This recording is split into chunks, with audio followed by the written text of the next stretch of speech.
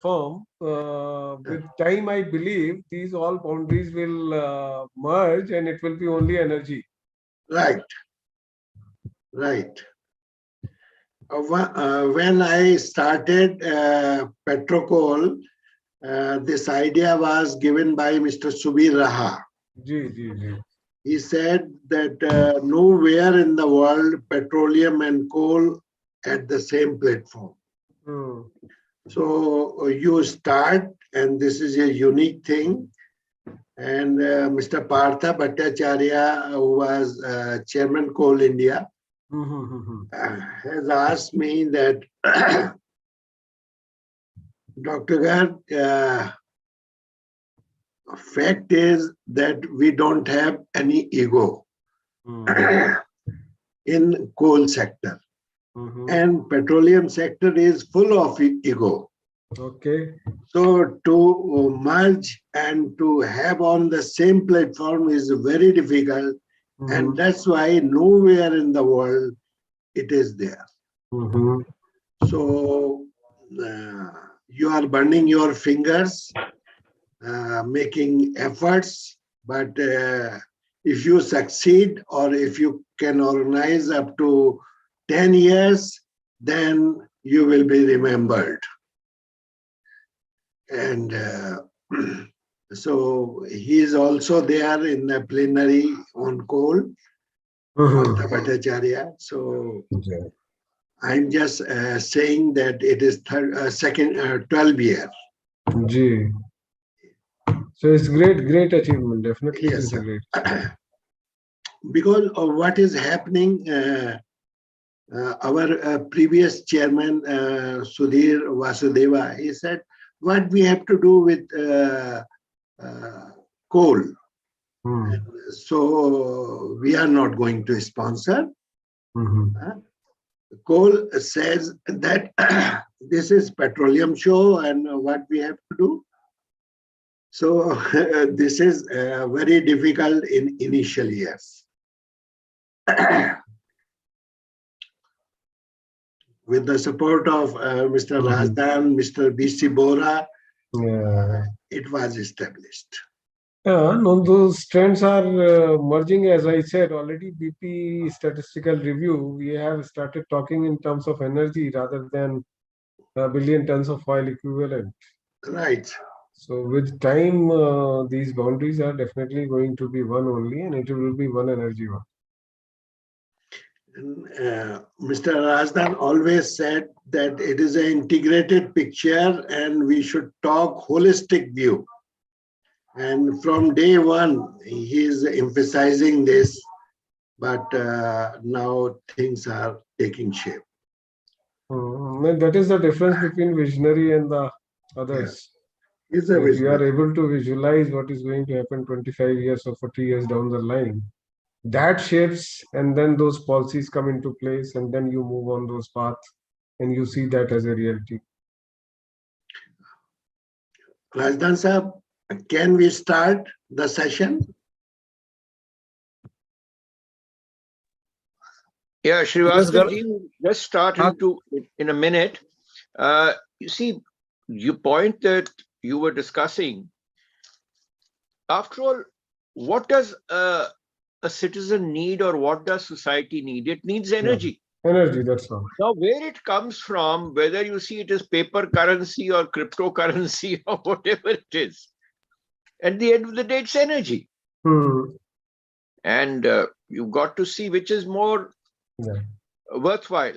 Anyway, I think, Dr. Garg, we can start. Okay. So this is a session on digital transformation in E&P industry, which is need of hour. And we have to transform, companies has to transform, our mindset is to be transferred. And that's why this session, and we are here. This session is chaired by a visionary leader, Mr. Anil Razdan. The panelists or the key plenary speakers are Mr. R.K. Srivastava, Dr. Anand Gupta, Dr. Lakshman Reddy, and Dr. R.K. Vij. So over to you, Mr. Chairman, Anil Rajdan sir. Thank you very much, Dr. Garg. It's my pleasure to welcome everybody to the first technical session that, as he pointed out, digital transformation in the E&P industry, which of course a few years has been in the making. But I think in the morning session, I talked about affordability, economics. That is going to be the guiding principle of efficiency. Now, all these work towards more economy, more efficiency, and more pinpointed operations. And digital transformation in the E&P industry is something which I think will be a given. Beyond that, I will not speak. I think we have a panel of 4 very eminent experts. We will try and leave, if possible, 10 minutes for questions or any interaction, even among the speakers themselves, if the audience doesn't wish to raise any. Thank you very much. Dr. Mr. R.K. Srivastava, who has just been presented with an award this morning by our foundation. Congratulations to him. So it's only appropriate that you kick off the technical discussions for the event. Thank you. Thank you, Rajan sir, once again for the honors. And definitely, as we were discussing, this is a unique forum, and the topic on this platform on the digital transformation is definitely an apt one at this moment. As you said, we have been pursuing it. So now, if you just permit me, I will just share the screen and please go ahead. My presentation. It's all yours. Yeah, thank you, sir. Thank you. So now the topic is digital transformation in E&P industry.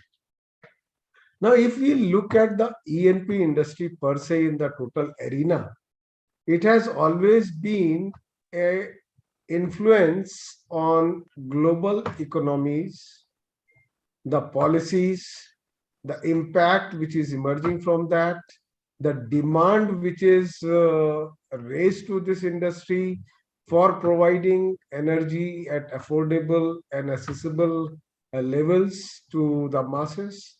So those being those core demands from these E&P industries. So it is but natural that those processes for making it to reach to that level are going to be efficient. They should be cost effective. Hence, the processes need some tweaking to raise to the demand. Now, we also know, I will just begin with the quote by Marriott de Christina, editor-in-chief of Scientific American. So we always know that these technologies which are emerging today, they will be shaping the world tomorrow and well into the future, with impact to economies and to society at large. Now that we are well into the 4th industrial revolution, it is critical that we discuss and ensure that humanity is served by these new innovations so that we can continue to prosper. Now, in digital transformation, we have been, in industry has been using these 3 words. I would say, if I am permitted, with little less understanding and little meaning of each one of them. We have been interchangeably using digitization, digitalization, digital transformation. So what it is all about? So my presentation would be on what is it, what are the global scenarios emerging, how the industry is adopting these, and then we will come back to the Indian E&P industry scenario, the role of my ministry in that, in shaping and designing the roadmap, and then how the ONGC has been embracing these digital transformation in our day-to-day work processes. So now the digitization, if we look at it, all these are kind of processes in as such. The digitization is process of making the information available and accessible in digital format. Digitalization is again a process of considering how best these digitized information can be utilized in simplicity for a specific information. The transformation again is a process of devising new business applications that integrate all of these digitized data and digitalized applications. And then, yes, Industry 4.0 is combination of digital transformation and digitalization. Now, coupled with that, industry is also trying to address. On one hand, it is trying to answer the issues related to Sir, excuse me, sir, security. your presentation is not shown in the Is screen. not shown? Yeah, so I please think share. I think we tested it again. Let me just go back again. Please Presentation नहीं आ रहा share. है? Please use share screen.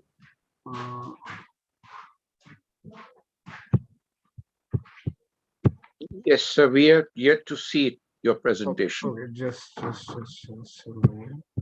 I think I checked. Okay.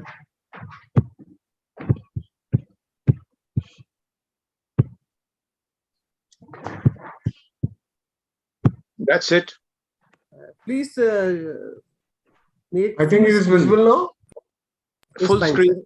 Yeah, that's good. That's good. Okay, now let me see whether it changes. Okay.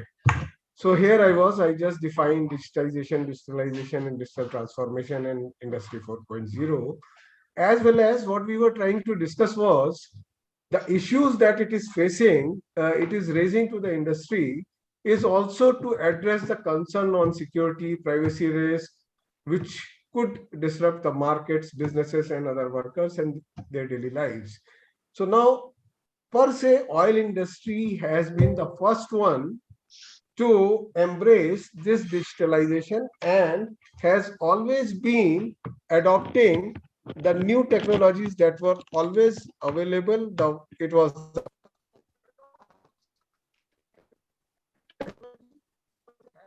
an enabler, and this is one such stage where again all the innovations in any forum, in any segment of the E&P is going to address the demands, and the technological interventions are going to play another enabler role in the times to come also.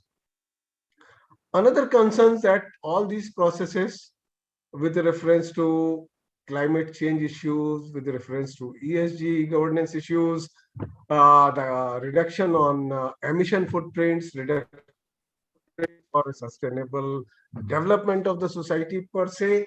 Again, all these will need to be inbuilt into all our processes in digitalization.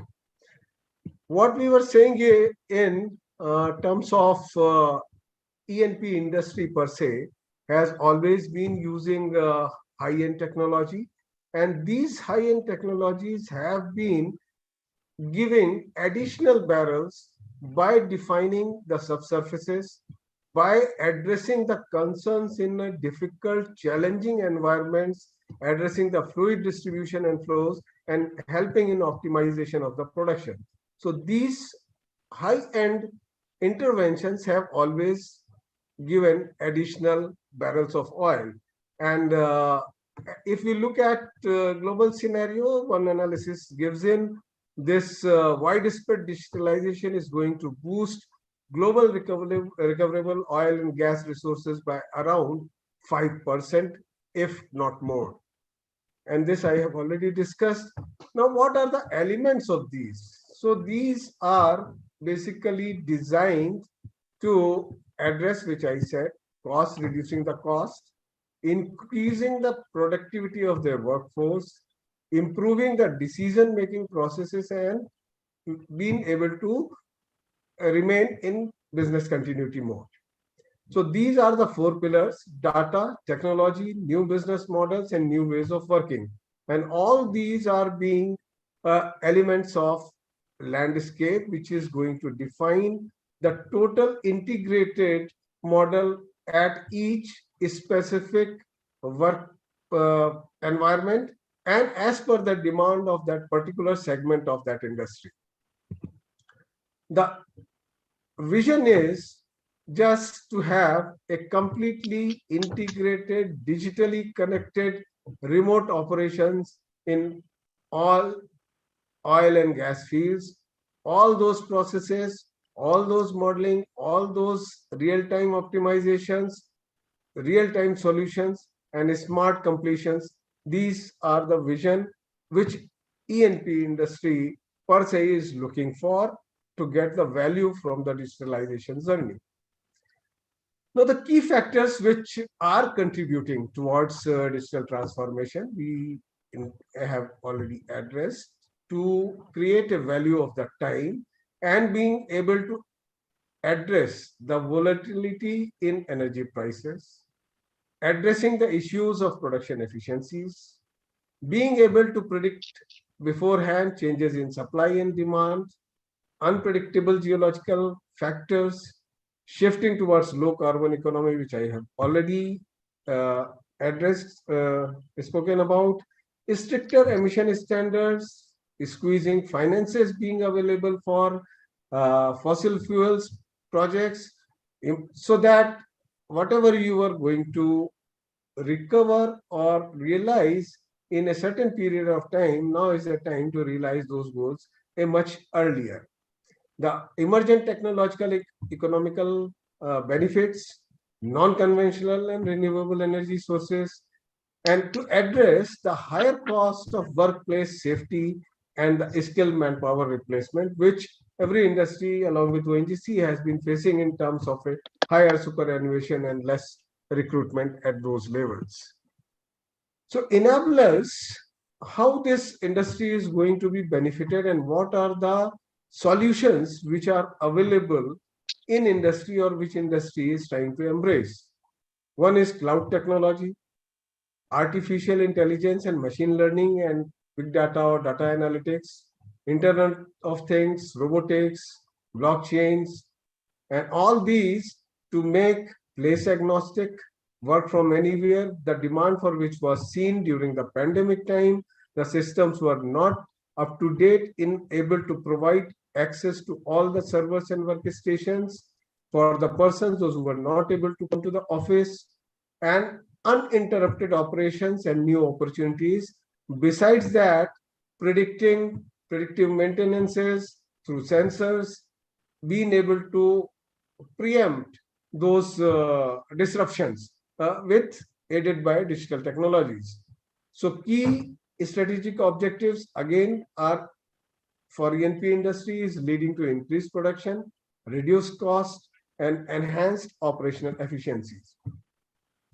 So now in reference to E&P 4.0, again, this is basically 9 main technologies which are associated. Some of them I have already spoken about. Cloud is emerging as one solution to all, being it a private cloud or in-premise cloud or public cloud, the operations, the data security concerns, how and what kind of data, identifying the critical data which is going to be there on public, which is to be held in premises, different functions, different requirements, and the solutions are accordingly different for each and every player in E&P industry. Autonomous robotics, simulations have been part of simulation, have always been part of the E&P industry, and other elements which are discussed here are being in a different state of adoption across the globe. Now, the cloud computing, be it a solution as a infrastructure as a service, be it solution as a software as a service, you pay as per your use. Those facilities are available on cloud. You need not have a fixed structure. Your demand of machine computing as well as the storage keeps on changing depending upon the requirement, and these you can address by being on cloud and doing as per your wish. And all these, the below one have already been discussed about: location agnostic, significant cost saving, improved data, governance is better, resources are available on demand. At any point of time, you can have the high scalability, which takes in the current conventional sense, if you have to place in 4 or 5 new servers, it takes a little time. There it can be in a jiffy.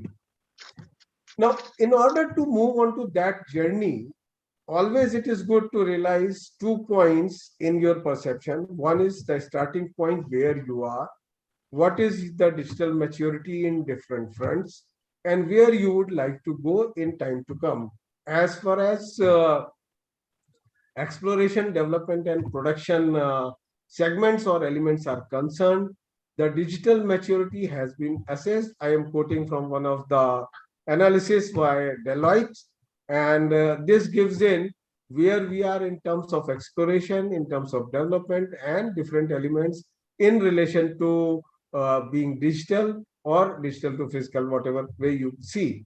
So in exploration, as I always said, since it had involved the digital record of data, digital processing, and then interpretation on the high-end machines. So it were a step ahead as compared to the others. And production is now picking up, and how it is being picking up, I will be presenting in a few slides down my presentation. So global future trends, again, what is happening in global industry per se. So digital themes which are expected to play a crucial role in industry digital transformation in the next 5 years.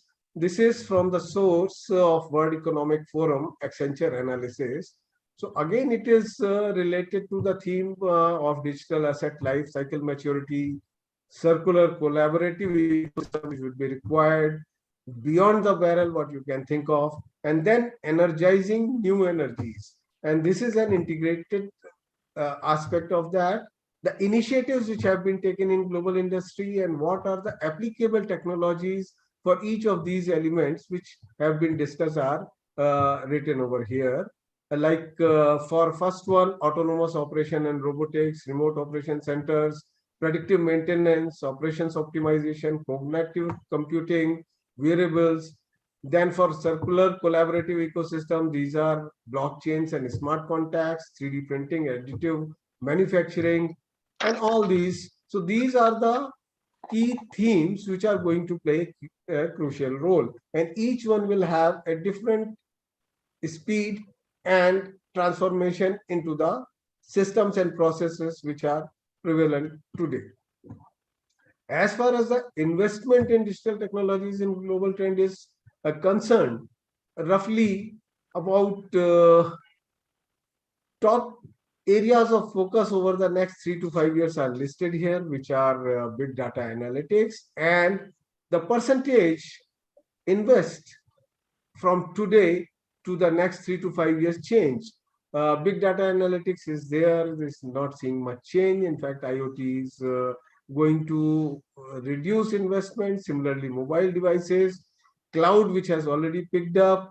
The actual positive changes, fastest areas of growth over the next 3 to 5 years are visualized in the stream of robotics and drones, artificial intelligence applications, then wearable technologies, and all these are expected in a global context. And India would be somewhere in between, moving on fast pace into some, and we will be beginning our cloud journey in India very soon. So in regard to address the requirement and identify the priorities of E&P sector, a vision paper on digitalization roadmap of Indian exploration in E&P industry was worked out by Ministry of Petroleum and Natural Gas. This is a recent report. So emerging priorities for India's E&P sector, E&P industry was driven by demand that we need to accelerate exploration. We need to cover all the unappraised areas through geophysical data acquisition, reducing the time from the discovery to the development for first oil and gas from the discovery point of time, and then enhance production and recovery through new and optimized methods or new technologies in the field of enhanced oil recovery domain. So which could be chemical, which could be high pressure gas injection, which could be polymer, and all those kind of things. And similarly, you also need to simultaneously move on to address the issues related to safety and environment. Cost and productivity obviously is integrated, and this was to be seen and realized through collaborative effort of those domain experts available, leveraging their expertise and moving on. Now, value unlock, again through that digitalization roadmap, what was envisaged in upstream activity. So what we feel, we can still reduce about 50 to 60% time in interpretation and cost. Similarly, reducing up to 70% in engineering hours plus higher value field concepts. In drilling, the cost optimization could be to the tune of 20 to 30% by faster well delivery and more productive well during the healthy well. Similarly, in production operations, increasing production, targeting delta increment to the tune of 3 to 5%, and then reduce maintenance costs, addressing the OPEX issues, bringing in through integrated synergy of all these efforts, cost per barrel, production cost per barrel reduction.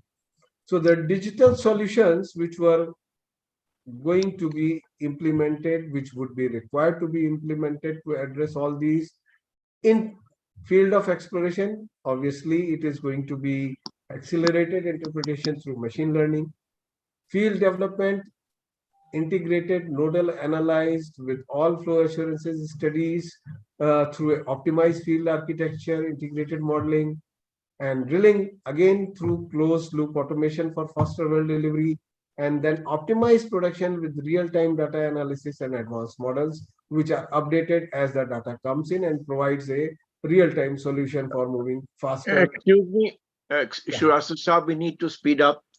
We're running out of time. Okay, we have three more speakers. Thank you. So I will just skip through some of them. These are through known. These have already been addressed and discussed on all the forums. Now let me come to this. I have already discussed, and I will move further.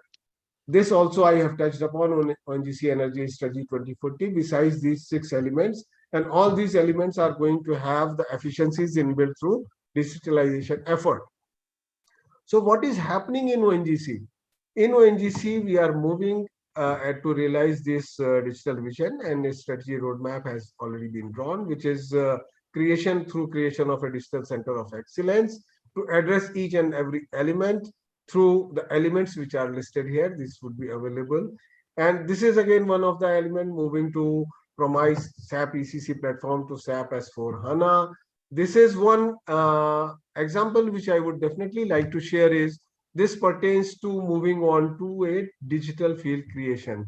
One of the project has already been taken up in Northeast, and first time it is going to be implemented, which is being implemented in 29 wells, wherein gas injection flow rate is also being monitored through 13 wells, and the parameters like THP, CHP, FLP, and FLT are being monitored on real-time basis to provide real-time solutions, and practically having a digital oil field example for the first time in India, in ONGC.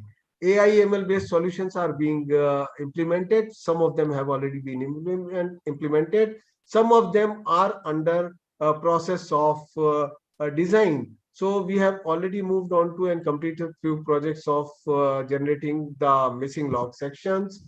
And this is one example which I said, reducing the interpretation time through recently launched a software which is Seisnetics. This has been able to reduce the complete interpretation time of a big data of the TB size from 3 months to almost 7 days. So that is the kind of speed and efficiency available right now. This is another one which is being implemented in ONGC. This is a physics-based solution. The normal conventional simulation model, if it is run, it gives in a result, let us say in a day or two. This gives it in an hour. So these are the technologies which are aided through machine learning and then being implemented. Another which I discussed earlier was through use of sensors is integrity management, predictive maintenance. So through accelerometer and data acquisition system, this is again creation of a digital twin of this platform, and you can analyze and address the issues which are going to be emerging. All these are being implemented, which has been taken up in ONGC. So now to just to conclude, in reference to the paucity of time, I will be concluding it. So harnessing data integration and analytics application to focus on business is the demand. Investing in foundational capabilities related to technology, architecture, talents, data management and governance and partnerships and alliances is again demanded. Adopting a digital operating model with clear governance and accountability guidelines would always be required to be in place. Embedding an agile culture to design and implement innovative solutions would be demand from the digital transformation journey. And this would also require promoting cross-discipline, cross-company workflows, implementing systemic changes in workforce and cultivating a digital culture, maintaining velocity between digital and legacy, avoiding delay in modernization of legacy assets, structures, and decision makings, generating momentum from experiments to drive scale, and then securing at highest level the board commitment by clearly articulating the long-term vision and benefits of being digital.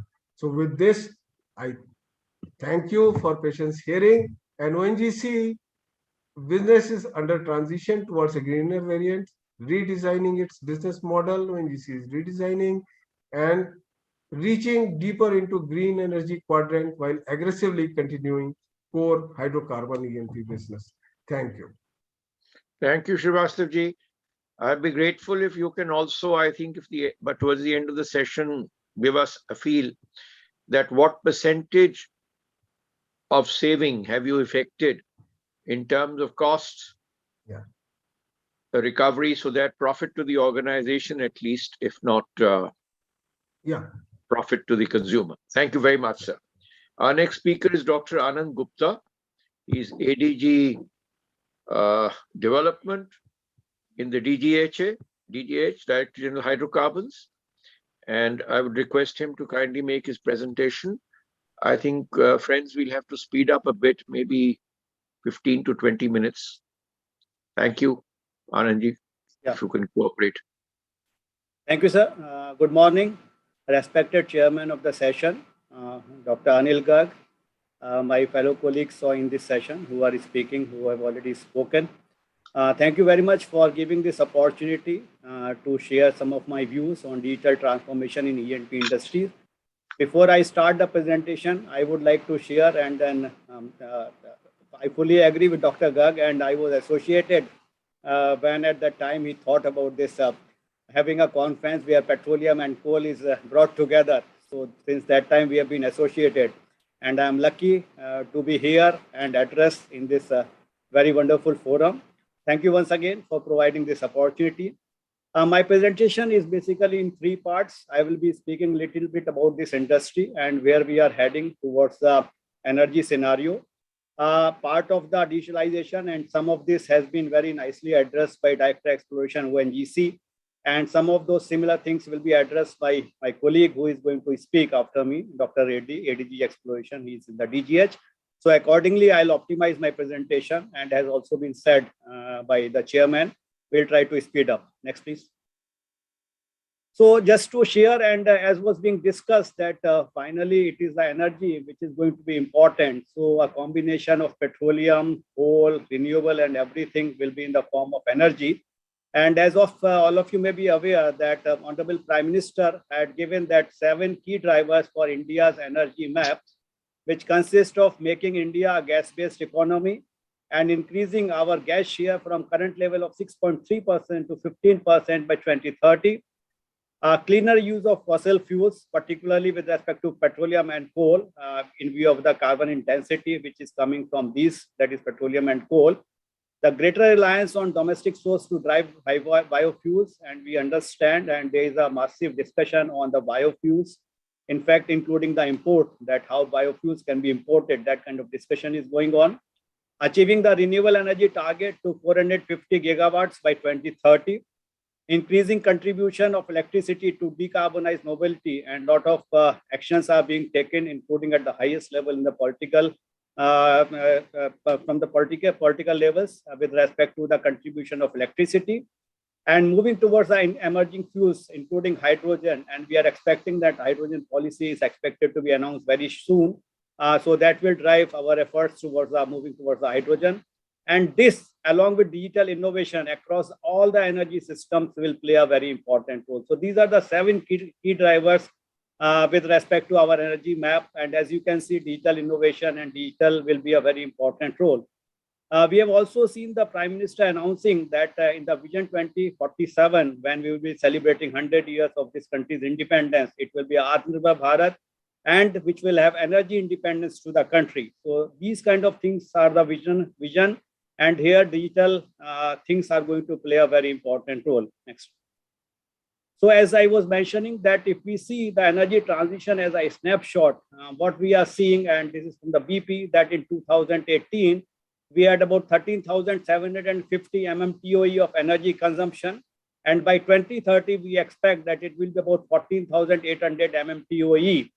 And on the charts, which you can see that at the world level, the top bar chart, if you can see, the oil is going to be there from 4,550 to 4,129, which will be about 28% of total energy. So overall oil contribution in terms of percentage is going to go down. Gas is going to be increasing from 24% to 26% in terms of number value also. Coal is going to come down from the 3,700 levels to 2,600 levels. That is about from 27% to 18%. Nuclear will increase, hydro will also increase, and renewables will increase massively. That is from current levels of 5% to 16%. That is from 647 to about 2,370 levels. However, if you see in the Indian context, we see that oil will continue to have the, in terms of increase in numbers, and in terms of percentage, it will come down, but it will have a dominant role, that is from 30% to 23%. Gas, as I mentioned, almost from 6% to 13%.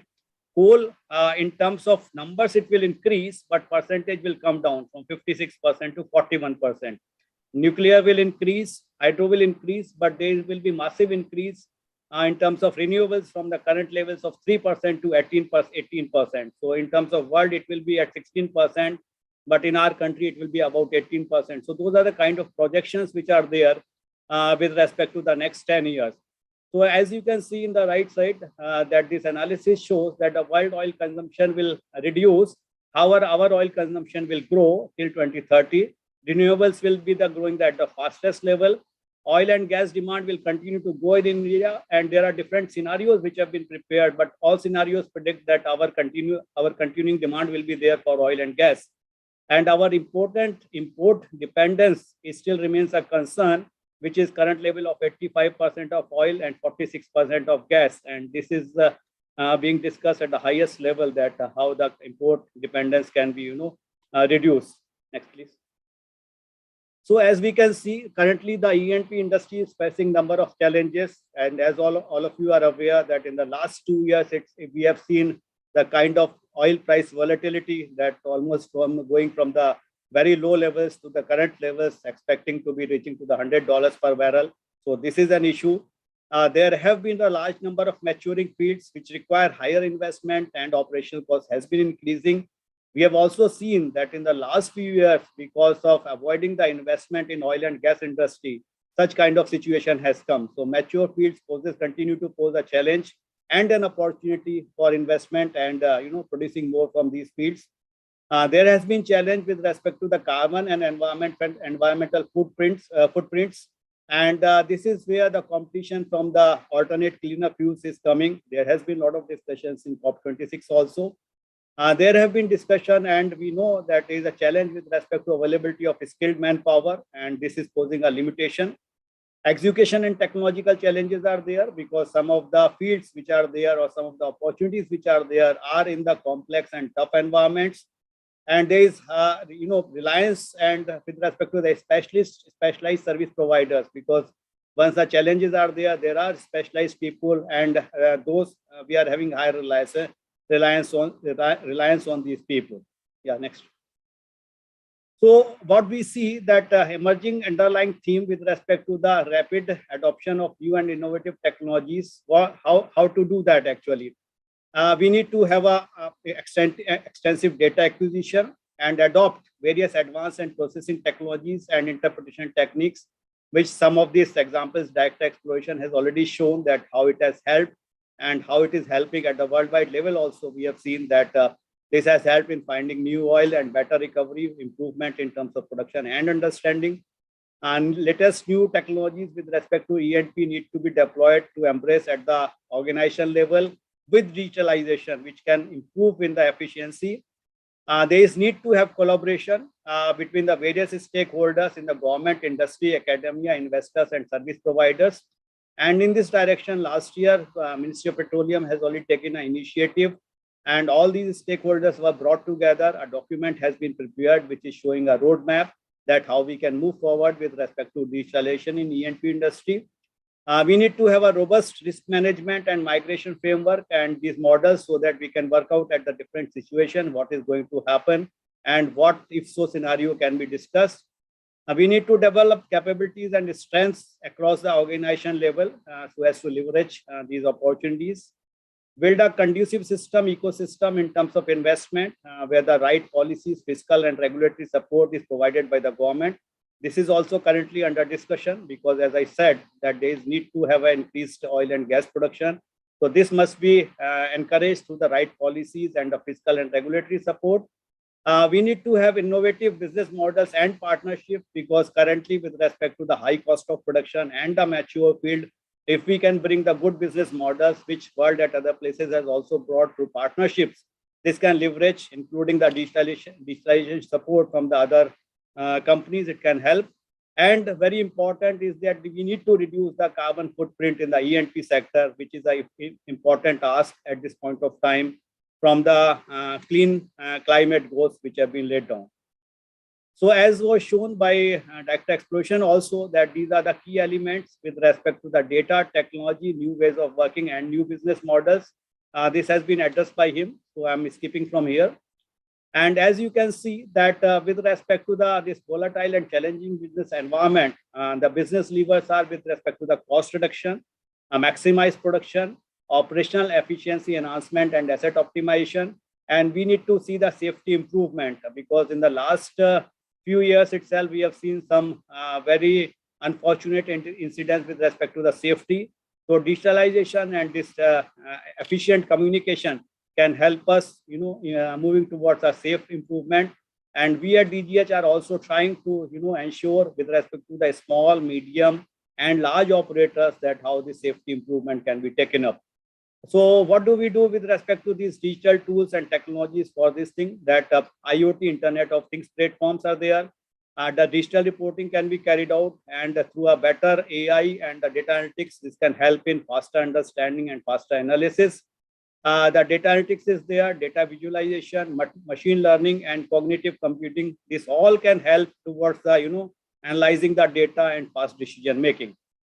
So what are the digital initiatives in this upstream sector, the subject which we are discussing, and some of this has also been addressed by data exploration, that our key upstream areas are with respect to the exploration. We move towards drilling, we move towards the reservoir and production, supply chain and transportation, plant operations and maintenance, and health, safety, and environment. So these are the 6 key upstream areas where we are having the work and where we are looking, where we see the solutions and technology. So in terms of exploit, just one second, come back please.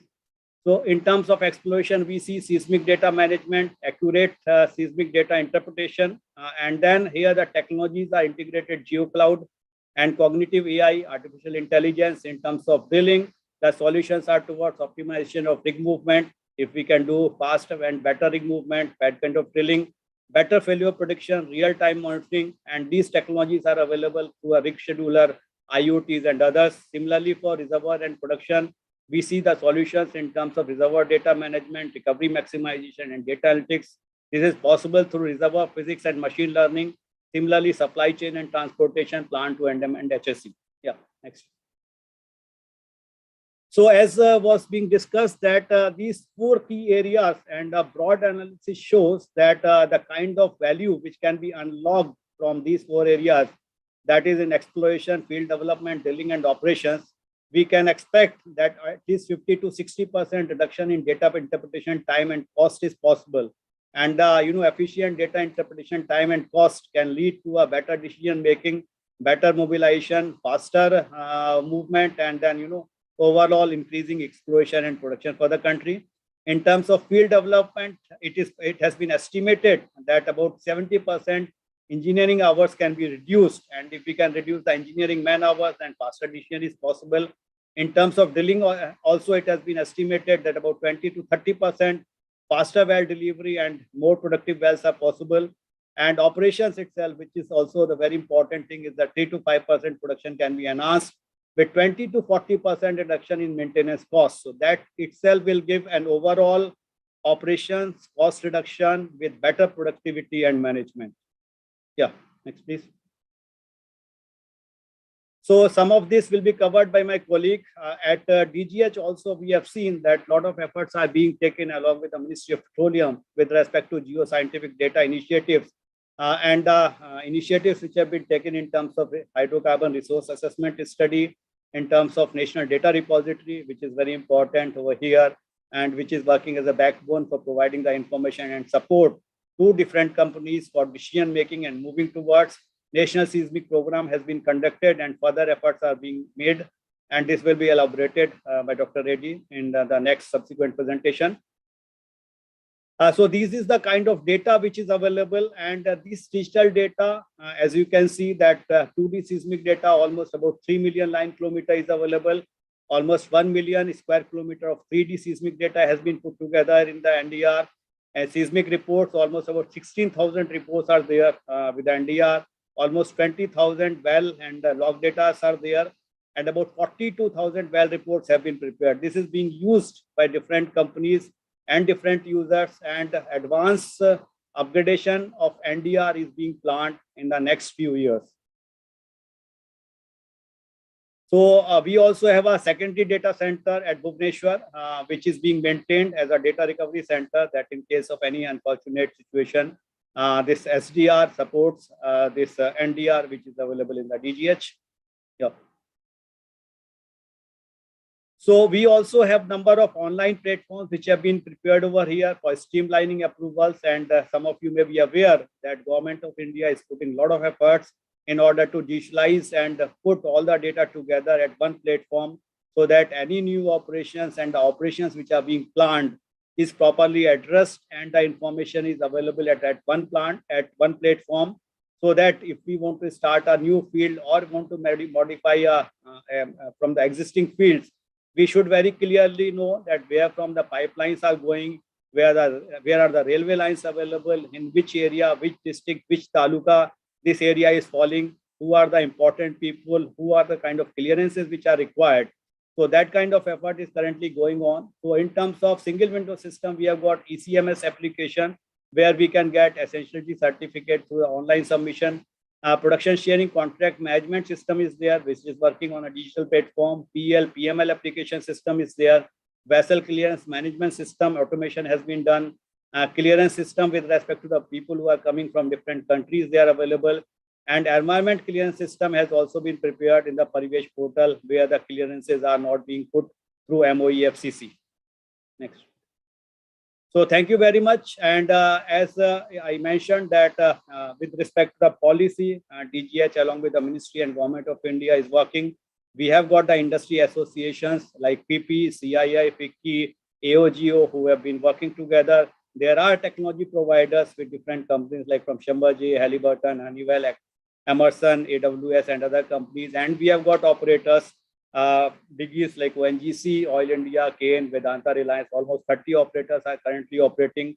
This includes 4 large size operators, that is ONGC, Oil India, Vedanta, and Reliance. We have got about 10, 11 medium size operators and about 15 small size operators. So all working together towards making digital transformation a multi-stakeholder approach and moving towards this direction and leveraging the digital efforts towards improving, reducing the cost and improving the productivity. Thank you very much for this opportunity and time in this conference. Thank you very much.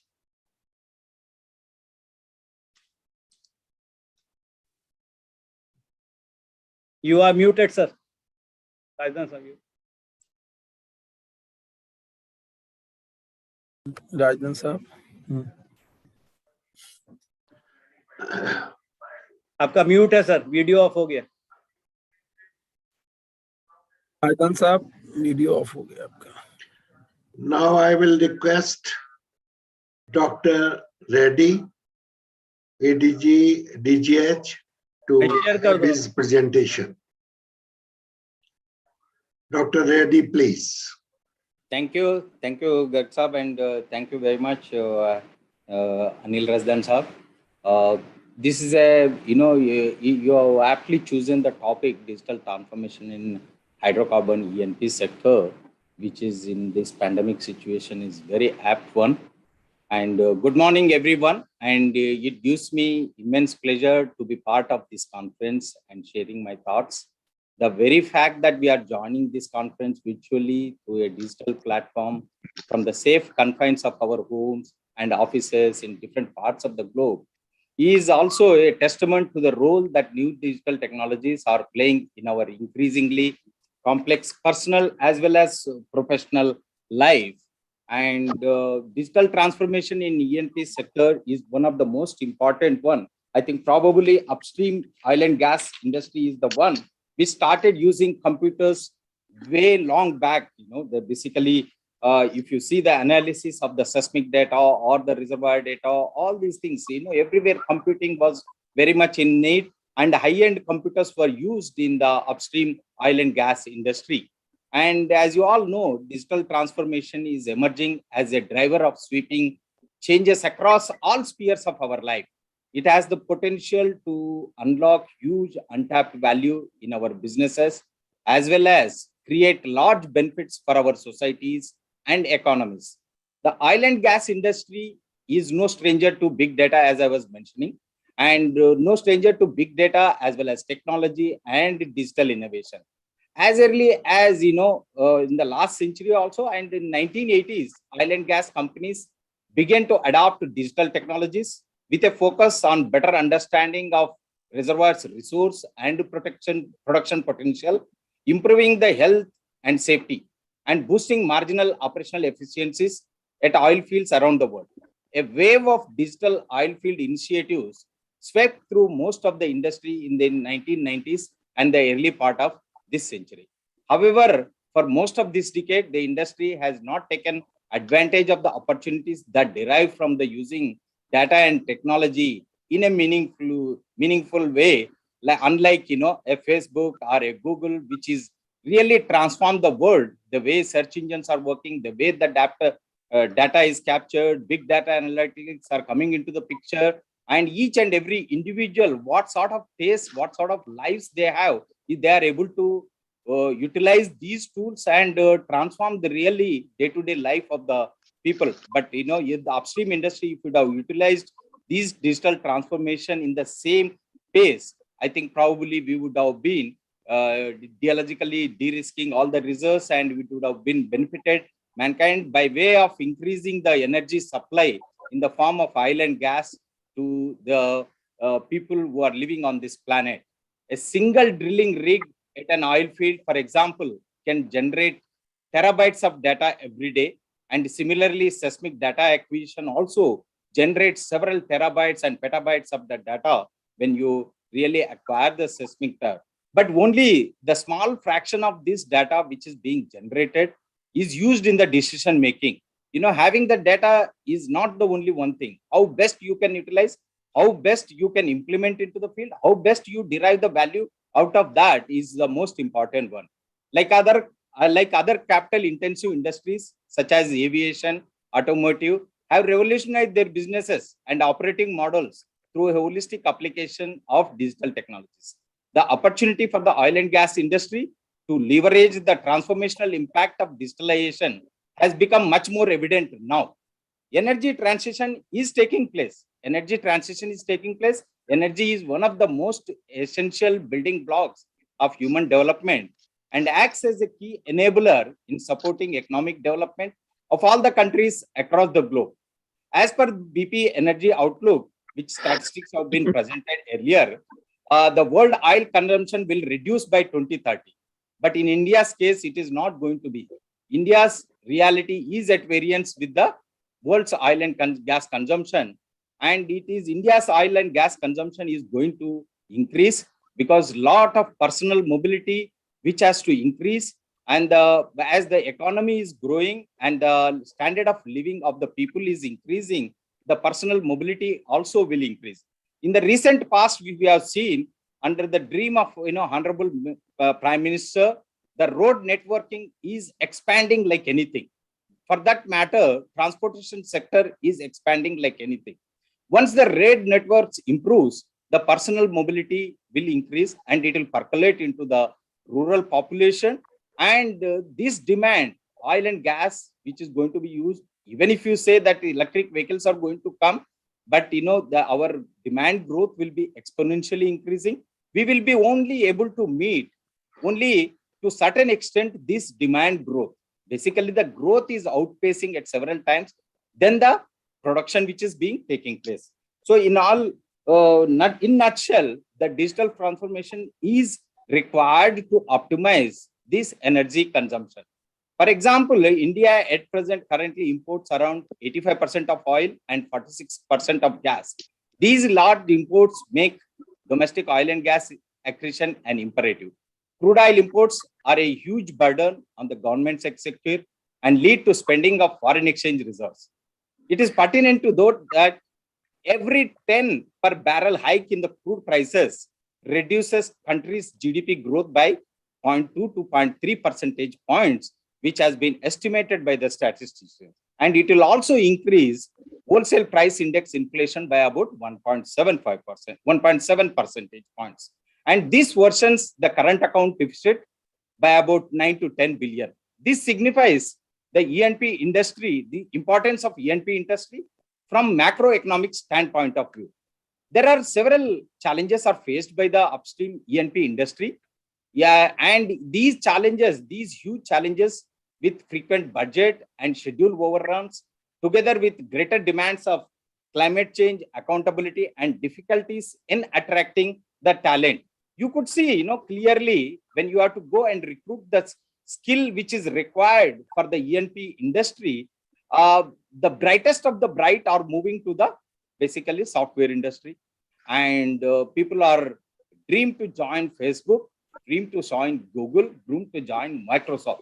But now hardly we see anybody dreaming to join British Petroleum or ExxonMobil or ONGC.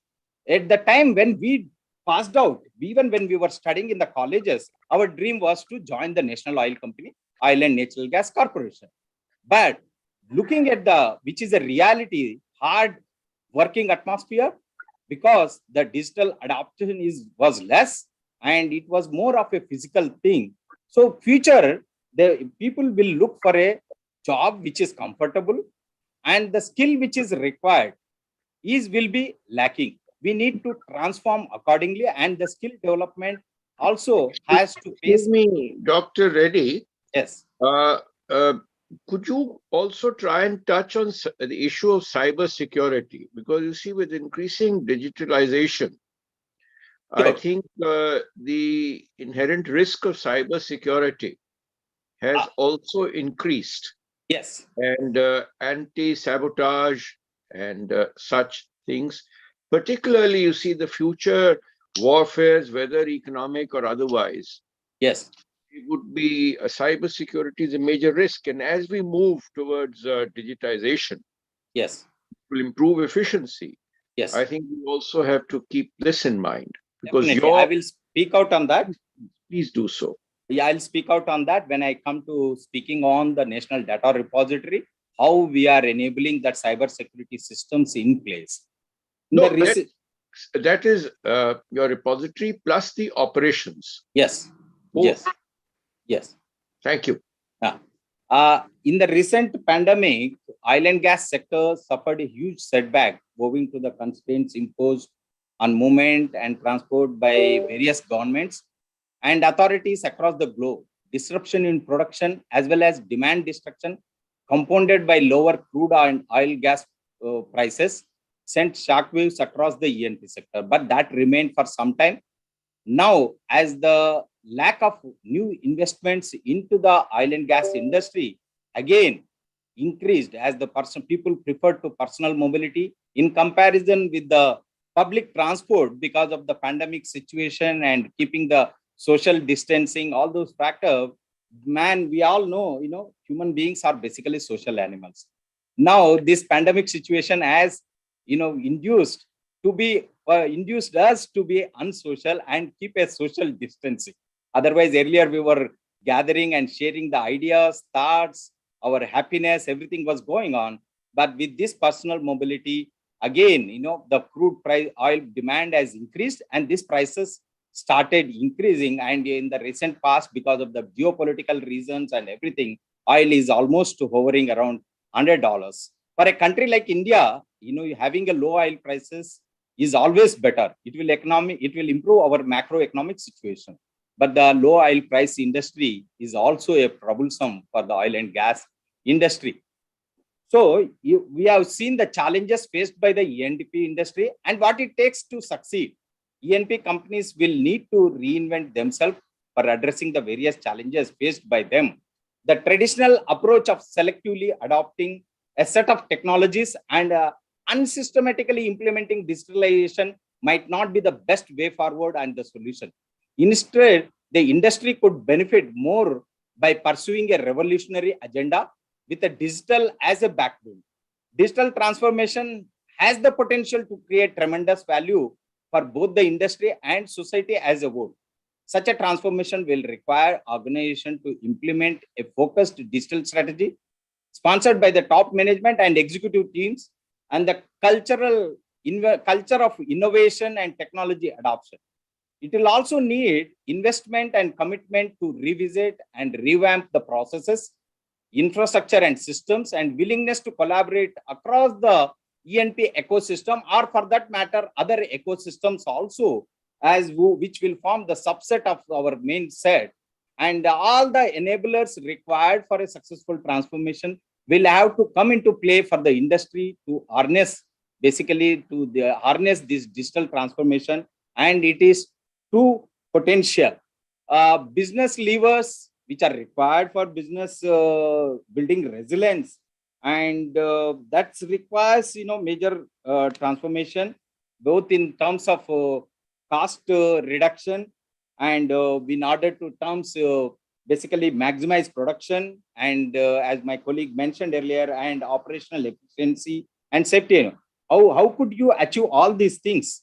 Maybe through Internet of Things platforms and by way of digital reporting and by way of data analytics and visualization and by using the artificial intelligence and through machine learning and the cognitive computing tools, which will enable all these it will become a business levers for basically to build a robust business models to adapt the volatile and changing business environment. E&P companies can benefit immensely by inducting the new innovative digital technologies across all facets of and their businesses. These technologies assist in strategic decision making through data-driven insights. These technologies have been instrumental in reducing costs and, as I mentioned earlier, optimizing operating models and capturing and analyzing massive amounts of data, to name few. Technologies like cognitive computing, robotic drilling systems, super specialized sensors, etc., are highly promising for E&P industry. And I have seen while working in the East Coast, where I was working on the 5th generation rig, and it is literally a mini township floating on the waters. And how these drill ship is maneuvered through the thrusters, how computer keeps in place this fifth generation rig in place to drill in the deeper waters, and a joysticks technology, how do you drill? Basically, human intervention has reduced to a great extent. Yes, digital transformation has taken place, and the information which is generated by this drill bit is also captured and communicated to the base office, and sitting away from the basically in the middle of the ocean to a city like Bombay, a decision could be taken and cost optimization has taken place. And a gamut of solutions are also available across all areas of industry. The new area of automation is built on the application of different technologies like robots and drones and the development of capabilities for autonomous and remote operations. It has the potential to transform how oil and gas companies operate. And recently I have gone to basically east coast of India where the pipelines are laying, and this is being monitored through drones sitting on board the ship. So that is the way optimization is taking place.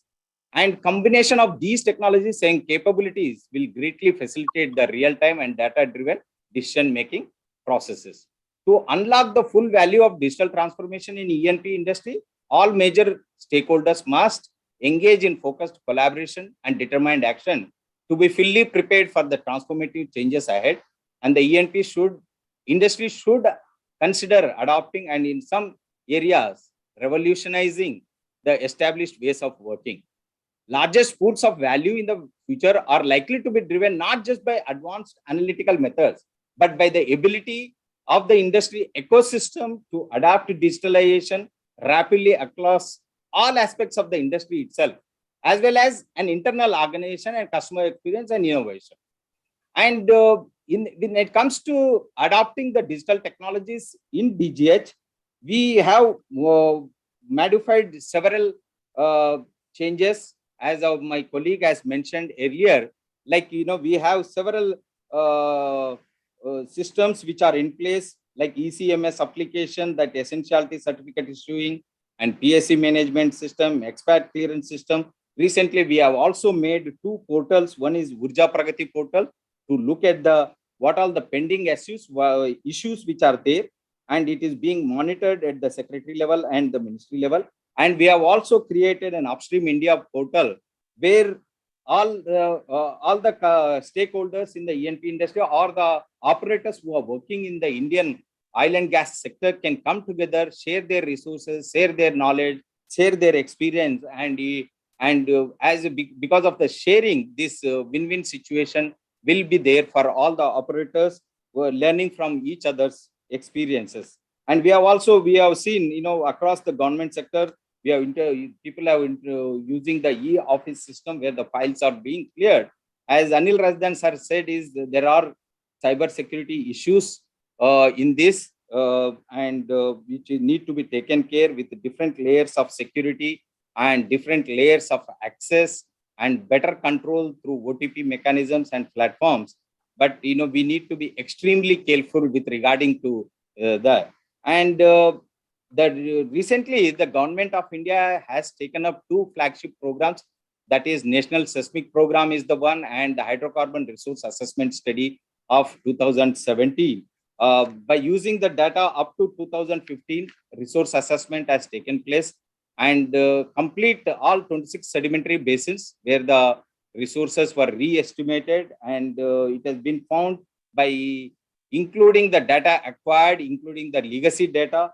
The resources were estimated to the tune of 42 billion tons of oil and oil equivalent gas. Of course, there are several issues. This is only estimates, and people are questioning to certain extent, but every estimate has certain amount of uncertainty and certain amount of certainty. And this is not the only flagship program. To apprise the sedimentary basins, all the sedimentary basins as per the Kelkar Committee report, National Seismic Program has been launched, and this program has been completed. That was the target of acquiring near about 43,000 line kilometers of 2D seismic data, but this was only restricted to onshore sedimentary areas, as the data has been acquired and now almost in the final stages of processing and interpretation. This data will be populated on the National Data Repository, and of late Andaman Nicobar area was also opened and the seismic survey is going on, and Andaman Basin being near to the petroliferous basins of Southeast Asia, to unlock this potential. So far it was in the no-go area. The clearances were obtained and seismic survey is carried out, and near about 22,500 line kilometers data, we are almost at the fag end of acquiring this data. That puts together near about 65,000 line kilometers of 2D seismic data, both as a part of the National Seismic Program and Andaman Seismic Survey is being put into this one. NDR, how it operates, NDR is basically one of its kind in South Asia. It is a fulcrum for exploration promotion, and this is the main tool through which open acreaging licensing program has been launched, and the country has been divided into 1 minute by 1 minute grid, and the data is Dr. Reddy, yes, we need to wind up within a minute because and Mr. R.K. Vij has been waiting and he's very restive, and I have to give him 15 minutes extra. Okay. And National Data Repository is a government-sponsored project, and we are utilizing. And as my colleague mentioned, secondary data is also, data center is also there for disaster recovery mechanism for the data. And several online platforms are implemented in this one. And NDR, when we are upgrading, we are taking care of that cyber security issues, and we will restrict the different layers of data access to the people depending on their need and the benefits which Indian oil and gas industry can utilize. Where DGH as a technical arm of ministry is striving to imbibe the digital transformation in the E&P industry, and it is also promoting other oil and gas companies to adopt these technologies. Thank you very much. Thanks a lot. Thank you, sir. Thank you. Mr. R.K. Vij, now kindly go ahead with your presentation. Dr. R.K. Vij is director. Yeah. Thank you very much, sir. Thank you very much. Good afternoon. Technology at the Pandit Deen Dayal Energy University. Thank you, sir. Please go ahead. Thank you very much, sir. Thank you, sir. Thank you. Good afternoon, respected Rajan sir, Dr. Anil Garg, R.K. Srivastava, Director Exploration ONGC, Dr. Lakshman Reddy, Dr. Anand Gupta, and all my colleagues. Good afternoon again, and I'm very thankful to the organizer for giving me this opportunity. And in fact, I'm at fourth speaker, so my job is very easy because what is the importance of digital transformation, etc., has been very well dealt by all my three earlier speaker. And in fact, Mr. R.K. Srivastava has given us a very good implementation status in the ONGC, what they are doing and how much they could do in the few years in the E&P industry. The topic is very relevant as the digitization's transformation in E&P industry. As you know that I worked for 4 decades in the E&P sector, and now from last 3 years, I'm in academics. So we have a different role in digitization transformation. As the industry role is to implement, and the government role like ADG exploration and ADG development role is to implement and to guide or to monitor the industry, whether the digital transformation is taking place as per the government directive or not. And our role as academicians is that whether we are developing the energy soldiers or the engineers so that they can take up the jobs in these E&P industry, and whether they are well versed with the academics or not. So I will be dealing with the few slides in coming 20 minutes and 10 to 15 slides. What are the energy drivers? What are the energy drivers? Why we are telling that energy transformation? See, when we joined this industry, we were working on a wireless telegraphy, WT messages, and we are working on stencil and printer or a typewriter. And now in last 40 years, how these changes have taken place. In the first 2 decades of this 21st century, the rapid advancement in the technology has helped And as you know that, as our Srivastava sir had told that because E&P industry is no more a different thing, because like in this industry of software, etc. So we have also very much keen to transform in the digital format. Why? Because we have a large number of data. And when we are dealing, say we are dealing 500 wells in India, so how much data we are generating? When we are doing the seismic survey, how much data we are generating? And once we are generating the data, whether these data has been converted into the digital or not. Once it is not converted into the digital format, so will be very difficult at a one platform whether many people could see or process or not. And ultimately, it will help us in decision making. As you know that E&P industry, the uncertainties are there right from the first day till the last day of abandonment of the well. And when we are making the decision in uncertainties, the data plays a very important role. And once the data we have, and that data we are analyzing in the form of big data, which I will tell you at later stage, what are the drivers. That data needs to be analyzed, whether it's a structured data, unstructured data. And once it is analyzed, then decision making will be good.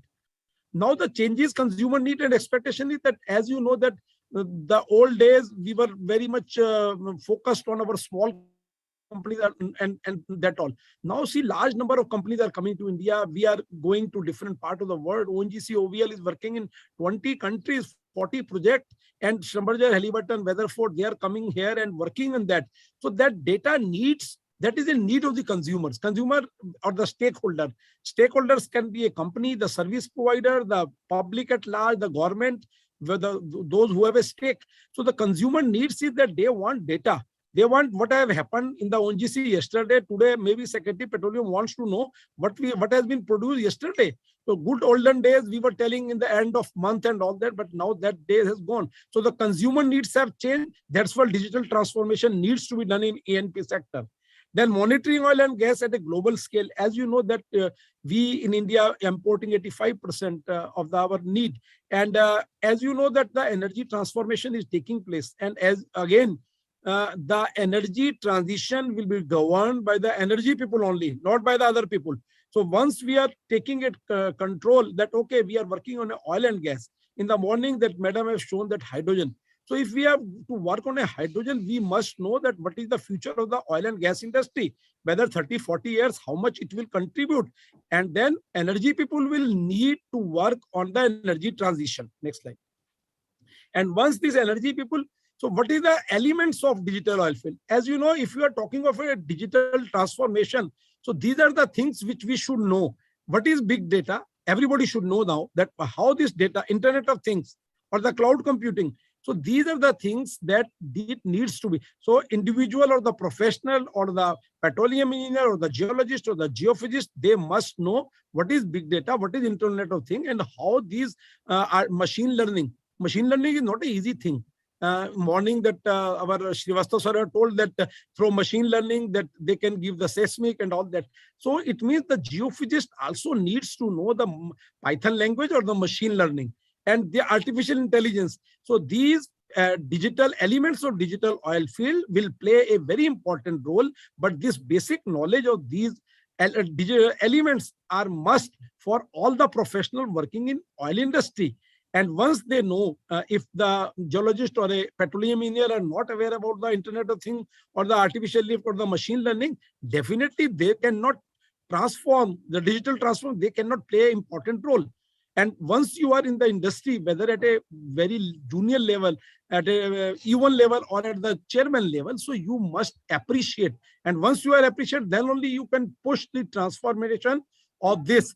So the knowledge of these elements must be there with the people of the industry, then only you can transform. Otherwise, it is very difficult. If the boss is not understanding the digital transformation, so he will not be helping us. He will not push that. He will not take the decision in that direction. In spite of the fact that your workforce, your team is telling that we want a digital things, but unless you understand the thing, ultimately the boss have to give the permission. It's an investment decision again. Once you are doing a digital thing, as Anand Gupta sir and Reddy sir are told that national data depository. So depository is there. So how many people are using that? Whether people are using the data or not. If people are using the data, whether it is easy to retrieve the data, whether the things have been improved for decision making, whether the data which you are giving, it is just a transfer of a data, or still you are giving on a floppy or a disk. So that needs to be understand, and these are the elements. Now, coming to the benefit, each one of us know that what is the digital transformation we are looking at. From last 10 years, we are looking at how we are working. We are not doing now cash transaction, most of us. We are doing by digital only. So we, each one of know the digital asset life cycle management. So we know, so the benefit we know for our personal use. Similarly, we can find out, because we are in E&P personal, so we know what is the use and what is the benefit of digital transformation in the oil industry. Applying the integrated digital platform, enhance collaboration. See, now we are working, most of the people across the globe, we are listening to us and we are talking to them. Most of the meetings which we are taking place, it's we are making a higher collaboration. And as you know that I will touch the point of the pandemic. In last 2 years, the pandemic has pushed us towards the digital things. We after working for 4 decades in the industry, maybe that we were, when pandemic started, maybe I was not very well conversant with the Microsoft team and this other Zoom. But in last 2 years, they have pushed us to this digital transformation. And although there are so many negative impact of the pandemic, but this can be taken as a positive impact of the pandemic, that it has pushed us, including the E&P industry, into the digital transformation. Beyond the barrel, you know that innovative customer engagement model offer flexibility, and for new opportunity in oil and gas operation, just by sitting at Houston, you can see what is there in a field like Mailaj field or in the field which is Gelki in Assam. So they can just sitting at a Texas, they can see that whether this field is fit for taking up or not. So that is a beyond the barrel. And energizing the new energy means energy system. As somebody, my previous speaker, have told that energy transition is taking place. Yes, I am agreed that energy transition is taking place, and we, being a E&P people, we have to push this towards a better safety or the security of the country first, and then the global energy scenario for the energizing the new energy in the new cycle.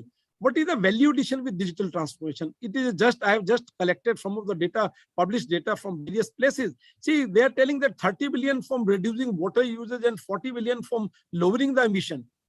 If you talk of the oil and gas industry, digital transformation is giving something around 1.6 trillion. This is just a published data by some people or some agencies or the in the world. And the total estimated value from digitization can further increase to 2.5 trillion if existing organization operation constraints are relaxed, and the impact of futuristic technology like cognitive computing is considered. So it means there are some hurdles even now. So if they are relaxed, some constraints are relaxed, the digital transformation will take a big shape. In last 20 years, we have seen this 21st century, 2 decades have given us a very good amount of digitization. And there is a saving for everybody. There is a reduced cost, as has been pointed out, that there is a reduction in cost. See, if you see that meetings have come, people have not moved in last 2 years, very few people. So in fact, it has cost saving is there. Cost saving is there in the different form. And this for the company, for an individual, and for the operators, for the service provider, each one have been benefited if the digitization has taken place. And digitization in oil and gas sector is must. Why? It's a high capital intensive industry. It's a high technology industry. We cannot, first time we have to be right. And if we are drilling a well of say 100 crore, 200 crore in a deep water, so our all out effort, but our data is there. We try to get maximum data and give the maximum thing or the prediction that the first time we should be successful in our effort. And for that, all the data data is there. We are analyzing, and by analyzing the data, we are going for the decision making. Next. I have just seen that what is happening in E&P industry in the world over, and what is the status in India. When we see the worldwide implementation in E&P sector, see robotic drilling, fully autonomous robotic oil drilling in Stavanger, Norway, coordinate control of multiple robot perform drilling operations. Yes, Dr. Reddy told that joystick and all that. Yes, we are also going in that direction. But this is all already happening. This is happening in Stavanger or the Norway in robotics. So what it can do, it can save up to 40 rig days per year per rig, something like that. So it's a cost saving. Respol, a company, cognitive technology helps in increasing the company oil and gas field productivity and minimizing the exploration risk. So once we are telling minimizing the exploration risk, it's a cost saving, it is a success ratio has increased, more hydrocarbon through exploration. So that is already being implemented by Respol. So these are from published literature. BP in partnership with Silicon Microgravity, they have developed a special sensor to help the reservoir engineer to mitigate the potentially damaging result for water reaching a production well. So if a water breakthrough is taking place through water injection, so what they have done, BP have done, they have developed some system or special sensor through which they can find out. And once they are doing this through digital technology, they are improving the yield of the reservoir up to 2%. And 2%, depending upon the in place or the target oil, it give a very good positive impact in the to the industry. In predictive maintenance also, Apache has done some of the analytics work and helped in the ESP and other things. If you see some of the more things, one of the most important use of digital technologies in pipeline. I don't know that whether in India we are at that stage or not, whether the GAIL pipelines or the pipeline ONGC pipelines are there in thousands and thousands of kilometers. But Columbia Pipeline Group is telling that along with the Accenture and GE, they have developed a intelligent pipeline technology for natural gas transmission. They can predict where the pipeline is going to rupture, where is the corrosion is there. So they are monitoring these pipeline, 15,000 kilometer pipeline through digital technology. So whether this is there in India, when we are going to implement this, whether GAIL is there or not. So that question needs to be asked to ourselves. That is the responsibility of whether DGH, government, MOPNG. So whether they are pushing these things into the industry or not, if they are pushing, whether they are monitoring, because they are the regulator, they have to push the industry. And if industry have to spend some money to bring to that level. If you see in HSC, in safety, Schlumberger is piloting the use of wearable based on Google Glass to improve the safety and productivity of its employee. So Schlumberger is doing this in some part of the world. So we should take help in improving our safety in the sector of oil and gas. If you talk of industrial mobility, Shell has partnered with PDO Oman. And you might be knowing that PDO Oman, there are a large number of digital oil fields. It's published already. So if PDO Oman can have the digital oil field, why not in India? Why not we in India should have some of the digital oil field? PDO Oman has told that they have done the very first digital oil field in 2015. And now large number of fields are digital oil field, which can be governed, which can be monitored by sitting in a room. So if same thing will happen in India. Maybe that it will take some time, but it's required. And once it is required, so there are people in the industry which needs to implement. There are people in the government and the DGH which should monitor. And then inventory management. See, we are, once you are spending ONGC company like 30,000 crores spending in a year, so you know how much things needs to be mobilized, and it's a great thing. So inventory management, digital plays a very important role. Recently, I visited one of the company in Pune, a WOM. So I have seen the way the inventory management through digital technology, how they are mentioned in 1 minute. If you want this particular spare part, just type it and it will give you the place where it is there and how much time it will take. It will take 1 minute 30 seconds to reach to the consumer. So these type of things are already happening in India. And this is the example of North Sea in Aberdeen, that they have set up a pool of spare and have catalog stored more than 2 lakh parts in warehouse in Aberdeen. So the operation in North Sea is being done by Aberdeen, Scotland, and they are using this. If you see an implementation in India, definitely, yes, we are doing something, but much more needs to be done. In EOR, data-driven water flood optimization. So whether we are optimizing the water flood, we in India, we know that large number of wells, we are getting benefit from water flooding. So whether the EOR, which we are doing, whether the EOR we are monitoring, so whether it's a in situ combustion or the chemical EOR, whether we are monitoring this or not. And if we are monitoring, we are generating the data, we are analyzing the data, it will help us in reducing the capex and opex for the next field. Hydraulic fracturing, large number of wells we are hydraulic fracturing. We are doing more than 200 wells hydrofracturing in India. So whether we are collecting that data and then analyzing this data, big data, through big data and internet of thing, and so that the next hydrofracturing which we are going to carry out, whether we are doing the right size of fracturing or we are getting the benefit or not. So that is the implementation status as well as which is required. Monitoring. So we can monitor the reservoir, definitely. The productivity index. We know that productivity index of a Gujarat wells and the Assam wells are different and the offshore wells are different.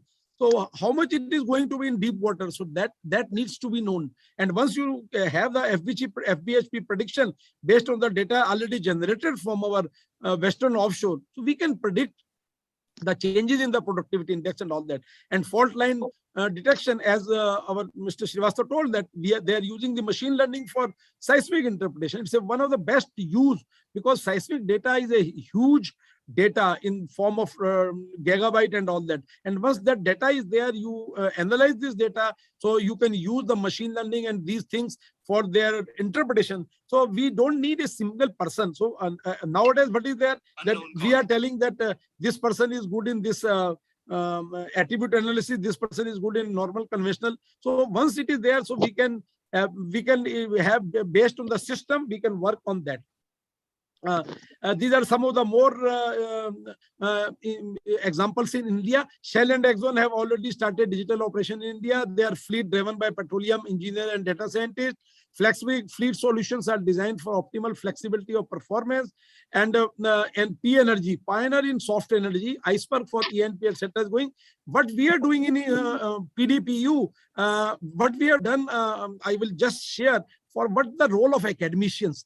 We in 2020 have changed all the course curriculum. We have added all the data science and data analytics into the petroleum engineering course curriculum, so that the industry 4.0 syllabus we are telling to, so whenever petroleum engineers are coming out for the industry, they are well versed with data analytics techniques. We are working with one of the company of Petabyte, which is a Houston based company. And what we are doing, we are using their software, Asset Dio, GeoCrust, GeoSmart, GeoFlow. These are the software. We have a collaboration with that, MOU with that, and our students, our faculty are going to Houston for joint work, and they are coming. They are working with IBM, Shell, and BP. And this Petabyte company is an Indian-based startup company in last 20 years, and we are working with them so that, and they are training our petroleum engineer. Once our petroleum engineer are trained in this data analytics, once they go and work in industry, so they should be well versed with the importance or the benefit of the digital technology, and they should have the skill also, because nobody is going to tell the skill, because once they are joining a company at 21 years of age, so the people in the industry definitely will not have that knowledge which the young generation will have. So our objective is that we should, in academics, we should train them to in a way that they deliver and in the industry.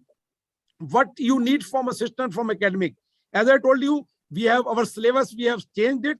Industry 4.0 we have made it after discussing with industry people. Big data analytics, IoT course we have done for petroleum engineering. We are in good olden days, our petroleum engineers were not knowing the Python language. Now it's a must for the at 5th semester. Python language is must, because they have to work in artificial intelligence and the machine learning. So that's why we are training them in these things, so that when they are going and then they can work on a artificial intelligence and machine learning. We are arranging special courses for them from a special people. So software skill, software development. Every petroleum engineer which we are producing knows CF. They know the CMG, petrol, Eclipse, etc. Why? Because we know when they are going, they should know at least the basic thing. And how we are doing? We are doing the collaborative project.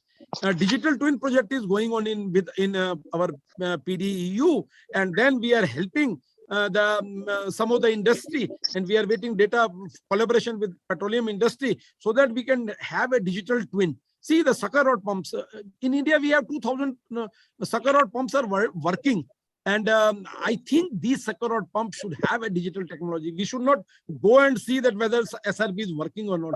By sitting at GGS or CTF or in the office, we should know whether this sucker rod pump is working or not. So we are developing a digital twin for sucker rod. We are developing a digital twin for subsea. We are developing a digital twin for pipeline, so that this can work in the industry. So the last slide, how we can steer. How many data scientists are there in ONGC, Oil India, or DGH? What is data scientist? Whether petroleum engineer can become a data scientist, or whether a computer engineer or a programmer will become a data scientist. Data scientists are the people who knows the domain, who knows the artificial intelligence, who know the data analytics.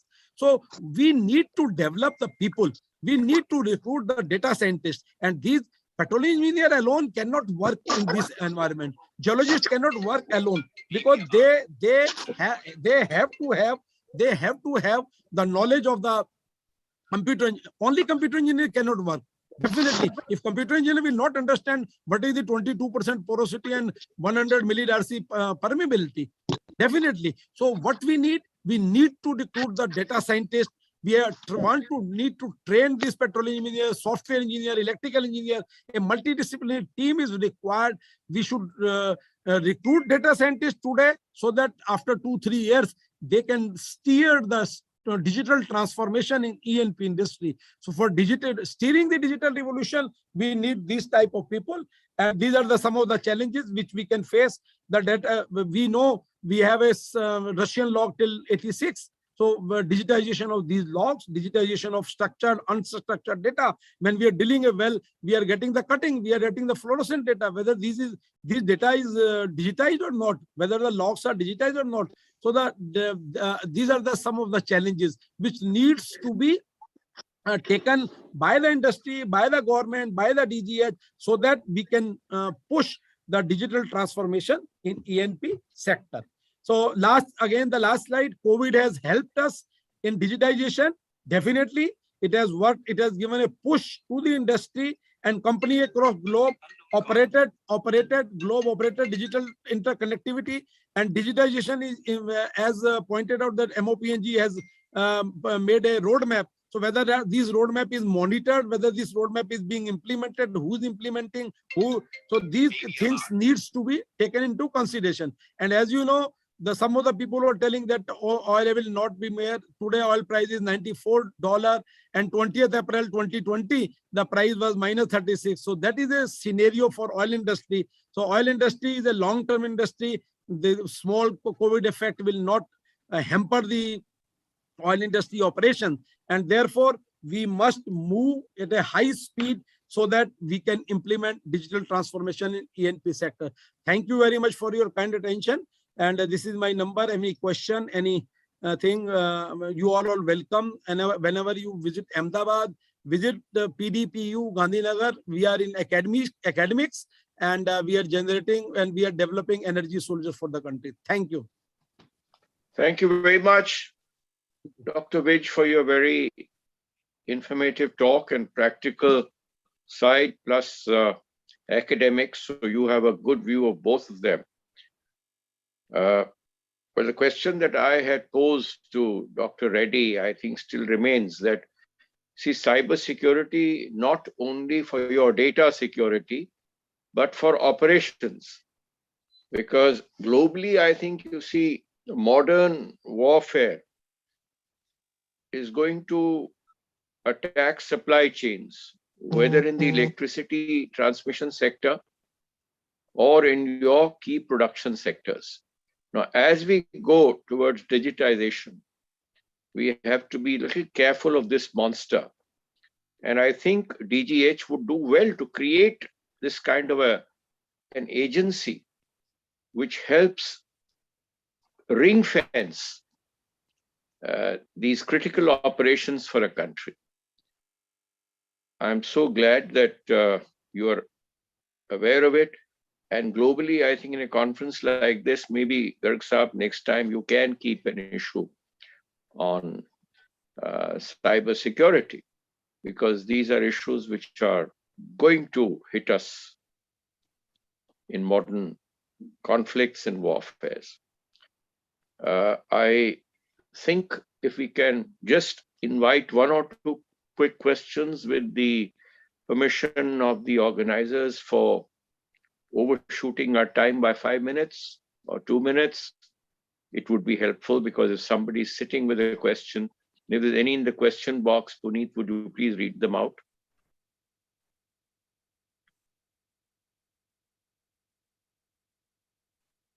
I think Puneet is on mute. Shall I react to your question of cyber Yes, please, security, sir? Dr. Cyber Reddy, please go security. ahead. As I mentioned earlier, we are moving from present NDR to the future NDR, that we are calling it as NDR 2.0. We are making it as a cloud-enabled mechanism. As Mr. Veg was mentioning, the data can be viewed sitting in the Houston and access the Indian sedimentary basin data. It's like, our NDR is a window into the Indian sedimentary basins. Before you takes a decision into decision to invest is capital into Indian E&P industry, the NDR will function like a window. So when we are making it a cloud-enabled mechanism, the data security layers will be created. There could be a prior permission for a registered user of NDR. Only that particular data will be made available over the cloud, so that different security gates will be created. What is the critical information which will be in a high security zone? Similarly, what can be made available to the potential investor? What exactly is required? Such mechanism we are going to create in NDR while we are making it into a cloud platform. So those aspects we are also taking care, and digital transformation also going to enable at the same time to ensure the security. Transformation is not only limited to spreading the information. Those will be taken care of. I think Dr. Suni, who was running our electricity grid, is raising a question. Suni Saab, go ahead, speak out.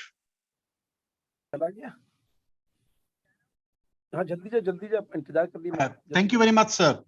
It has been an excellent session, all four very rich presentations. I was only trying to understand, most of these industries are regulated. Are there regulations on data? Because there are a lot of nuances, you all experts know about it. But besides policy, trust, and the regulations, on that, if I could, hear the experts' view. Thank you. Sir, data is regulated in any structured format. Regulation is required. Regulation cannot be construed in terms of an hindrance. Regulated is basically, it is not that in a haphazard way, everybody can log into the NDR and take the whatever data which he needs. In a sequential manner, to eliminate the non-serious players, to give a better service to the prospective investors, a regulator mechanism is created. But regulated mechanism is not that we are creating a gate there. So for example, somebody needs a data, his need will be understood, and his will be given the appropriate data in a structured format. Regulation is only to that extent. Yes, sir. I am asking, is there a coded regulation available? I fully appreciate your point that regulation is not an hindrance; it facilitates in an orderly fashion. Exactly. But the limited focus I was trying to look at it, is there a regulation that what has to be published, what is not to be published, how much to keep, who will be the custodian of the data, and things like that? Is there a systematic regulation by the regulator available in public domain? Thank you. Yes, sir. It is whatever the data which is there on NDR. It is given to the potential investor through a confidentiality agreement. It is used, that data is used only for the intended purpose, not for any other purpose, not further selling the thing, not further dissipating the thing in order to sabotage the thing. So these safeguard mechanisms have been put in place through a confidentiality agreement, and the required data and certain commercial data which operators have, they have their own confidential data, which is not required to be given into the public domain as long as their commercial operations are taking place. They have to protect their commercial interests. So once the data is made public on NDR, it is open. It is only in a regulated manner, in a sequential manner, it will be given to the appropriate people and potential investor and the serious players in the E&P industry. I don't Thank know. you, I sir. could Any answer other your question or not. Any other questions, sir, from the distinguished audience? In case there is none, we thank the speakers for their very eminent presentations. And it's a very crucial area, which will lead to enhanced recovery, hopefully optimum recovery, I would say, Yes. and optimization of the operations so that there is full optimization, as Dr. Vij mentioned, that you can locate spares, including delivery time and customer service down the line. Because as you're spreading the gas grid to every home, you will need to make it a very intelligent grid. And that very intelligent grid should address the customer base also. That will make it consumer friendly. At the same time, I think point very well taken that any tampering, that is, you're getting under the skin of the entire pipeline, of your entire grid, to know if there is any danger, there is any, threat to the structural safety of the system. All these, I'm sure, will make it a very intelligent and a responsive grid, which can only be controlled digitally. It is just not possible to control these underground systems by any other methodology. I'm aware that almost 2 decades back, GAIL had developed quite a few technologies, and they were in place. And the ONGC, of course, I think started off with digitization in the petroleum sector in India, at least in 1979. I remember having a little training stint with the ONGC, and the inimitable Mr. T.N. Session was there in the ONGC that time in Dehradun. And I remember how we introduced us young IAS officers who would come for in-service training to those concepts, which were entirely new to us that time. So I think ONGC has been a leader and should continue to be a leader. Thank you very much. If permitted, I would just say you were asking about savings in reference to the digitalization. So if I can give you some just pointer, obviously the entire spectrum once applied will have two components: tangible savings and intangible benefits of that. So talking about the tangible benefits, if we can say, some processes which have been implemented in rigs, we have drilled 2 to 3 wells during the last year, and each rig has been able to save about 7 days each. So 7 days cost of the rig of the order of $45,000 to $50,000 per day. That kind of saving that is already there. And Mr. Vij was talking about the improvement in SRP. So let me say ONGC has implemented a new generation SRP, which is a smaller. It gives a real-time data, and that data is shared not only in control center, it is available on mobile of that engineer who is addressing that. And through that, about 30% of oil gain in that respect, we have also been able to get that. And coupled with the intangible, on the intangible side, which I said, some of the interpretation projects we have taken, there we have been able to save the group man days in terms of that, which I said, from 1 month to 7 days. So those are kind of the benefits which have already been seen, and these are going to be upscaled only. So a lot of benefit is there, and we will come to the numbers which has been shared by everybody. 50 to 60% in exploration, 70% in those kind of numbers would be there. Thank you very much. In fact, I may bring to your notice another aspect about 2 years ago, which is with the project management associates. I am patron of that organization. And we had a talk by the head of the L&T, who explained that how virtually every field employee is digitally connected to the organization. And they know his productivity, they know his activity, and they know his whereabouts. Now, that kind of, I think, modernization is something that is being offered to us through digitization and through integration of these various technologies. I think field organizations particularly will find it a very useful tool, because L&T, being in the construction industry, productivity and output are very important elements. And thank you very much.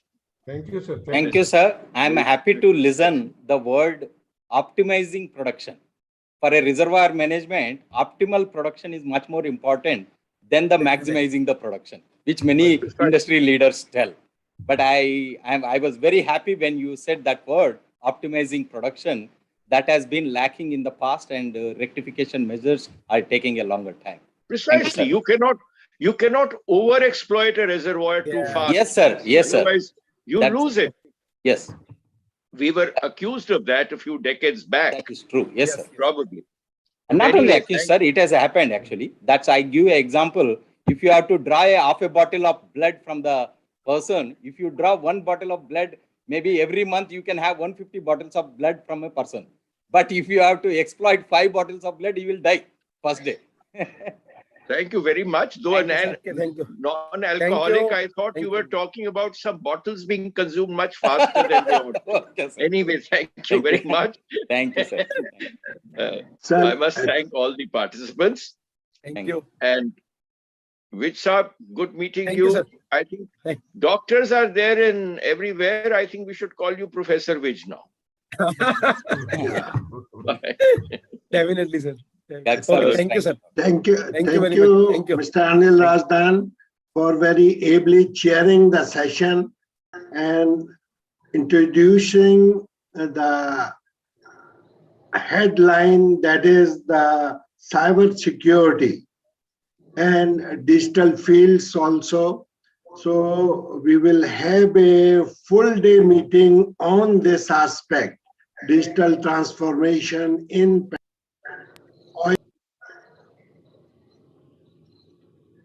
Mute हो गए आप, mute हो गए. Yeah. Cyber security issue. Cyber security issue and digital fields issue, that we will have a full day conference in first week of December, and much more participation from private players is also required. So we will have a good interaction at that time. With your support, thank you very much. We could able to do some justice, and there is some take home for the participants. Thank you very much. Thank you very much, sir. Thank you. Thank you, sir. Thank you, sir. Good day.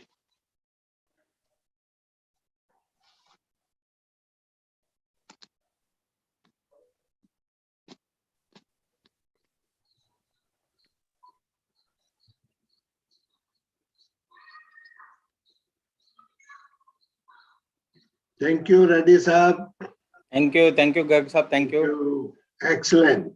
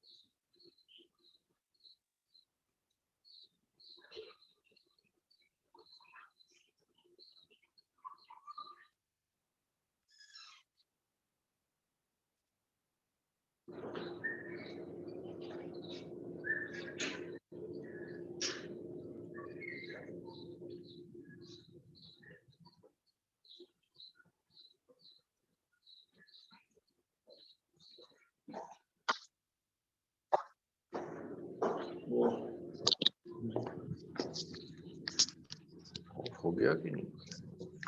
बीच में क्या इसमें हो गया था?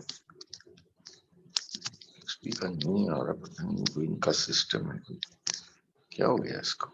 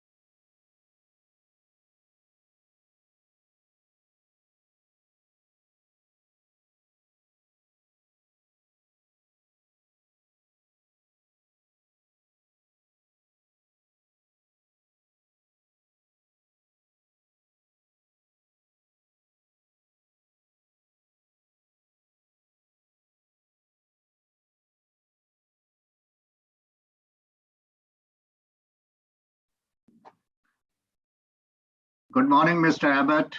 Pleasure seeing you on the panel. Good morning. Good morning, sir. How are you? I look forward to the session. Mr. Arora, good afternoon. Good afternoon, Ji. Good afternoon, Srivastava sir. So good to see you. And this probably is the platform where we get to see you every time. Hello, Martin. How are you? Good morning. Good afternoon, Gautam sir. Nitya, can you hear us? You are muted. You are on a mute. Yeah. Thank you. Yep. I think that's a famous statement, right? You're on mute. It has become a very common phrase now. Kindly unmute yourself. Yes. Yeah.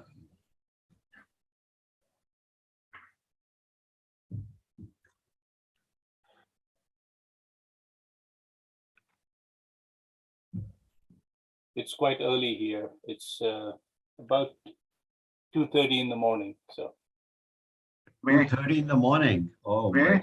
I'm in Houston. Oh, Mr. Krishnaiya. Yeah.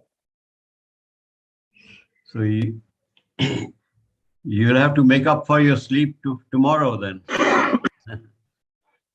Yes, as they say, no But sleep. I must compliment you for your dedication and commitment. Yeah, good. No worries. It's I thought it was understood, when we accepted to join this call. So Sahab, in the panel which you had sent to me, has there been any revision? You are on mute, Sahab. I think final we have sent you.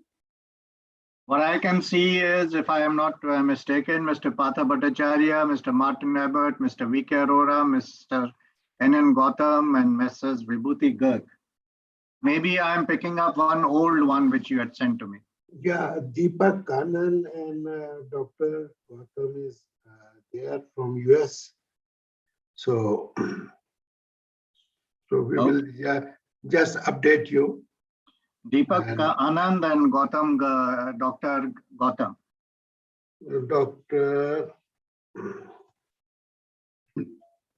Dr. Gautam Krishnaiya, that's the name I see there. Yeah. So we will have about then 7. Yes, sir. Hmm? Yes, sir. Because then we can accordingly give time for everyone. That's why I wanted to know the number of speakers. Right, sir. So with your permission, can we start now? Mr. Partha Bhattacharya will be joining? Yeah, he is here. He may be joining anytime. Okay, then we can start.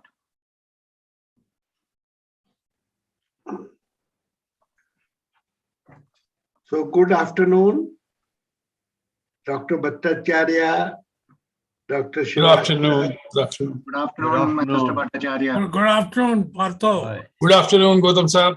Good afternoon. Good to see you. Good afternoon, everyone. Yeah. Arora ji. Hello. So this session, plenary 3, is greening of coal towards zero carbon emission. This is a challenge with coal always and will remain for times to come. Sincere efforts are being made, and technology, they are improving. Hopefully someday green coal or black coal will be green. This is our hope. In action particularly. So chair of this session is Mr. Srivastava, former Secretary Coal. I hand over this session to Mr. Sanjay Srivastava. Thank you very much, Dr. Garg. It has always been a pleasure to attend the various events which have been convened under the World PetroCoal Congress. And I must really compliment you especially and your entire team that you have been going on unflaggingly, absolutely, on organizing these events. Sometimes I thought, and I share a little pessimism of Dr. Bhattacharya, which you mentioned in the morning, that somehow whether you will be able to sustain the momentum or not, but it's a pleasure that you have been able to sustain the momentum and bring across a lot of people who have original and deep in-depth thinking on the energy sector. I also welcome this distinguished panel. Without getting too much into it, I am humbled by the fact that I am chairing a session which has such doyens of the coal sector like Mr. Partha Bhattacharya, Mr. Gautam, Mr. V.K. Arora, who have been in the coal sector in India for such a long time. And apart from that, we have Mr. Martin Abbott and Mr. Deepak Anand and Dr. Gautam Krishnaiya and Mrs. Vibhuti. So I'll just give my opening remarks for about 5 minutes. And then we have 7 speakers. We can safely give about 10 minutes each to each speaker, that should carry us to the end of the session. And in case any wrapping up has to be done, we will do a wrap up. I will not say much on it. Courtesy the India Energy Forum, I have been attending a lot of seminars and webinars about the energy sector. And it is a fact, an admitted fact, that the entire energy sector, not only in India, but also in the entire world, is going through an immense state of transition.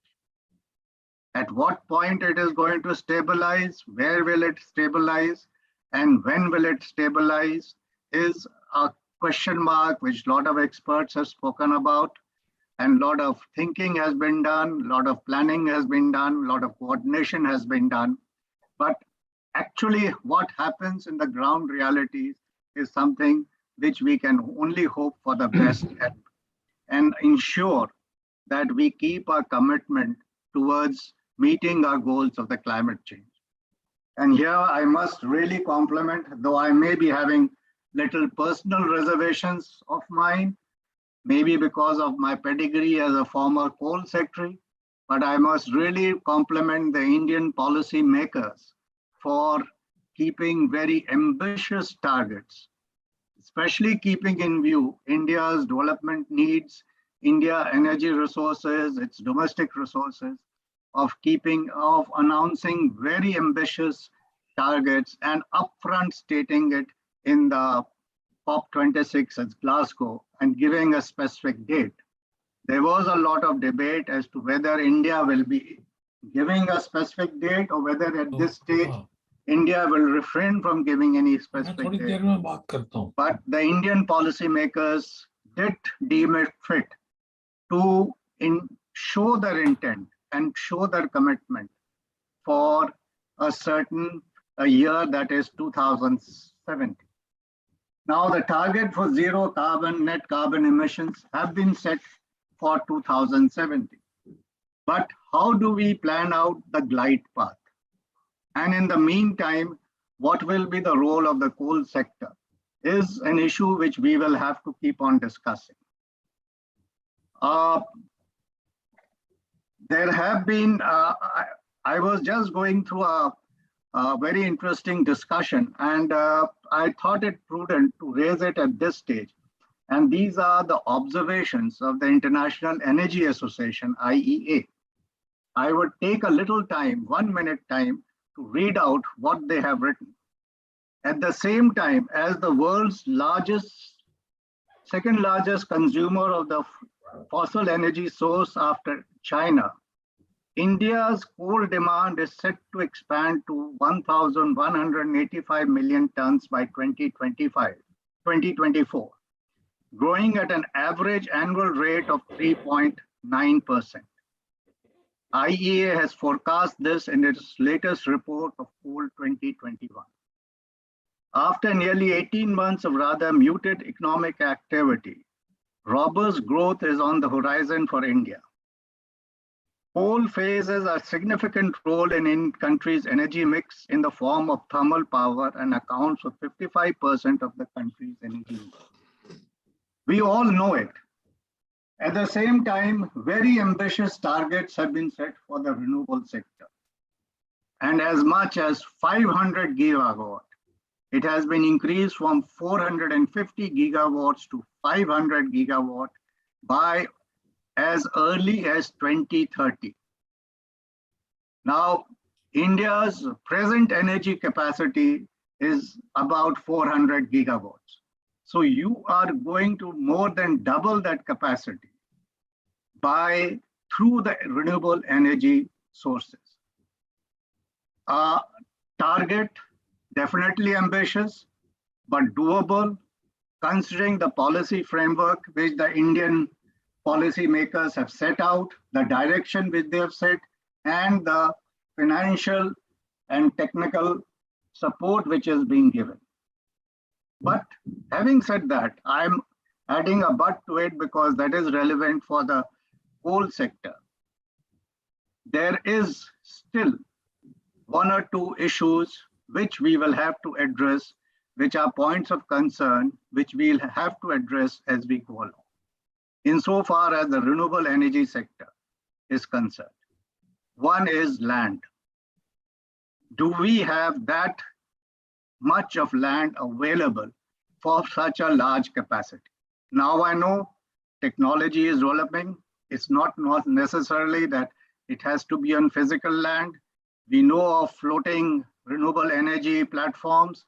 We know of deep sea platforms, but still land will be an issue because I'm told that nearly 1 lakh acres of land would be required per annum for achieving this target. The second aspect which has to be seen is the very important thing, which is the financial health of our distribution companies. Because they will have to absorb, they will have to ensure that all these are purchased off the renewable generators before they can go further and before they can go on a sustainable path.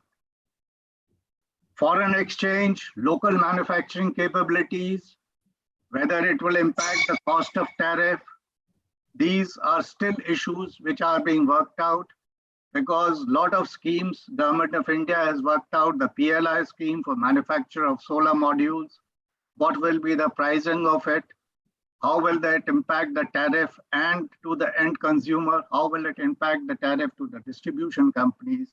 Have still to finalize. And in this entire scenario, coal, in my opinion, will still be a mainstay for at least a decade. When will coal peak?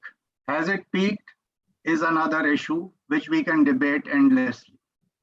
Because as I read out the report of the India IEA, there's still a lot of demand for coal. And we heard only about 6 months back on which Mr. Partha Bhattacharya has been really giving a lot of his views as to about the coal shortage which happened in the thermal power station. So in this scenario, we have to now, I believe in one line which I heard in a seminar. Is coal dying? No. But coal has to change.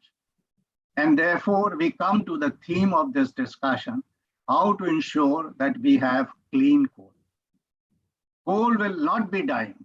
Coal will still be a mainstay for some time to come. But coal will have to become clean. And as we all know, we are experts here. The clean has to be in 3 stages.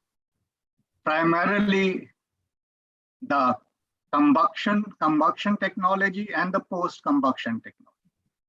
Coal is dirty not so much insofar as the climate is concerned, not so much as the mining end, as it is in the end where it is used for, say, in the thermal power plants, or in the steel plants, or in the cement plants. There, coal will have to do, there a lot of work has to be done. Unfortunately, I will say that certain very firm emission guidelines had been declared by the Ministry of Environment for the thermal power stations. Now, because of its obvious impact on rise in tariff, those emission guidelines have been postponed for some time. Now, those emission guidelines are very important from the viewpoint of SOx and NOx pollution in the air on account of coal-fired thermal power plants. So this is one issue which has to be further looked into. The latest timelines, I'm told, are 3 timelines for depending on the pollution intensity of the area where the thermal power plants are located, of December 22, December 23, and December 24. We will have to examine as to whether this can be further fast forwarded and whether what will be its impact on tariff. As such, coal being so heavily taxed in our country, that the resources coming out of that tax can be used to offset the impact on tariff. The second thing is which has to be done is that we will have to somehow, insofar as the thermal power plants are concerned, perhaps, and that's a big part, if no fresh capacity may be required, though I personally feel that the jury is still out on this issue as to whether we would need additional fresh thermal power capacity to be set up. But even with the existing power capacity, we have to move more towards supercritical and ultra supercritical. And the only way we can do it is by closing down the old thermal power plants. We can close down nearly about 40 to 80 gigawatts and replace it by ultra supercritical thermal power plants. Then we have a lot of work being done on surface coal gasification. I will not take too much time because I know this will be spoken about by other people. Only today morning, I heard Mr. Rajdhan in his presidential speech talk about India setting up 4 coal gasification plants in the near future. Coal India Limited has been tasked to do it. Here I will only add my little exposure. I was a director on the board of Gas Authority of India Limited. And there we had worked out the economics, and therefore, if we are going to go a big way on the coal gasification project, which is a very good route for clean coal, we will have to evolve a very good fiscal and marketing structure. We will have to give a support to these gasification projects like we are giving support to the renewable projects in order to ensure that they are there on a sustainable basis. On the mining front, Mr. Partha Bhattacharya is the expert, so I will not say much on this issue, but we can also do clean coal operations on the mining front, and we look forward to Mr. Bhattacharya and other experts on this panel to dwell further on. So with these few words, I would now request Mr. Partha Bhattacharya, former chairman Coal India Limited, and I must again say that I am humbled by the fact that I'm chairing a session where he is as a speaker, because he is the last word on the coal sector and its future in India. Over to you, Mr. Bhattacharya.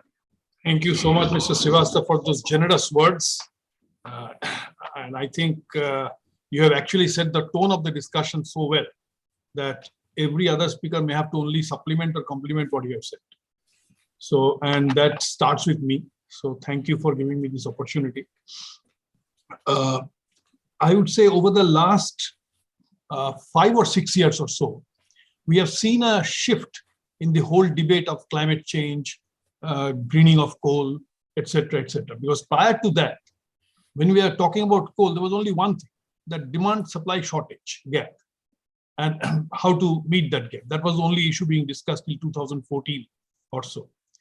I think it is after the Paris climate change, Paris debate, and the new government coming in, the focus on renewables has really increased. What we find in the last 3 years, completed years, I'm talking about 2018, 19, 19, 20, and 2021, we have seen a sluggishness in coal. It could be partly due to renewables coming in, capacities being added, partly because of economic growth being somewhat muted, and partly because of COVID. All these things taken together, what we saw is that Coal India, which is the largest producer and very predominant producer of coal in the country, suffered a degrowth year after year for 2 years. 1920 with respect to 1819, 2021 with respect to 1920. They suffered a degrowth of 1% each year. And still then, they were able to meet entire country's demand and stocks kept on rising. In fact, in 2021, in that 1 year, despite a degrowth of 1%, the stock rose from 75 million tons to 100 million tons at the pit head. And the power stations were also flushed with coal. So this kind of a situation naturally created a sense of complacency. And let us also understand that all the power stations were having an average PLF of little over 51, 52%. Very low PLF. So this was creating a sense of complacency, and it appeared that the debate is getting closer to being over and coal is on its way out. That kind of a sentiment started coming. All that changed in the last 1 year, 2021, particularly because of what we call the post-COVID recovery. And it didn't happen in India alone. It happened worldwide. What we see now as a result of that is 2021, this particular year, has seen the maximum consumption of coal in any one year all over the world. It's 9% higher than the second best, which was perhaps 1890. Interestingly, even in countries like US, and US has seen a major change in the presidency. We had Mr. Trump who was pro-coal, and now we have Mr. Biden, who is pro-renewables and pro-clean energy, etc. During Mr. Trump's time, what did not happen has happened Mr. Biden's time. Company like Peabody has reported highest production and highest profits in the last 20 years. They had become a Chapter 11 company, and many coal companies have become Chapter 11. But then they are surging back. Now, this could be a temporary episode, and we wish that it is temporary. But this is what is happening. And for sure, coal is going to stay here for some more time. When we look at India, after 3 years of continuous degrowth, this year we are definitely slated to have a production increase of 5 to 6%. And if what Secretary Coal said a few days back is materializes, then it will be another 6 to 7% increase in the next year. So coal production in India is also slated to increase. As you have said, the chairman of the session, that the IEA indications is 1185 million tons by 2024. That is definitely 100 million tons or 185 million tons more than the current level of consumption. So it is on the rise, that's for sure. Now, whether this rise will require extra capacities to be built in, or the present capacity with a better PLF should be able to handle the situation, that is another question. But if I know for certain, CA has done some sort of a projection for 2029-30, where they have shown that while the renewable capacity expansion is required, they have shown actually 420 gigawatt, which now may become 500 gigawatt. But they've also similarly shown that the coal-based capacity will also grow by about 33%, which means from the current 200 gigawatt, it will go to about 260 to 265 gigawatt, of which 30 gigawatt could be the projects on pipeline, but another 35 gigawatt of new capacity will be required. That is what the CA has shown. CA results also show that total generation, out of the total generation, which is in 29-30 is likely to be upward of 2,500 billion units, at least 54% will be coal-based. So that is in terms of generation. And in terms of generation, the renewables will catch up with coal not in 2030, but not earlier than maybe 2040. So that is the situation. Well, in terms of capacity, there may be 50% fossil and 50% non-fossil. But the 50% fossil will definitely produce much more energy, much more power than the non-fossil. So in terms of total generation, coal will have a share of 54%. So this is being the situation. Now, is this a situation that we like? Possibly not. Because climate change, we are now, everybody is witnessing in the world that climate change is really a reality today. It's no longer in theory. I mean, it used to be debated 10, 15 years back, it used to be debated whether the climate change dialogue is actually going to happen or it is some sort of propaganda or this and that. But today, that is not the case. We are for sure witnessing climate change year after year. We are witnessing a lot of changes like floods, all kinds of natural disasters are happening at a much higher frequency, and it is unheard of. Like I remember in 1978, we had a flood in this part of the world, in this part of the country, Bengal, etc. And that was supposed to be a once in a 500 years kind of flood. So people used to say this is too bad. But we have seen in consecutive 2 years, in 2020 and 2021, 2 major thunderstorms, which have actually devastated the countryside.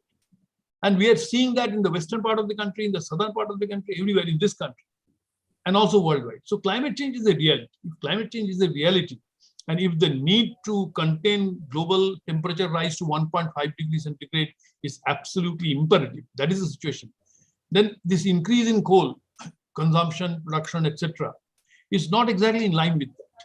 But we can't help it because people will have to be given energy. Energy is required, and energy is required in growing quantum. That is for sure. So in this kind of a scenario, all that can happen is we should be able to use coal more judiciously, in a more cleaner manner, produce coal in a cleaner manner, supply coal in a cleaner manner. If that is what we want to do, then let us find out what are the triggers for that. How do we make that happen? Now, while proper technology in the power, in the generation capacities, ultra mega, etc., those are fine. But as far as coal quality is concerned, I think Indian coal being of low quality, we'll have to do something about improving the quality before supply. And that is very important because coal travels. In India, coal travels by an average of 600 kilometers. Now, so therefore, there is no point in spending precious resources in moving ash. So therefore, ash reduction and through washing is absolutely a critical activity. Unfortunately, as far as policy is concerned, we don't see much of policy support in using washed coal. That is for sure. Secondly, there is a major problem in terms of distortion in coal pricing, which is impacting the basic incentive to wash coal and to use washed coal. Both are absent because of the wrong pricing policy. Now we have a system where, in terms of calorific value, if we plot the prices of rupees per Gcal for the entire power grade coal, which is from G9 to G14, that's called the power grade coal, we find a flat curve.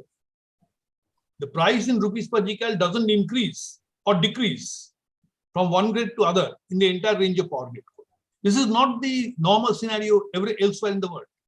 It is a steeply upward, non-linear kind of an increase is what they normally have. And as a result, when we increase prices in rupees per ton, it is non-linear increase. In rupees per Gcal, it's a linear increase. In India, in rupees per Gcal, it is flat, and rupees per ton, it is a linear increase. So this distortion, unless it is corrected, there is no incentive for the producer to improve the coal quality. In fact, the suffering is more on the consumer, because the consumers will have to pay a fixed price, which is not variant with the quality of coal for the pitted price. The price that they pay for freight and particularly freight, and also the cesses, some of the cesses like your GST compensation cess of 400 rupees, those are fixed in tonnes. So in rupees per Gcal, it is downward sloping. If you add a downward sloping component of price with another component which is parallel, then the overall price actually decreases with the increase in quality. This is a perverted pricing kind of a situation. This doesn't help anybody, neither the producer nor the supplier or not the consumer. So I think that needs to be revisited and promptly changed. That will create basic incentive for producer to improve the coal quality and the consumer will also be benefited. So this is something that needs to happen. Another major issue is that we have really put all kinds of headwinds on coal. We have a GST compensation cess on coal, which is about 1/3 of the total price. And it is actually for 1 billion tons of coal, 400 rupees means 40,000 crores. For 400 billion rupees is the money that is generated. For what? It doesn't serve any purpose for clean energy, clean environment, nothing. It goes to compensate for GST shortfalls, which is completely a different subject. Now, this particular thing is applied on lots of products like coffee, tea, etc., and then coal. Now, coal doesn't fall in the category of products on which this can be applied. This money should be made available for improving the clean energy initiatives. Anybody who supplies washed coal should not be required to pay this cess, or anybody who consumes washed coal should not be required to pay this cess. These kind of changes in the policy is absolutely critical to give a thrust on all this. Then, as if that is not enough, there is a railway freight in India, which is completely an outlier. I mean, it is absolutely different from the rest of the world. In terms of rupees per ton kilometer, it is the highest in the world. And why it is so? Because there is a need for cross-subsidization. So coal tariff, coal freight actually cross-subsidizes passenger. Now that has been continuing for too long, and the extent is about 45%. If that continues, then actually that's again a headwind for coal. So with all these kind of headwinds on coal, and with all kinds of policy support for renewables have enjoy a policy support in terms of must-take policy.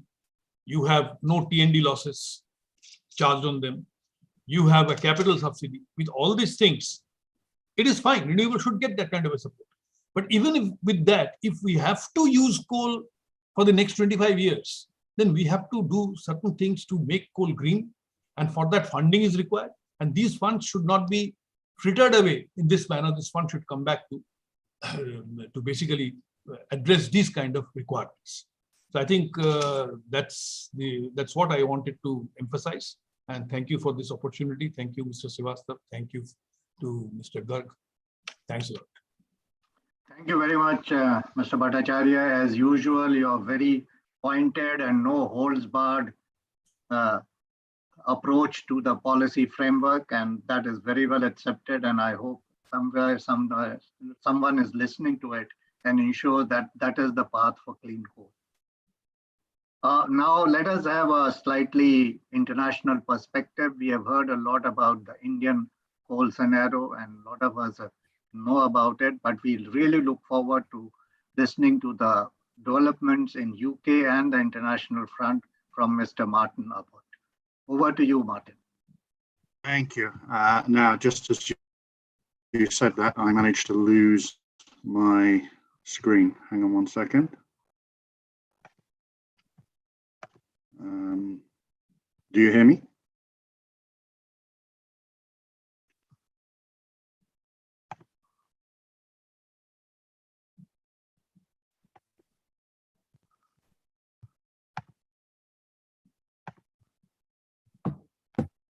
Are you getting it?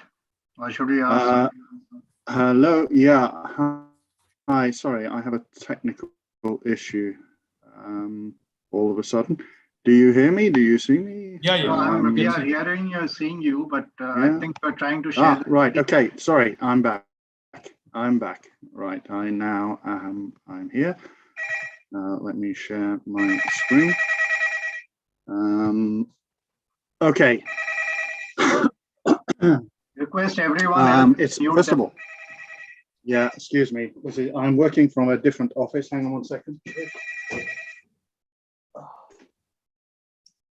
Okay, apologies. First of all, let me say what a pleasure it is for me to be here in this conference. And I am particularly pleased to have the opportunity to have a different perspective. I'm just trying to share my screen with you whilst I talk. Hang on one second. Do you see my screen or no? No. I'm guessing no. Okay. Wait one second, please. I do apologize. This was working perfectly earlier. But basically, I'm indebted to Mr. Srivastava and Mr. Bhattacharya, who have both set up perfectly for the comments that I wanted to make. Obviously, I am not an engineer, and therefore I'm not going to talk about the technicalities of greening coal. However, I am deeply involved in the financial aspects of markets and the discipline of markets and in price discovery. And I'd like to pick up on some of the comments that have already been made. It is clear that coal is not going to disappear overnight. It is clear, in fact, that coal is essential for the lives of many people in the medium term, and that it is also essential for the running of an orderly society. Without orderly society, we will not be able to make a proper transition to alternative energy sources. It's also important to note that a sustainable energy sector means a financially healthy energy sector. And one way in which we can achieve a financially healthy energy sector is through proper price discovery. Mr. Bhattacharya actually discussed some of the oddities of pricing of coal in the Indian marketplace. Some of that is due, I think, if I understood his presentation correctly, to what might be seen as an anomalous taxation policy. But there is also the fact that price discovery is important in order to make transparent the different values of different energy sources, and within each energy source, the different value of different types of in our case, of coal. So, for instance, what we have done at Global Coal, and not everything that we have done at Global Coal is transferable into the local Indian market, but much of what we have done could be used, and I know that there is discussion about the creation of a domestic coal exchange. One hopes that that coal exchange would help to bring about a discipline in the trading and the price discovery of coal.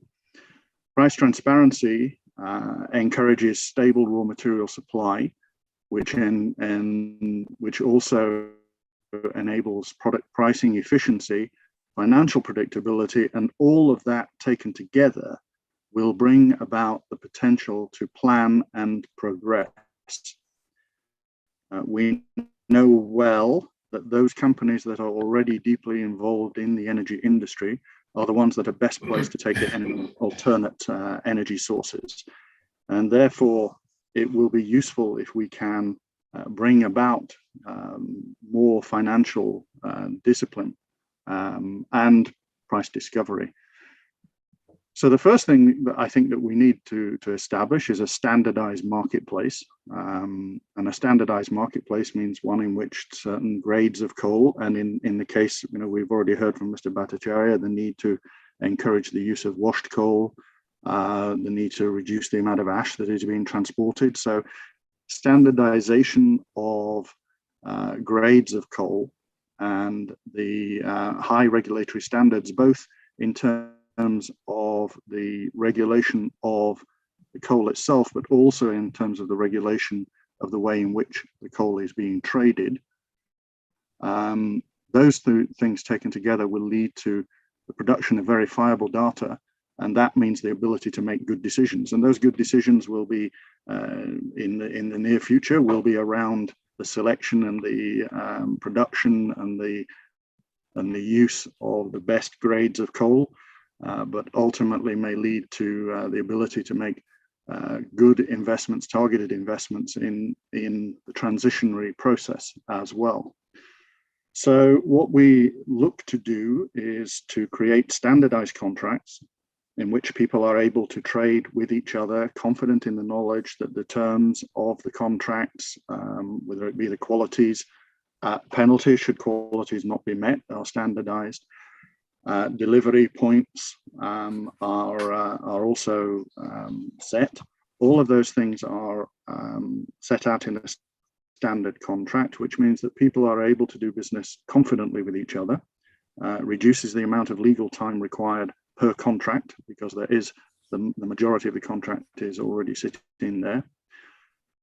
There is transparency because the trades can be done via a screen. And so one can bid an offer on a screen to which all qualified participants have access. You can see the price development in real time. You can link your longer term contracts. You will be familiar with this in other marketplaces. Those of you that have overlap into the gas and the oil, or indeed the hard commodities, the metals, you will be familiar with the linkage between price discovery, long-term pricing, predictability of pricing, and the ability to hedge risk. So we have developed the standard coal trading agreement. It is designed for international seaborne coal. So I'm not, excuse me, I'm not here to suggest that it should be used in its current form within India, but I think that it could be used as a basis for the development of a local standardized coal trading agreement, and that would be the cornerstone of the market standardization. It would provide for transparent, consistent price adjustments, fully comparable pricing bases. It enables people to put hedges, because you can link your physical market to a futures market. And again, you have a very functional futures market where you have several functional futures markets within India. So this can be very much a domestic Indian solution. In our marketplace, in the global market, the seaborne coal market, we have members worldwide. 47% of them are traders, and let's not forget that traders are important in any marketplace. We have nearly 30% are consumers, 20% are producers, and we also have some financial institutions. And I would imagine that a similar spread of users in a domestic Indian market would bring about a very robust price discovery methodology. We have nearly an 80% focus on thermal coal and the balance on metallurgical coal. And we are spread, as you might expect, mainly in Asia, Australia, about 1/3 in EMEA. We do have at the moment 10% of our market membership is in India, because of course India participates not in global markets as well as being active domestically. We see the two types of trading: physical trading, where people buy and sell the actual physical commodity. This we are all familiar with, but the joy of having a standardized contract and a financial agreement and a screen is that one can then also link to the financial trading, to the hedging and the risk management, which is what brings about the long-term financial stability of the market and of the participants. And of course, it is a financially healthy market that becomes an investable market, which then allows the market to do what is right in the long term. It's also important, by the way, the global coal is regulated by the UK benchmark regulator, by the government sponsored regulator, the FCA. India has good financial market regulation. And it would be important that any local Indian solution be regulated properly as well. So all of this taken together would bring about a financially disciplined and transparent methodology for the trading of coal, which I think would address some of the issues that have been raised around the financial factors that are involved in making the transition as we go forward. I think I'm going to end there. My slides are available in the pack. I do apologize for the fact I was not able to transfer them onto the screen here and share them with you. But the slides will summarize to you what I have been talking about, and obviously I am happy to take questions. And I'm also happy, we see ourselves here as being a source of assistance and information should the project to create an exchange, should the project to bring this kind of formality to or formalization to the trading methodology go ahead within India, then we would be very happy to be involved and to share our experience of that process. Thank you very much. Thank you very much, Martin. Yes, coal exchange is an idea which is being thought about very seriously in our country.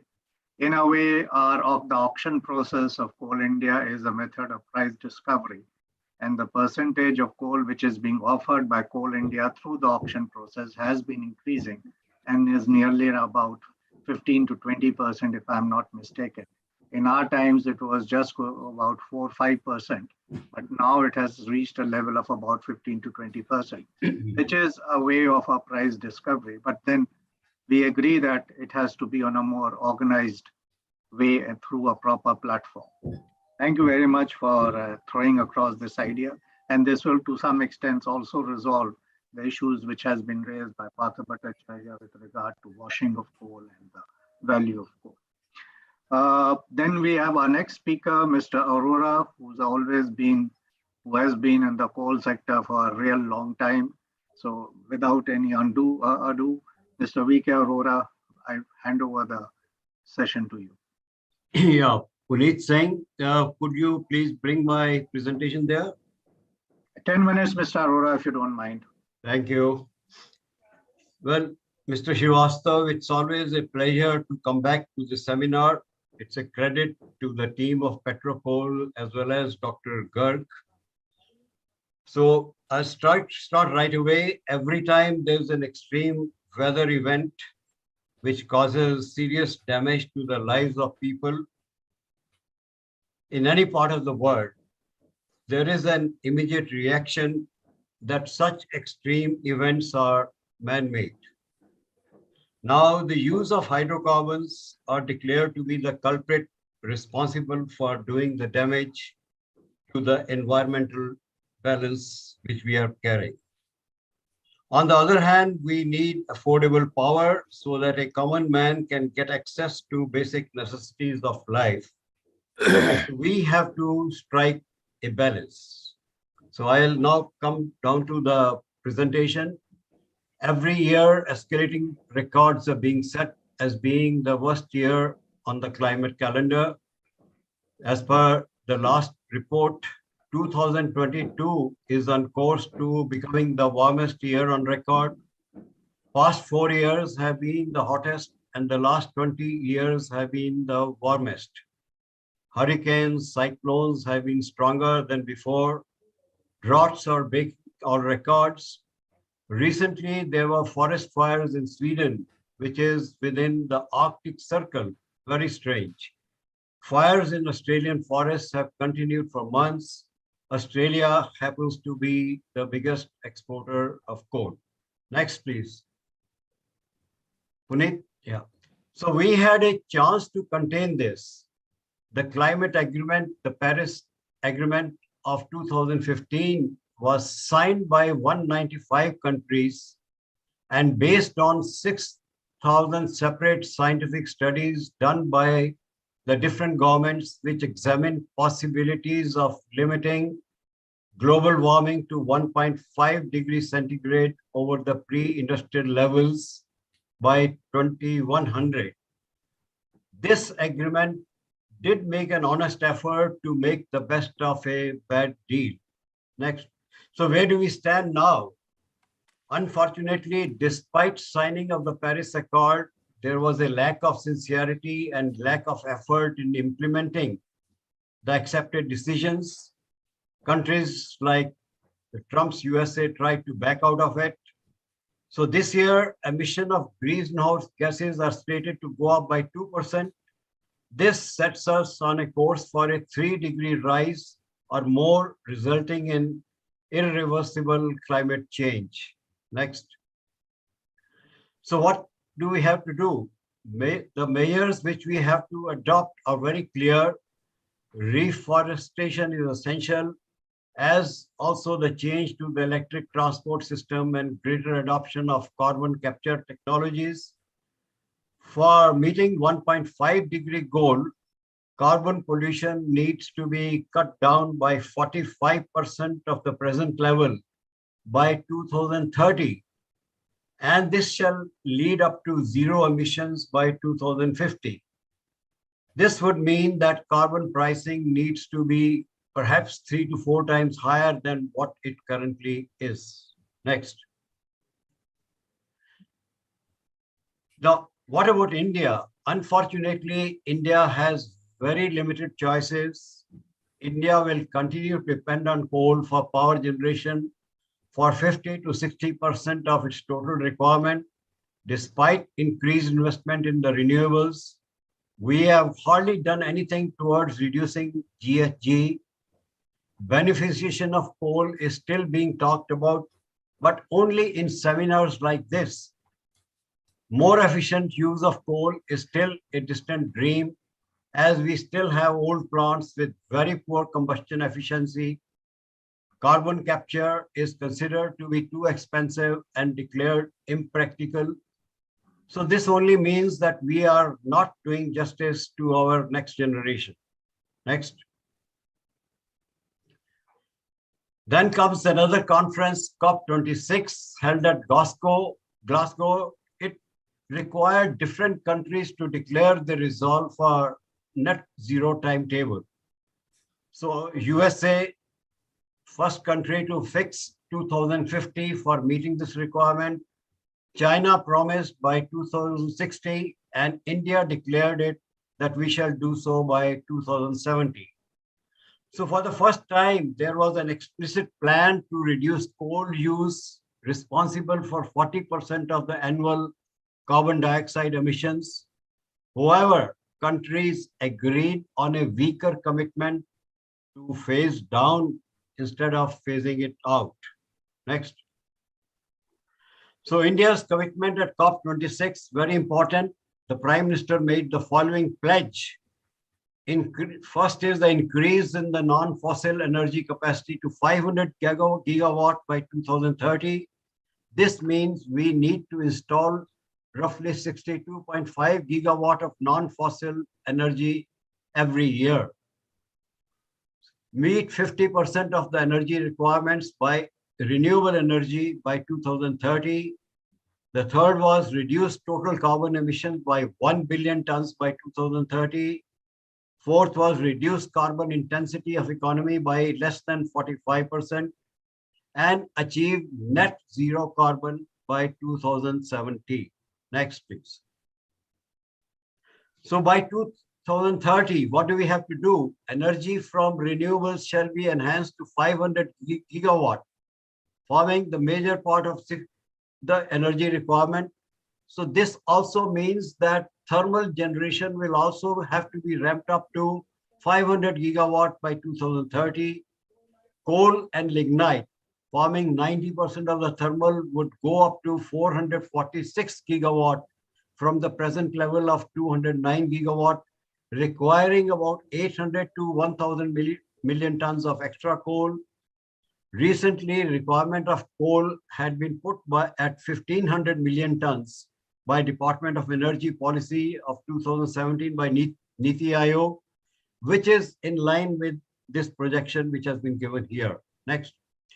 So our next National Electricity Policy 2021 says, on thermal generation, it states clearly that while India is committed to add more capacity through non-fossil generation, coal-based generation capacity may still be required to be added as it is the cheapest source of power. It also states that all future coal-based power plants shall be of supercritical or upper supercritical technology. Next. Now, IEA has predicted that coal demand shall keep on increasing till 2040. While capacity in RE will continue to rise, we will continue to invest in coal-fired plants which are already in the pipeline. Now, India is among the 5 Asian countries that account 80% of the new coal-fired plants in the world. Now, IEA has further predicted that once coal-fired plants under construction are completed, share of coal in the overall energy mix will decline from 44% in 2019 to 34% in 2040. So there's going to be a reduction. So all this is going to bring us to some conclusion. What this means for us is coal shall continue to be the mainstay for power till 2030 to 2040. Production of coal shall have to be increased to 1,500 million tons to meet demand for thermal power generation. Mining of coal and burning of coal both have to be done responsibly so as to minimize the impact on environment. Use of coal will start going down after 2035. Next. So with these words, thank you very much. And I've kept to the time limit given by you. Thank you. Thank you very much, Arora Saab.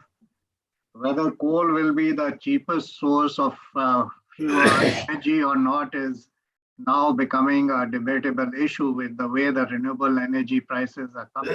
Still, the final word is not there. And as they say, coal is handicapped by the amount of taxes, as Mr. Partha Bhattacharya said, is handicapped by transportation costs, by taxes and all that, but that's a different story totally. Now I'll request Gautam Saab, Mr. Gautam, to speak a few words on this issue. Yes, sir. And expertise. Yes, thank you very much, Mr. Srivastava. It is indeed a pleasure to be here. But the only problem is that when you are fourth or fifth speaker, most of the things that we have thought of speaking have already been spoken. Started with a very apt opening remarks by Mr. Srivastava himself, that he had summed up the whole thing very well. But there are certain issues which we are not talking very clearly and firmly. Whereas it is very clear that we are going to have increased coal, we must not forget where our per capita power consumption is very low in the world. And at the same time, we are the third largest polluters in the world. So the more we are going to go for the development, the pollution part, based, which is likely to be based quite a bit on coal, is going to go up. So though we are talking in terms that by 2030, we are committed to reduce 1 billion tons of carbon dioxide. These are certain policy frameworks. I do not know what is the basis of these statements and what action in real terms is being taken. Now we are talking that coal is to be made greener. Very little role is played by the coal sector itself, like Mr. Srivastava himself said, that mining per se does not contribute much to the pollution part of the burning of coal. It is the user, the consumer. Mr. Arora just now referred to the electricity policy 2021. I do not find any indication or any remark given in that policy on the power plants as to what kind of coal quality they should use. It is, I find this policy, as far as coal side is concerned, more in an advisory capacity. No quantification or no targets have been fixed. It is just like even that has been said that ultra super power plant should be there, but no exact mention as to a absolute that there is a bar that no other than even supercritical power stations should not be there. They have to be ultra super power stations. Number one. Number two, old power stations which are so much polluters, no mention has been made or no time frame has been given in that as to what kind of time frame should be given. We have been talking for years for phasing out of these power stations. Can someone check out this noise? Sorry, Mr. Gautam, but it must be disturbing you also. I know, sir. Thank you. Yes. So I'm saying that where the, like Mr. Aurora has pointed out that the climate change is happening very, very fast. Are we taking this whole issue very seriously? We had mandated in the year 2020 that all power stations which are beyond 1,000 kilometers from the source of power will use washed coal. And later, we reduced it to 750 kilometers. And subsequently, we reduced it to 500 kilometers. This continued to be on paper. But in reality, this particular direction, the policy decision intervention was never fully implemented. No serious thought was given. Are we talking of these issues in that light tone? Or are we going seriously ahead and defining ourselves and tying ourselves with the idea that this has to be done in a quantified manner, and also judge whether what we are committing in a quantified manner, are we achieving? And if not achieving, what course correction can be done? We rather went, the coal sector and power sector went into a debate which lasted for 20 years as to who should wash coal. Nowhere this debate is going on in the world. The producer of coal washes the coal and the consumer is ready to pay. Here the consumer was never ready to pay. And there has been no pressure that they must improve the efficiency and they must see, because the price of coal is a pass-through for the power sector. Therefore, power sector couldn't care less as to whatever is the price of coal. It will go to the consumer directly. Go to the consumer directly. So these are the few paradoxes which we have to, in serious terms, remove rather than keep on talking in terms of policy and generalities. The power ministry and coal ministry must sit down together and form a policy. If we are very clear that the washed coal has to be used, then it should be made compulsory, and we have to make sure that the washed coal is used. All over the world, washed coal is used. Here we are making it, whether you like it, then you use it. I agree, to start with, it was a wrong style that it is an environmental activity. It is basically a polluting activity and it is an economic activity. Everybody understands and appreciates that washed coal will be beneficial to the power station. But even then, the power stations never took it up. So therefore, it is very important. The coal sector in itself has some role to do, like Mr. Bhattacharya said, that the quality of coal has to be to a certain extent with the responsibility of the producer and the pricing part. But beyond that, the pressure has to come if the coal has to be made greener by the consumer. I'm glad the Ministry of Coal has taken great initiative in taking the route of the gasification of coal. They have given a lot of SAPs. There's now a special window is going to be created for giving auction linkage to the gasifiers. And even there is a talk that this GST cess will be waived off on the coal if it is used for gasification. The only energy part that's been mentioned in this budget is the gasification, that 4 projects will come, which Coal India is going to take up. And lastly, no matter how green you can make the coal will still continue to produce carbon dioxide, though we can do it on a reduced basis. Like Mr. Arora said, that carbon capture utilization and this sequestration is a costly process.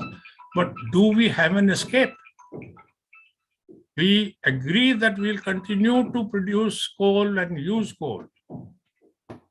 But how are we going to get rid of whatever carbon dioxide if we have to reach net zero? Net zero 2070 is a resolve which we have said, but in real terms, as and when 270 comes, we will see whether we are in a position to do it or not. In Paris Agreement, lot of commitments were made that the developed countries will give a lot of money to the developing countries to reach those goals. None of those conditions were ever fulfilled. So with this kind of track record, what kind of framework are we talking about? After all, the future can be only the extension of the past. If this is the resolve of the whole countries, particularly the development countries, then what kind of assurance we are having for the future? So these are the few things which I wanted to make. We are only talking in advisory terms, but when are we going to seriously take up the issue and put ourselves into a condition where we can put a measure whether we were in a position to fulfill our commitments or not? And if we are not in a position to fulfill our commitments, what course correction is to be taken if this 1.5 degree temperature rise has to be controlled? Or otherwise, not that we did not know that we have to take action, but finally we allowed it to come, to become critical. And I have a fear in my mind as an individual that we will allow it to become further critical and critical and critical till things probably are beyond our control. So my only appeal here would be that this must please be put into more, particularly by the consuming sector, that they must put more strict commitments for themselves and make efforts to fulfill. If the coal has to become greener, it has to become greener because the coal is not going to go away. Coal is going to be there, it has to be used, and the only way we can survive by using coal is to make it greener. This is all, sir, that I have to say. I have, since a lot of things have been said, I did not go by my prepared speech, but these are the few things which out of the whole discussion I thought I would make. So thank you very much. Thank you very much, Gautam Saab, for giving a realistic framework to where we stand just now. And well, as far as are we taking it seriously, you have been there in the sector for a long time. I have also been there in this sector. And I must say that there has been a paradigm shift in the thinking of what was the thinking in the past and what is the thinking in the present. So my only point is it enough? That's all. I agree. Paradigm shift is there. I agree with you. And you have hit the nail on areas which need to be addressed further. And I'm certain that in seminars like this, if we keep on plugging on those areas, we keep on flagging these areas, and I'm certain that the coal ministry must also be flagging these areas. And therefore, something will be done with regard to emission standards of thermal power plants, which I mentioned, with regard to washing of coal, and with regard to CCS. I have been reading that one or two persons on the ordinance have also mentioned about carbon capture and storage, and things have been done. I also attended a seminar where NTPC is also done work on a experimental basis of combining carbon with hydrogen to produce ethanol. So things are moving forward, and I'm certain that as we go ahead, we will have a greater stress on these things. Now we have economist, and I'm looking forward to this, Mrs. Vibhuti Garg. Over to you. Thank you so much, and a very good afternoon, everyone. It's actually great to be part of this panel discussion with such stalwarts. The tone has already been said by the previous speakers, and I kind of echo with most of what has already been said.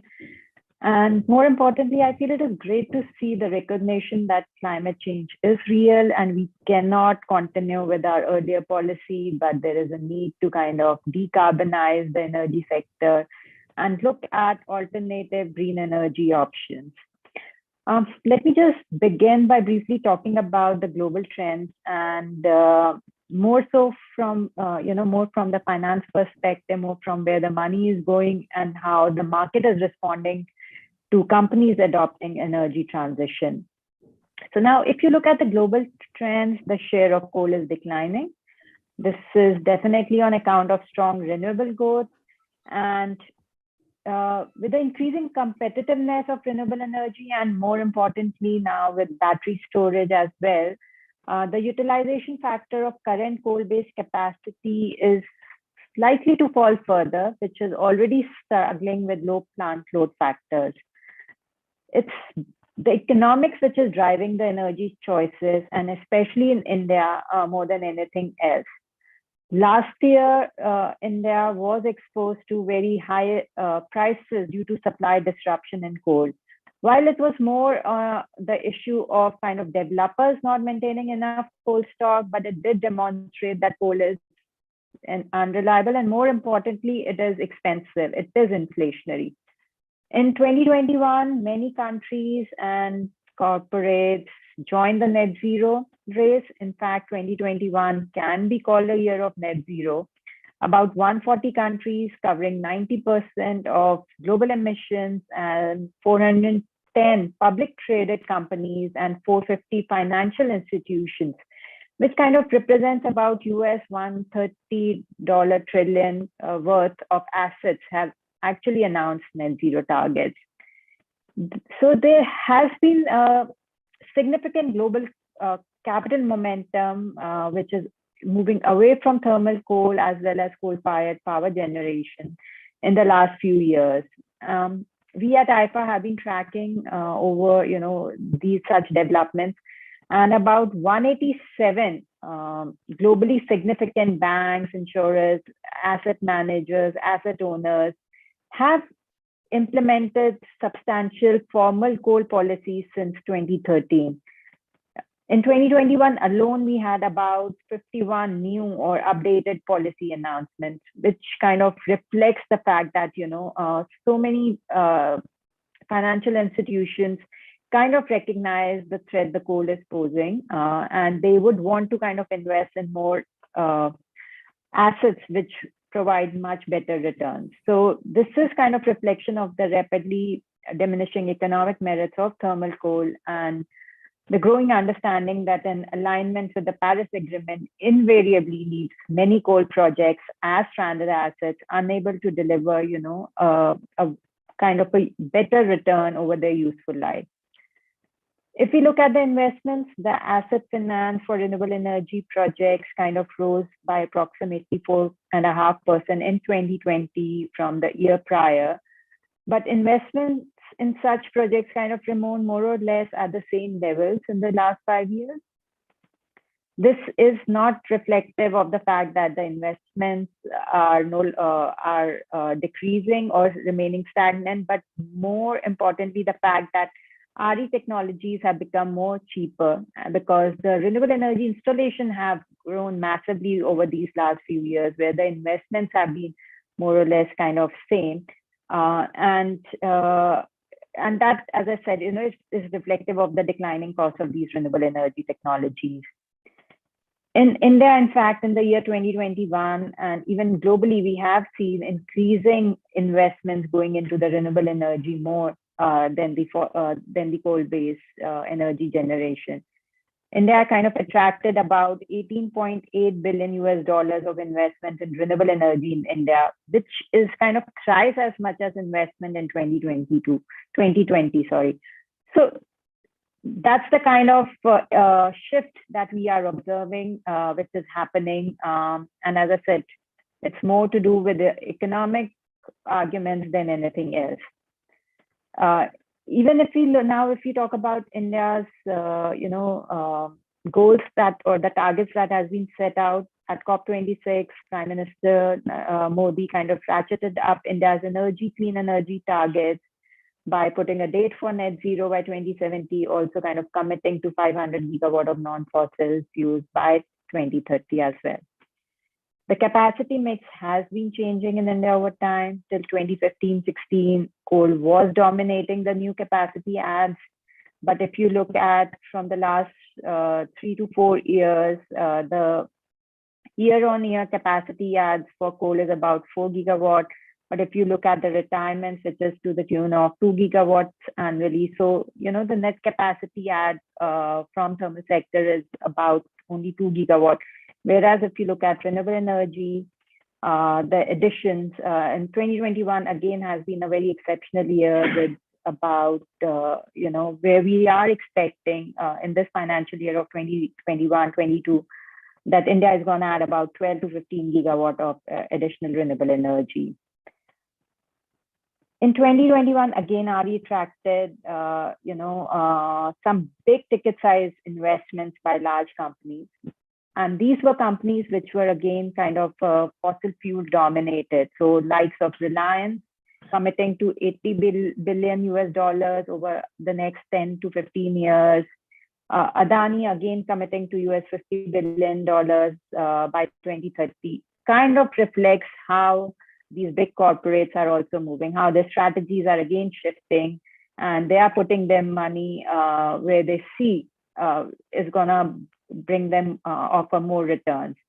So if you look at the share price performance of these companies, it is quite impressive. Over a 5-year period, Adani Green share price, has risen massively by 6,000% and Reliance by 350%. Whereas if you look at the Sensex, there was a rise of about 110%. On the other hand, we do have people from Coal India. I mean, the performance, there has been a loss of 49% of its market capitalization, despite the fact that the net income was rising by a CAGR of about 8.2% during the financial year 2017 to 2021 period. So this dichotomy could be explained due to investor concerns regarding CIL's carbon footprint and growing influence of ESG investors.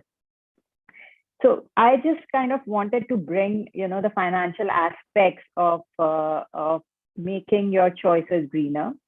So now we are having different discussions on greening of coal, including carbon capture storage, and coal gasification is also on the cards. But these are again expensive propositions. They have been in pipeline for years, but the commercial viability is still a big question mark. And especially on the coal gasification, one of the issues is that, we have more open cast mines and we prefer more open cast mines than underground mines, which kind of limits the potential expansion of gasification projects.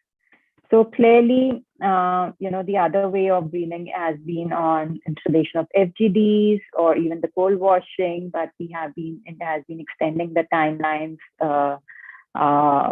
for such installation, for such compliance of environmental norms, which is a bit sad because primarily, again, the economics was driving these decisions because clearly we did a report from ISD sometime back, and we estimated that the amount of investments would be to the tune of rupees 86,000 crore, which is equivalent to $12 billion. And if we kind of exclude the plants which are supposed to get retired by 2027, the amount of investment is still 73,000 crores, which is equivalent to $10 billion. And which means that there will be around 32 paisa to 72 paisa per kilowatt increase for coal power plants in terms of the tariffs. Given the coal plants are already struggling, this will further deteriorate their competitiveness. However, this is much less a price one has to pay. Otherwise, without it, there are other studies which calculated the health and the social cost will be around rupees 8 per kilowatt hour. So that's the kind of expense one has to incur if we let the coal industry operate without undertaking any of the environmental norms.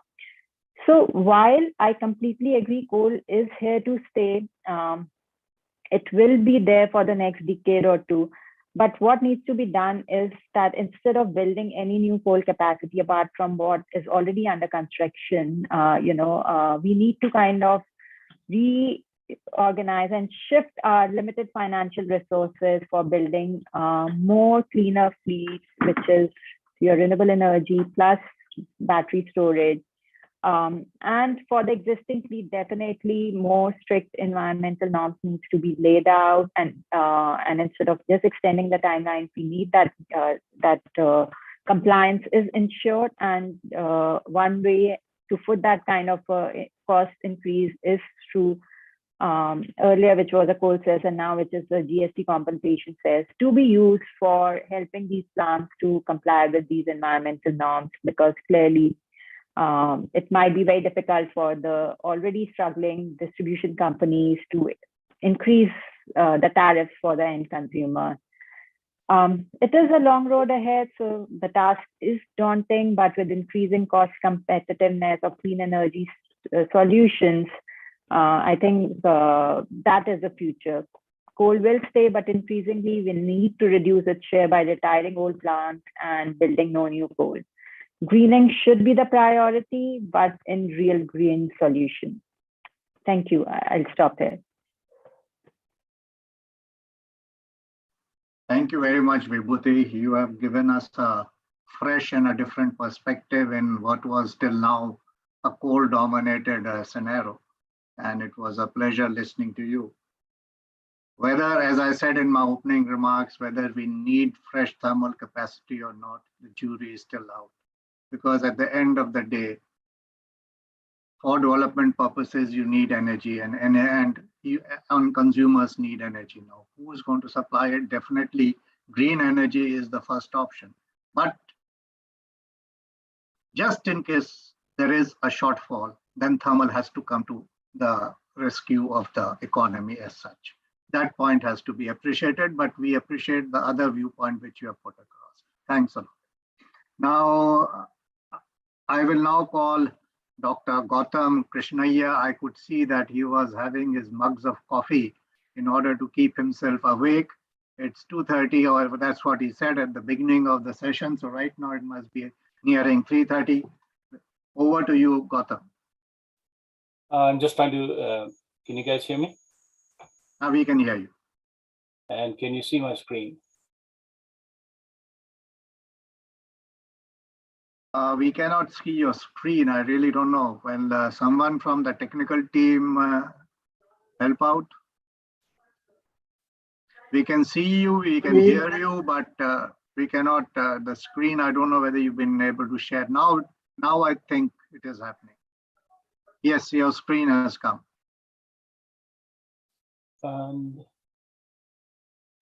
Okay, perfect. So I think first and foremost, thank you very much, Dr. Garg and Mr. Srivastava, for giving us the opportunity to talk on this stage. And as you can see from my presentation, greening of coal, and it's my take on greening of coal, and I'm looking at carbon capture, utilization, and storage. And the reason I say that is because when you look at the energy content of coal per unit of coal, oil and gas, the carbon level in each of these is in the ratio of 5:4:3. So if you were to use coal instead of gas to generate electricity, and assuming the same efficiency, you are looking at about 67% more CO2 emissions. And I think Mr. Gautam mentioned earlier that climate change is real. I'm sure most of the panelists mentioned that climate change is real, and CO2 emissions is one of the contribution factors. But the same, if you now look at if you add the efficiency aspect to the emissions, it's almost 100%. So my take is, if we are to continue to burn coal or utilize coal for energy or other alternatives, and in some instances maybe the only option for certain regions, then CCS, or in the utilization, carbon capture, utilization, and storage, may be the only option to green coal, because the only purpose of CCUS is to mitigate climate change, fundamentally. But before I go on, I'd like to,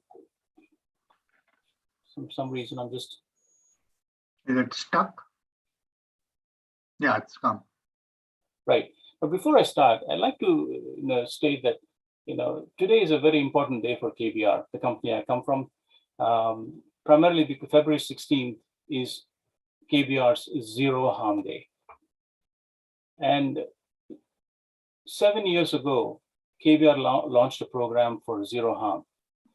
And the idea is to ensure that we, commit to our members of the organization as well as to the environment, and is to safeguard the health and for all the constituents. And I'm proud to say, since the inception, we have demonstrated year-on-year improvement of our HSSE metrics. So my request to you, and one of it is the Courage to Care conversations. My request to you, all of you today, is that to have the courage to, to intervene and speak up whenever you, observe at-risk behaviors or conditions in your environment, whether it's at home, work, or play. Now, moving on to the topic of carbon capture and storage and emission storage, I think the panel has discussed, the fact that in 2020, there was a decline in CO2 emissions, primarily because of the downturn in economic activity and the preference, and because of that, the shift of some of the, electric power generation stations towards gas, and also a preference of using renewable fuels. And as a consequence, 2020 showed a decline of about 1.5 gigatons of CO2. But 2021 saw a rebound, and we actually increased CO2 emissions, and a significant contribution to that emissions was, the coal-fired power generation, fundamentally. So when you look at the CO2 emissions, CO2 emissions, emerge from several different, industrial processes, and we can categorize them as post-combustion, pre-combustion, oxy-fuel industrial processes. And each of these processes basically support the industrial, for power and heat. And we, for example, in the case of post-combustion, we burn fuel, whether it's gas, coal, or biomass, to produce, heat and power, and CO2 is liberated, and gives you it's with nitrogen and oxygen. Similarly, with pre-combustion, it's a process by which you burn the fuel so that you create, in a partial sense, that you create CO and you separate, and CO2, and separate out the CO2 and use predominantly hydrogen for either power or heat. In an oxy-fuel process, you use oxygen instead of air, so that you can create a concentrated stream of CO2 so that that can be easily captured. And last but not least is gasification, by which you create a syngas for various purposes, for making products such as ammonia, as well as other chemicals. But in all of these processes, carbon capture can form a strong platform for reducing the carbon emissions when you're using coal as a primary medium for either a source of a feedstock or as for energy. So I'll go through a few of these processes, and I know we mentioned earlier that some of these technologies are not economically viable, but I take an optimistic viewpoint on that, in the sense that the developments are taking place today on almost on a daily basis, monthly, yearly basis, where people are working in trying to improve the efficiency of these processes. For example, this is a process that's been around for almost 20 years now, and even today we are beginning to see improvements in the efficiency of these processes. It's a very simple process.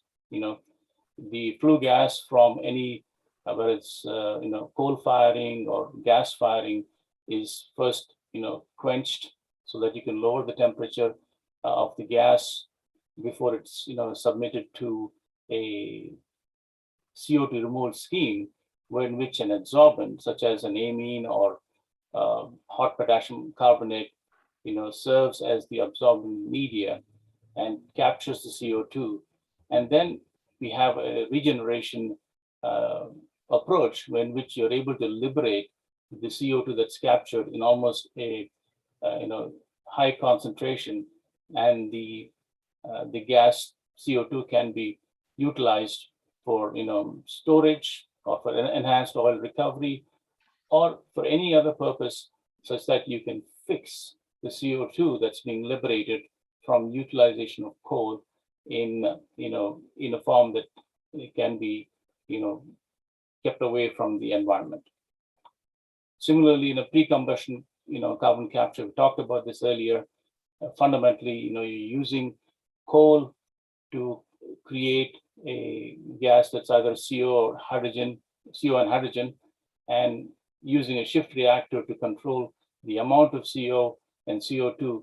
And sometimes, you can change the amount of CO to only produce just hydrogen and CO2, so that it's very easy to separate the CO2 and use the hydrogen for either ammonia, methanol, or even for power generation. So, now hydrogen is considered to be the cleanest fuel that you can have, and there are many mechanisms by which we can provide hydrogen to either for power source or for production of chemicals.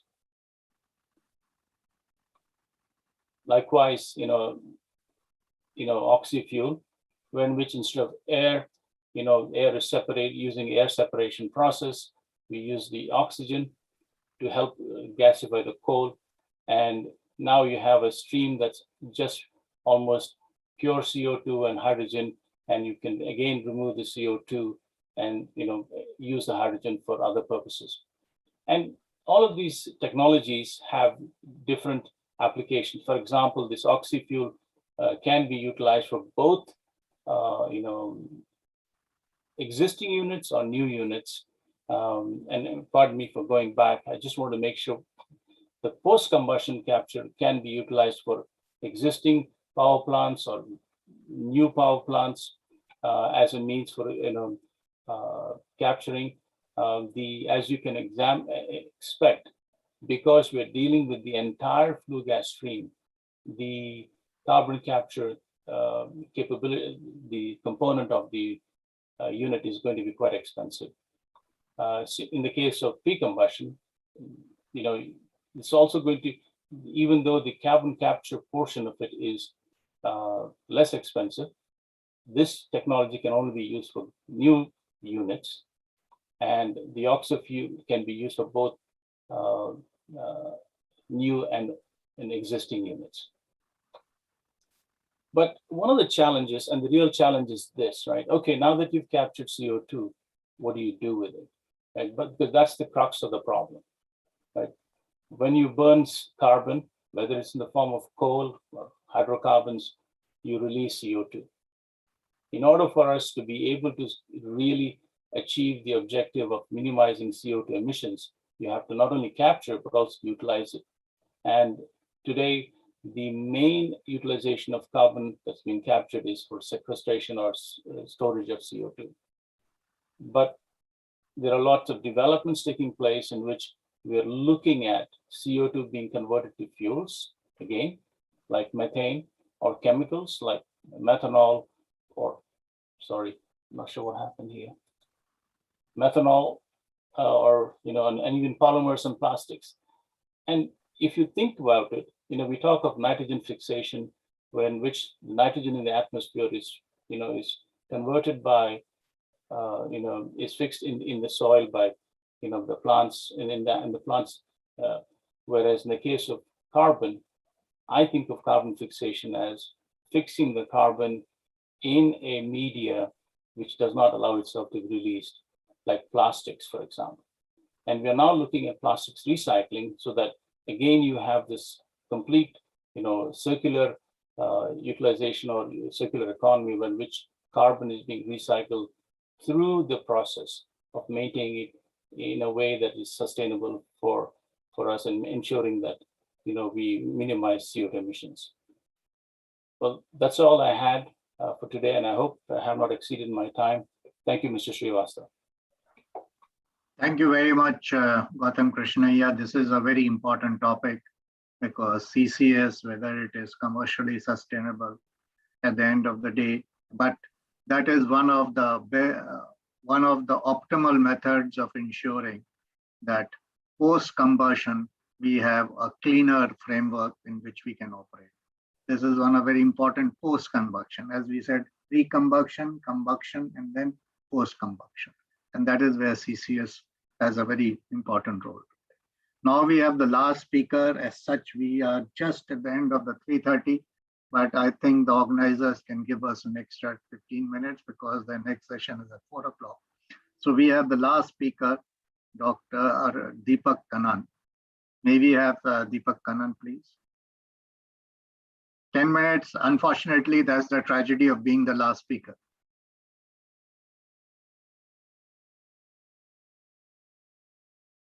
You are muted, Deepak.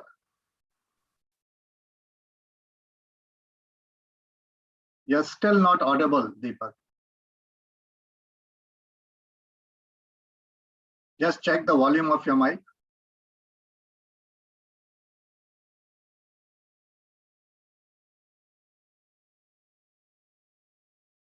You are still muted.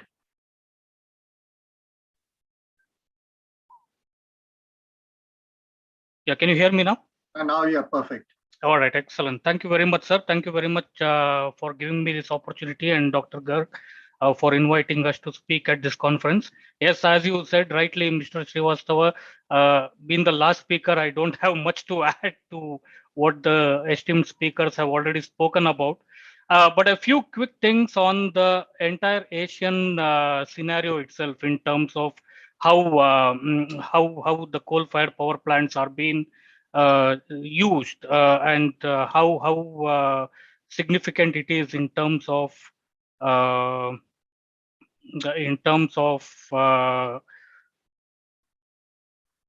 I'm just sharing my screen. Let me know when you can see my screen here. So we are of the view as well. I agree with Mr. Srivastava. I agree with Mr. Bhattacharya that coal is here to stay. Even going up till 2040, we consider that coal will be used by most of the Asian countries to generate power. And we are speaking a lot about renewables. Yes, we are speaking about double-digit growth in terms of renewable capacity additions. But overall, if you consider, like let's say, for example, solar, what is the overall, power generation that solar is seeing throughout the globe? It is not even like more than 5%, right? So it is growing from very small base. So whatever is getting added currently seems to be very huge in terms of percentage wise, but in terms of the overall volume itself, it's still very, very negligible when you compare it to coal. And when you take the overall Asian perspective into the picture, there are a lot of developing economies. A lot of these economies have coal as a natural resource that is abundantly available within their own country. Like say, for instance, Indonesia. Indonesia is the world's largest exporter of coal, but still, they are adding a lot of power plants, like say 35 gigawatts of power plants they're adding, of which almost 70% is coal fired. So you can see the importance of the coal fired power plants within these small countries, which really are fast developing. Now, when you talk about bigger countries like say China, now even in 2018, Mr. V.K. Arora pointed out that the overall thermal coal fired generation in India is like 209 gigawatts of thermal coal. But in 2018 alone, China added around 256 gigawatts of thermal coal fired power plants. So you can imagine the magnanimity of the additions that China has seen in these past few years. So as we speak, there are a lot of thermal coal fired power plants being added. Of course, Ms. Vibhuti also mentioned that a lot of financing houses are walking away from financing coal-fired power projects. But there was a report today. I can't vouch for the accuracy of that report, but it says that since 2019, almost like $1.5 trillion of investment has flowed into coal-fired power generation. Right? So that's a huge thing. Like when we are talking about a lot of financial houses walking away from financing these coal-fired power projects, we still see heavy investments coming into this. And my conversations with some of these Japanese end users a couple of years ago, they were saying that within Japan, they are not investing in coal-fired power plants, but they are not able to move away from coal because they are unable to restart nuclear power plants. Because you know what happened earlier last decade when there was this disaster in Fukushima and there was a lot of radiation that people were exposed to. So the threat is always there, and the Japanese government has also come up with a lot of requirements, like say anti-terrorism countermeasures should be put in place for nuclear power generators to reopen, and many of these nuclear power generators haven't been able to address that. So many of the nuclear power plants are still shut. So it's very difficult to remove the coal from the entire energy mix. And we speak at this conference regularly. And if I remember correctly, maybe in 2016 or 2017, the then coal minister, Mr. Piyush Goyal, he mentioned that India is looking at something called as baseload fuel. He mentioned that baseload fuel, which can generate power 24/7. Now, the dependency on renewables can be a bit on the catastrophic side because if the sun doesn't shine one day, it's cloudy, the power generation may fall, and there might be there might be darkness all around. So the baseload fuel is something which a lot of countries are looking at. For instance, like say Vietnam. Vietnam used to import 1 million tons per annum in 2014. Now they're importing 4 million tons per month. So you can imagine the amount of coal-fired power additions that Vietnam has seen. Very similarly, we see a lot of other countries in Southeast Asia, like Philippines, Malaysia, Thailand. They're all still big on coal. They are really fast developing economies, and the cheapest of the fuel that is currently available to them is coal. Now, as Mr. Srivastava rightly mentioned at the start of this panel, that it takes huge space for solar to be implemented, and the storage costs are not really cheap. It's very expensive as well. So there is a lot of investments that need to go into all these renewables. And again, at the end of the day, even when you have invested heavily into all these renewables, there is no guarantee that it can supply power to you 24/7. There are days when the things are cloudy, or probably wind power is not enough to generate as much required.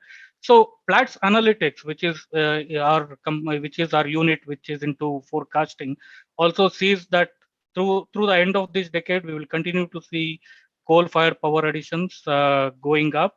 Before plateauing, probably we may see a lot of increase in renewables as well. I'm not going into too much details because of the lack of time, but I'll just discuss a bit about countries like major consumers like China, India, and the Northeast and Southeast Asia. Now, India itself has huge resources, and we have heard a lot of our eminent speakers talk about the requirement of having a strong pricing mechanism, and we totally agree with that, because it's very important that India is able to compete with the international market when it comes to coal. Especially now that the Indian government is, opening up its commercial mines, mines for commercial mining, and there are a lot more mines that are being put up for auctions. We expect that at one point of time, not now, maybe in the next decade or so, probably India might be looking to export coal as well. And I think we at Platts, we're very happy to collaborate with the governments and Coal India to help with this pricing thing, as we have been we have had a lot of experience in assessing the international coal prices. Especially, we are looking at South Asia as well. Entire South Asia itself is like becoming heavily reliant on coal. Talking about Bangladesh and Pakistan, where they are adding a lot of coal-fired power plants as we speak, although not as big as maybe India or China, but still all these countries together form a very, very sustainable demand center for a lot of coal suppliers. Especially if you talk about the Japan, Korea, Taiwan region, the Northeast Asia region, the entire trade, the seaborne trade accounts for almost like 25% of the global seaborne trade, which is like global seaborne trade is like roughly around 1 billion tons today. So you can imagine the significance of these markets, especially since these markets don't have their own indigenous production, so they will have to depend a lot on imported coal. So that's where we see a lot of signs that coal is something which really is here to stay, can't be removed away from the energy mix. And of course, there are a lot of governments whose major priority is to provide 24/7 electricity to its consumers as well as its industries, because many of them are still fast developing economies. So they want to use the cheapest of the fuel, and coal is something which is widely available and situated at proximity to several consuming regions. And of course, in my closing statements, I would just like to say that a lot of people, a lot of countries are now shifting to LNG, and they say that LNG is much more cleaner than coal. Yes, of course, there is no not much of sulfur or those emissions that LNG can emit, but the coal groups also argue that LNG emits methane, which is equally harmful. So, how clean is it to shift over to LNG? So, these were a few pointers that I wanted to make, and I'm happy to take any questions in this regard.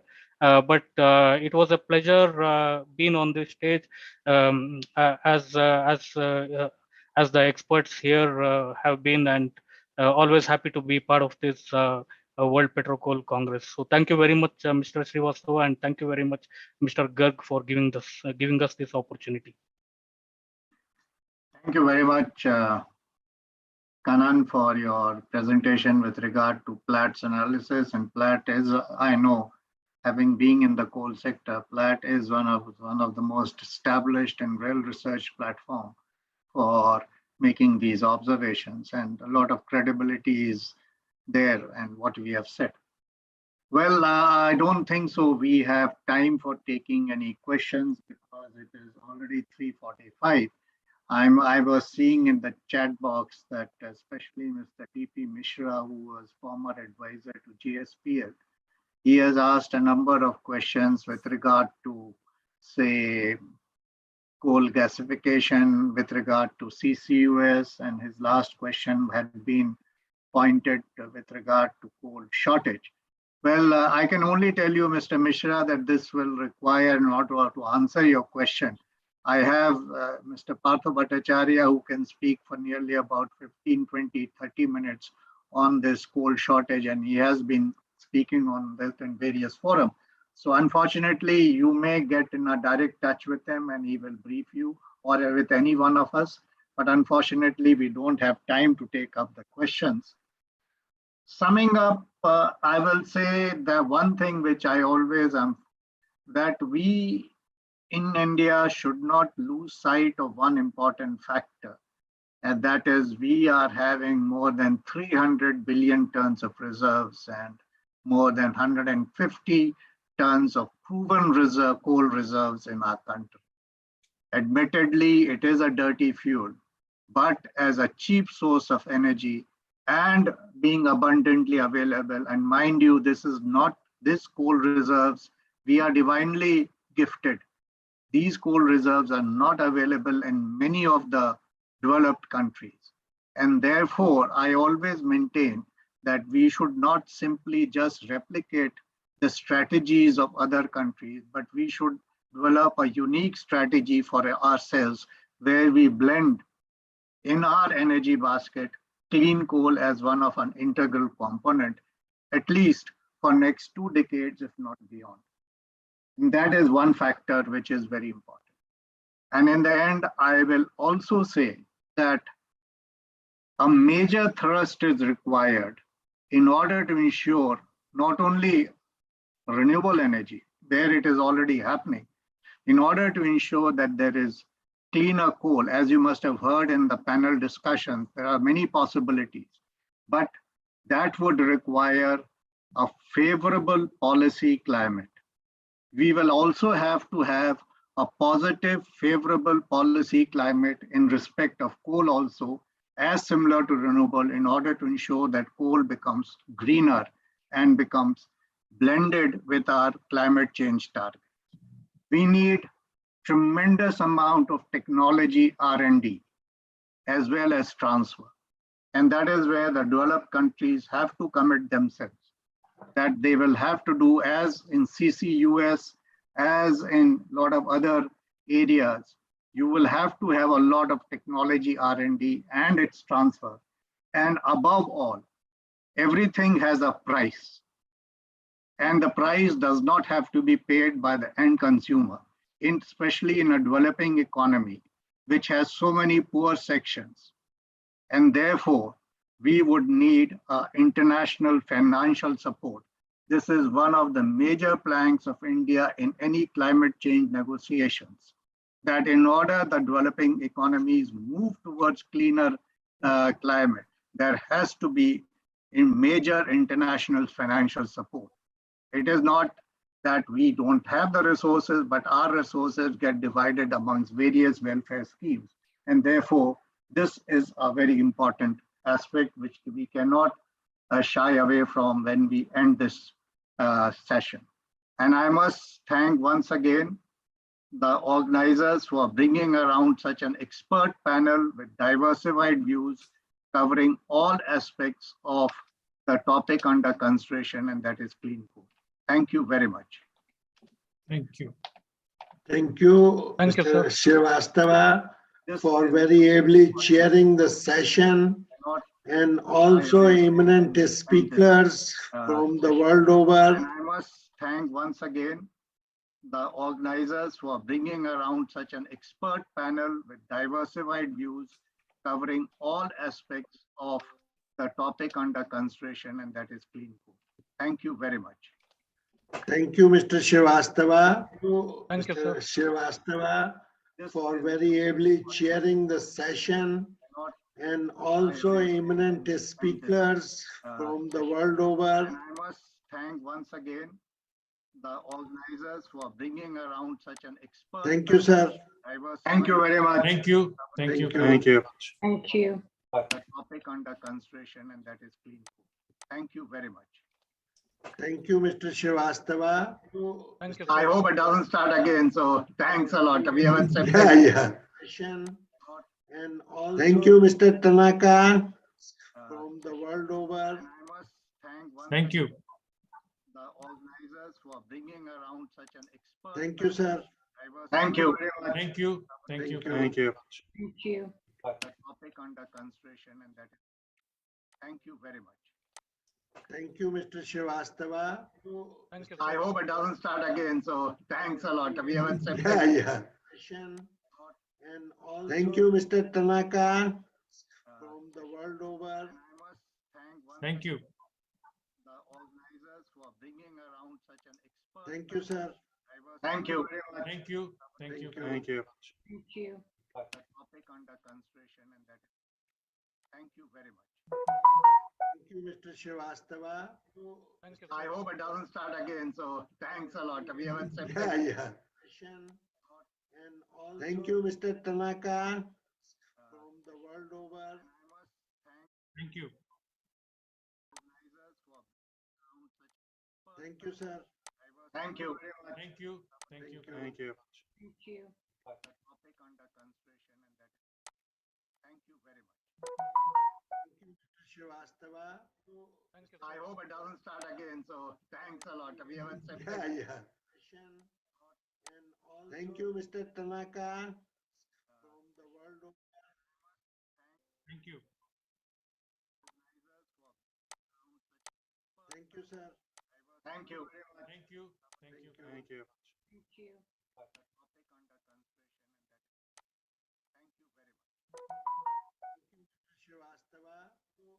I hope it doesn't start again. So thanks a lot. We have accepted. Yeah. Thank you, Mr. Tanaka. From the world of Thank you. Thank you, sir. Thank you. Thank you. Thank you. Thank you. Thank you.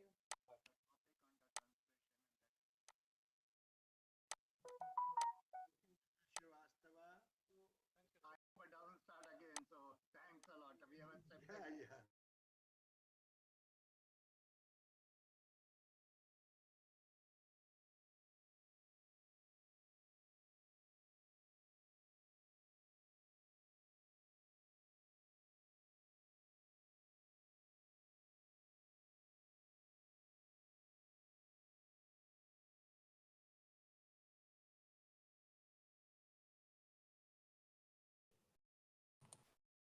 Hello.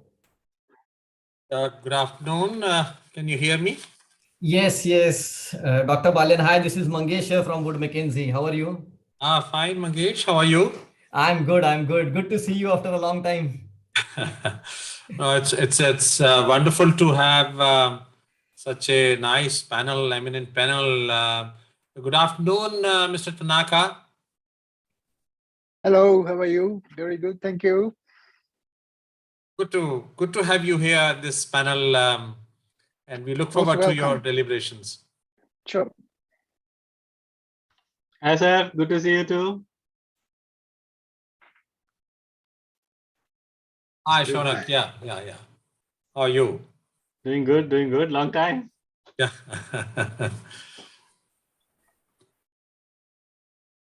Excellent. Dr. Garg, do let us know when to start. I think in next 5 minutes we can start, sir. To have know about Mr. Watson. Yeah, he will join. And also Mr. Michael Smith. Yes. They have confirmed, but we will see. Okay. This is a dynamic process.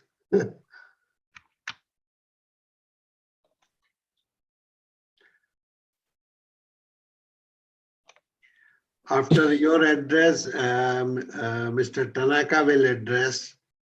So yes, I have the sequence here. Yeah. That will set the tone. Yeah, sure. I will use PowerPoint slides. So can I share the slide from my computer? Yes. I guess. Yes, Okay. yes.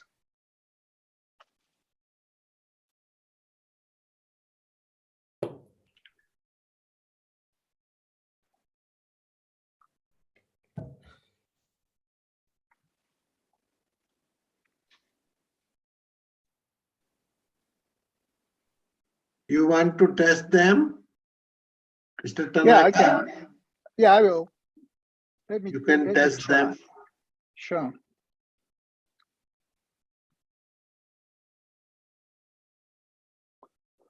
Does it work? It's visible. Yeah, it's visible. Okay, good. I will stop.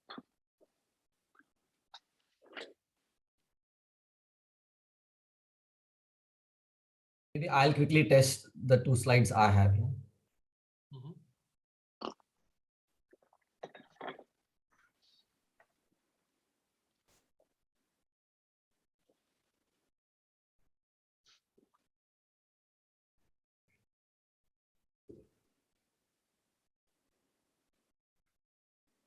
Are they visible?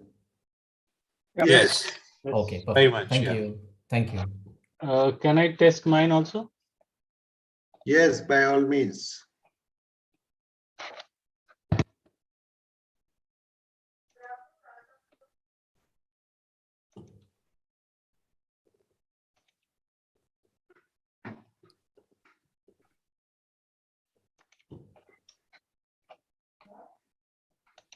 minute. Can you see my presentation? Oh, yes. Yes, yes. Thank you.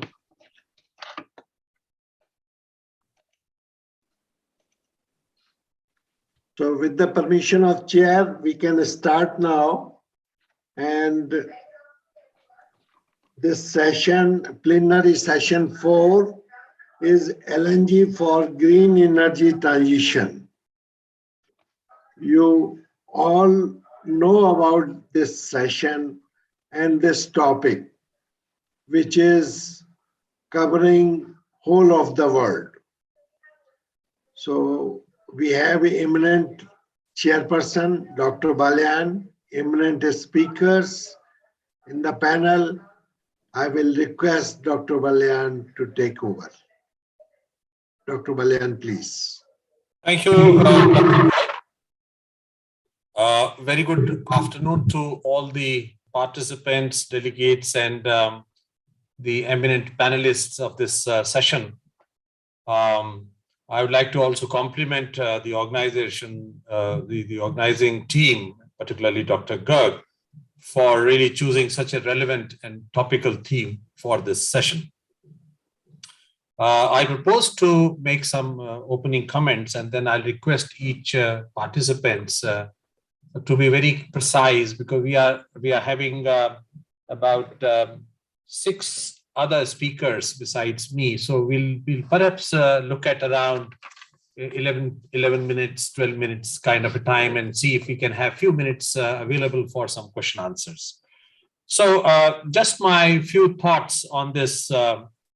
One is that we must understand what we have learned from the fundamental laws of physics and chemistry, that the energy is not consumed, it gets converted to other forms, states, or objects. I mean, this is an underlining thing, very, very primary thing, but I think very important. Also, we must understand that the energy choices that we make, the decisions that we make, have direct impact on the Earth's natural system in many ways, actually. And many of the things we may not be knowing how it impacts. And therefore, it's very important to choose the energy sources very, very carefully. One needs to take into consideration the consequences of choosing an energy source as it has direct impact and is connected to the economic, political, social, and environmental factors. And therefore, we need to be conscious that when we talk about the energy price, it's not just the few cents or rupees or for the energy that we buy, but it is much more than, because it has so much impact on the social, environmental, and any other aspects of the life here. Well, the global energy sector, we also must recognize, is the major contributor to the emissions and climate change problem and the rise in the temperature. So we should be conscious that what we do, what decisions we take, what choices we make are clear, that what path we want to follow, actually. It's very important. And has become much more relevant and important now. And we should be conscious of that. Well, we are talking about energy transition, and it's not the things that for the first time some transition is taking place. Actually, the mankind has always been looking for a very friendly, easy, better energy source. So there have been transitions from coal, biomass to coal, to oil, to gas.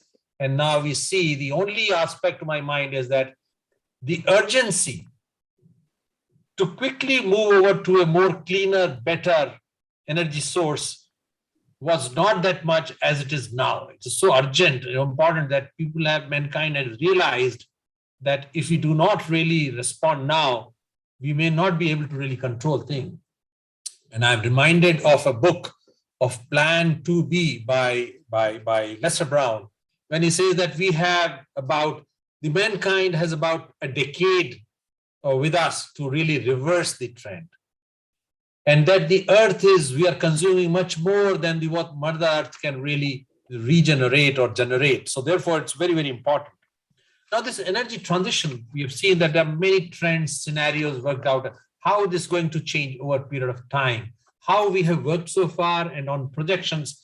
There are, of course, several models, several agencies, including Mr. Tanaka's earlier primary agency, which does trend analysis. Then we have the World Economic Council, McKinsey, DNV, Goldman Sachs, and so many others, which have analyzed the so far trends, and they have made some projections on that.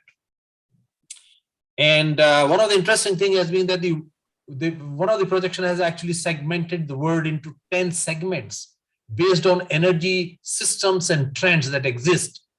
While we see that some of the energy sources are seen as polluting here, but there are no other option. On the other hand, we see gas as a cleaner one, but in the other segments, in somewhere in the world, gas is still being seen as a polluting, and it's undergoing some change. So there are certain other roles that they play in different markets, different places, segments of the world. And therefore, it's very interesting and very, very important to really understand these the requirements and all. Some of the projections are like this, that there is, of course, continuous growth of the renewable energy.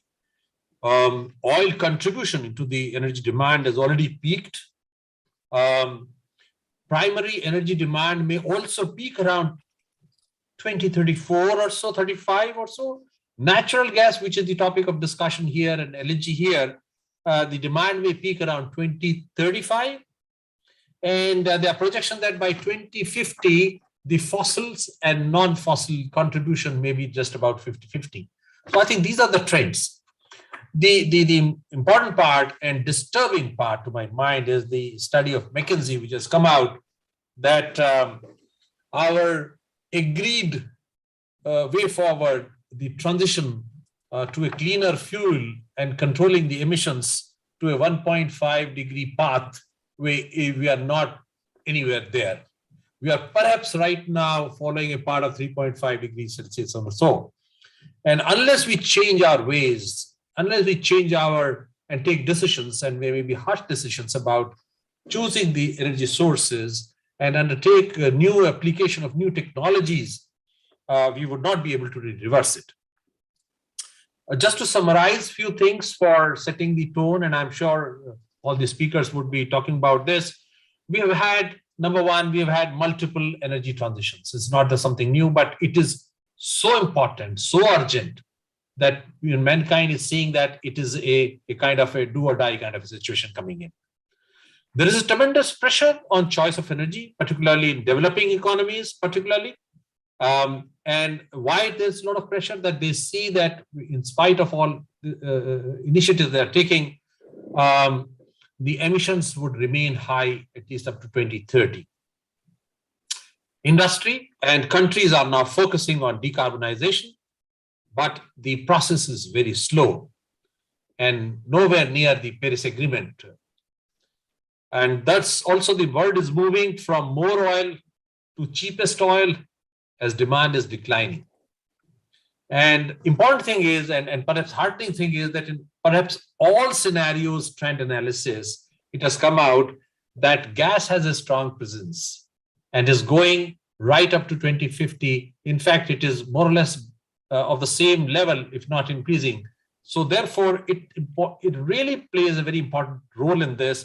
And within the gas, I think LNG assumes much more importance to that. And therefore, this session is very important on this. And also, I'd like to also provoke the panelists here to perhaps look at the issues that are there. One well-known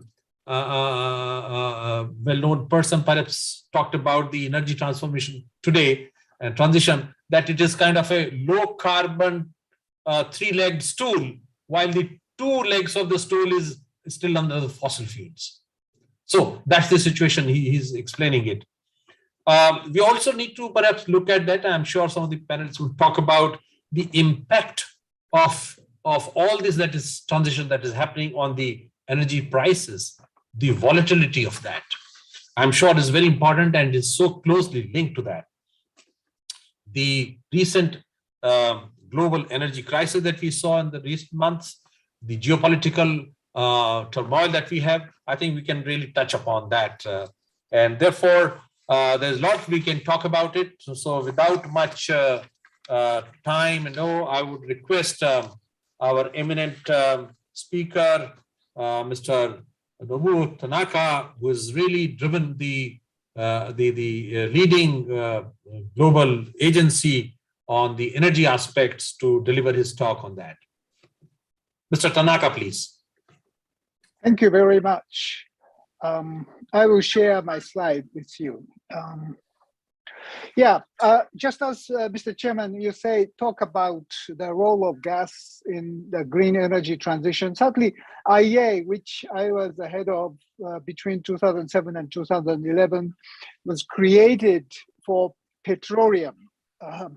It was created in 1974 when the first oil shock has happened, and we use the strategic stockpile of oil release 3 times in the history of Gulf War, Hurricane Katrina, and Libyan crisis. Oil, petroleum is the issue of energy security for years. Still it is. But certainly transition is happening, and in 2011, IEA said, yes, we are moving to a golden age of natural gas because of the LNG trading is really coming closer to the commoditization thanks to the Japanese effort, and emerging Asian demand is really growing. And it helps United States to eliminate carbon emission by replacing coal. So the cleaner source of natural gas is a very important bridge fossil fuel for the decarbonization. And the strategy of countries by the 2 axes. One is oil importation in a horizontal way and gas importation in the vertical way. There are 4 categories. The blue one is importing both gas and oil, while green is exporting both of them. The US position is moving from the importer to the exporter. That makes the interest of the United States much closer to those of Middle East, OPEC countries, or Russia. While China, India, Europe, Japan, Korea are really facing the challenge of energy independence in terms of gas and oil. The way out of this kind of problem is using full of renewable sources, and that may reduce the dependency to the fossil fuel imports, and the role of IEA in terms of the energy security stay there. IEA's recent report of net zero by 2050 created shock to the oil producers because it calls for that maybe we no longer need any new investment for the resources of oil and gas. And that was if the carbon neutrality by 2050 happens. This chart shows that already if that is happening, peak demand of coal has happened much earlier, while oil peaked demands in 2019. Gas certainly has a little longer role, maybe peaking somewhere around 2030. But this is a backcasting. It's not forecasting. When 2050 carbon neutral happens, many things happens from now between 2040. And net zero electricity must happen first in 2040, the IEA says. In the COP26 in Glasgow, India pledged carbon neutrality by 2070. So this is surprising that the IEA said maybe we are very close to the reduction of the carbon dioxide toward the 1.8 degrees Celsius increase to the end of the century. So this is 1.8 degree, let's say, is a really surprising analysis of the IEA that, but still the big remaining gap exists, and we need all technologies to really reach the targets. The coal is inevitably declining, of course, and China's support for the project abroad has declined, will decline, so that will stop that investment around 2030. That is what IEA says. Still, the cleaner coal, just as a previous panel is talking about, is possibly done through the kind of blending with clean hydrogen or ammonia. The problem you mentioned, Mr. Chairman, the problem of very high prices with the geopolitical risk of Ukraine and Russia, it shows that the energy security issue in the energy transition. And geopolitics certainly creating the huge impacts to the supply demand, and the price of gas is really moving up in a surprising way. The IEA is cautioning now that the current level of investment into the natural gas supply is even lower than the net zero emission scenario toward 2050. The steps is the scenario of likely scenario, but current level is about half of the necessary level of investment. This is really the risk for the future supply security, and volatility of the price will continue if this kind of investment may come true. Another issue for gas is the demand side, because demand side, like GAFA, they are requesting renewable energy 100% or carbon neutral even earlier than 2050, by 2030. And all the supply chain companies in their value chain is required to do the same. The automobile sector is moving toward that. So Sony, if they want to continue to sell their products to Apple, they are forced to use only renewables. So this is a challenge, even for the gas sector, that how can decarbonize gas to continue the supply to the global competitors, global companies. Demand side driven transformation is inevitable. And big issue here in the emerging Asia is the industrial sector, power sector, steel, cement. These sectors really needs time to diminish the carbon emission. And because their infrastructure is very, very young relative to the developed countries. So, and this happens much more in Asia than the rest of the world. So for emerging Asia, how to decarbonize heavy sector is really the problem. And the answer which IEA is saying is hydrogen. Hydrogen is a clean source of fuel, maybe come from the renewables, green hydrogen, or blue hydrogen from the natural gas. Japan announced carbon neutrality 2 years ago, and it is now making the strategy around hydrogen in many sectors, 14 priority fields, and hydrogen is a key element for the decarbonization. Maybe the golden age of hydrogen is what Japan is promoting. JERA, this is a joint venture of Tokyo Electric and Chubu Electric, and the largest thermal power company in the world, and the largest importer of LNG, is now trying to co-fire clean ammonia with coal thermal power plants, and maybe hydrogen with gas turbine thermal power plant. So this is a gradual shift of using current infrastructure and reducing carbon dioxide. And this JERA model is probably the very much acceptable to the Asian economies like India or ASEAN, who have to use the coal power plant, but at the same time reduce carbon emission. Important thing is the clean hydrogen value chain, because it is remoted from the source to the consumer side. And Japan has successfully started LNG business 50 years ago from Alaska.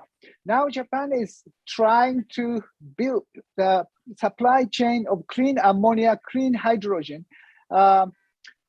with their new technology. One is liquefied hydrogen transportation. Another one is ammonia. And the third one is chemical hydrate, methyl cyclohexane. So if this value chain is established, supply chain is made, I think the way of, let's say, the golden age of hydrogen is coming. Europe is trying to use hydrogen pipeline. So this is another option. And many very high carbon pricing is probably imminent. Developed economies will face about $250 per ton of the carbon price toward 2050. India, in the IEA analysis, needs the $55 per ton of carbon by 2050. But this kind of, without coping with carbon pricing, Europe is preparing the carbon border adjustment measures. This is a new trade war surrounding the climate change mitigation. What is the energy security policy when the fossil fuel is 20%? I think currently oil is important. Natural gas is certainly very important, but in the future, the trade is much smaller than the current level, while the critical mineral and hydrogen is the very important element. So we need to care about the, let's say, still remaining smaller portion of the oil security, because OPEC share increase. And also critical mineral trade is very critical, important. Electric system needs flexibility. So these are the new type of energy security of the future. When I was executive director, Henry Kissinger, who is the founding father of the IEA, urged me to get China and India to join the IEA, because in the left-hand side, the import of oil for OECD countries or IEA countries will decline thanks to energy efficiency and shale development. While China and India import much, much more than OECD as a whole. So without China and India, IEA cannot achieve energy security. But also it is true, if Henry Kissinger told me, if IEA is an important player in the climate change mitigation, yes, you need India and China also, because they are the major emitter of the CO2. So now India is asking the official status or membership to the IEA, and this is a major issue which IEA ministers are now talking about.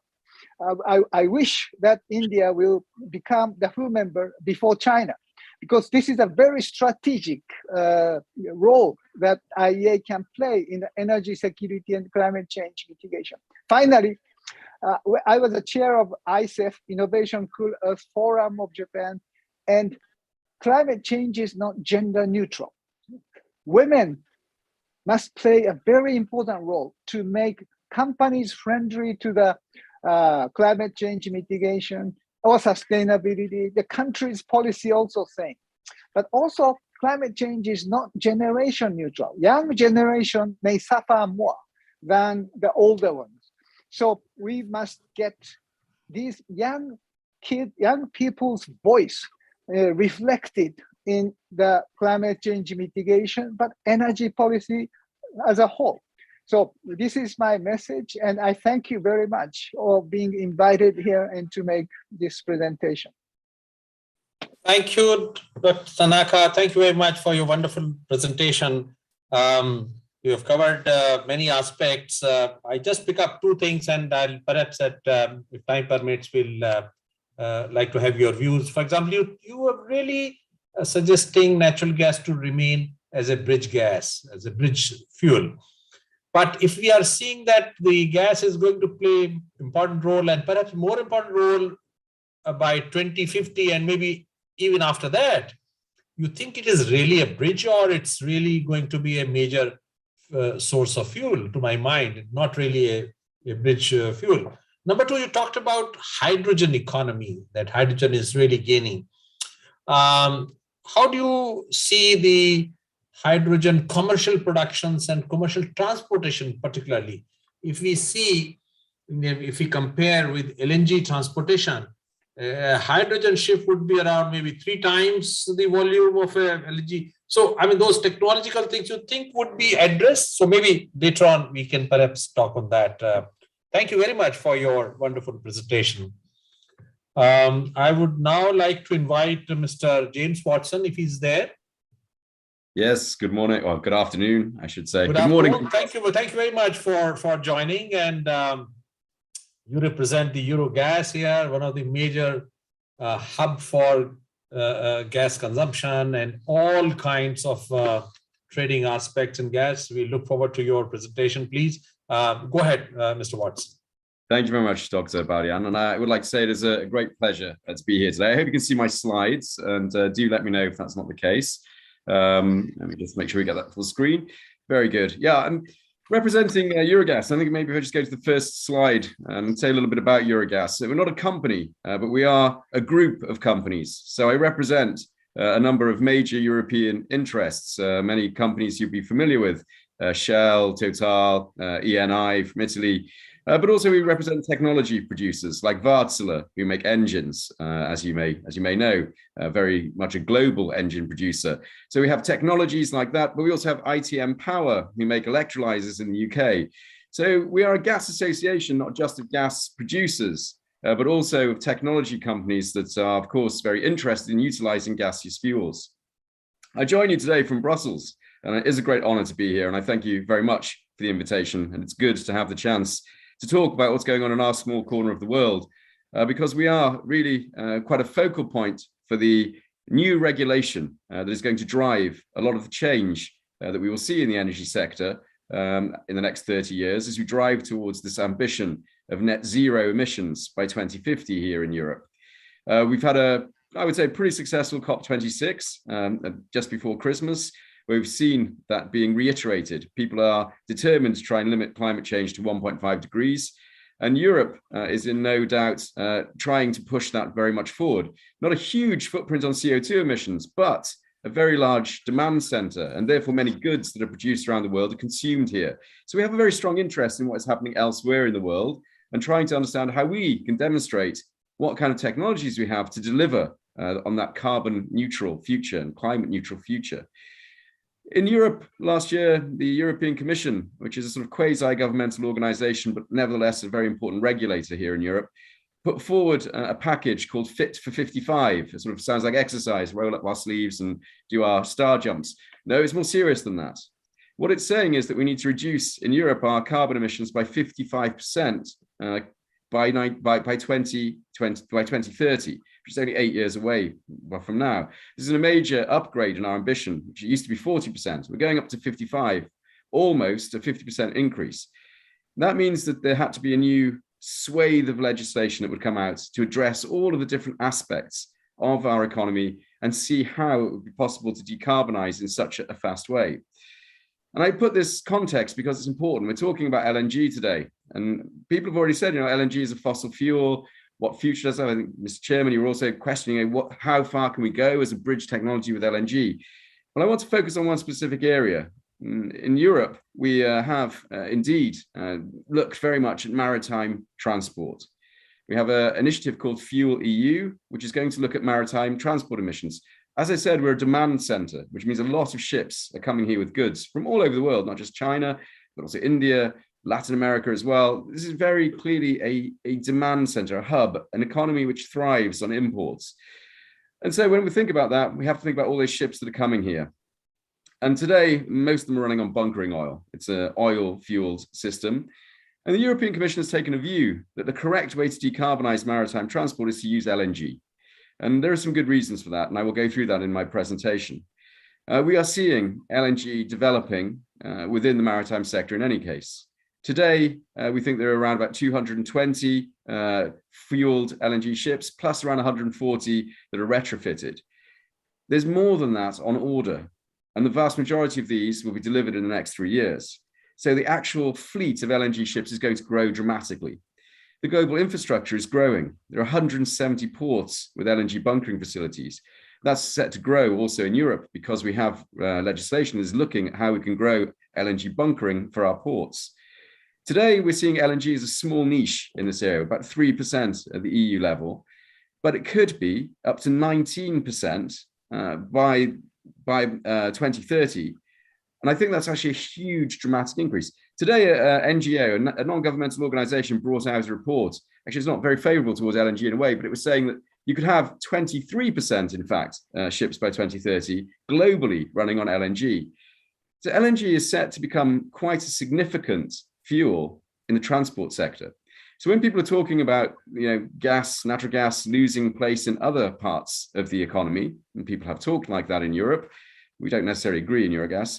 Where we do see a strong growth for natural gas is in transport. It's not just limited to maritime, by the way, but I'm focusing on maritime today because this is a good example of how natural gas and LNG in this case is a good way to substitute more polluting fuels and help you achieve your objectives.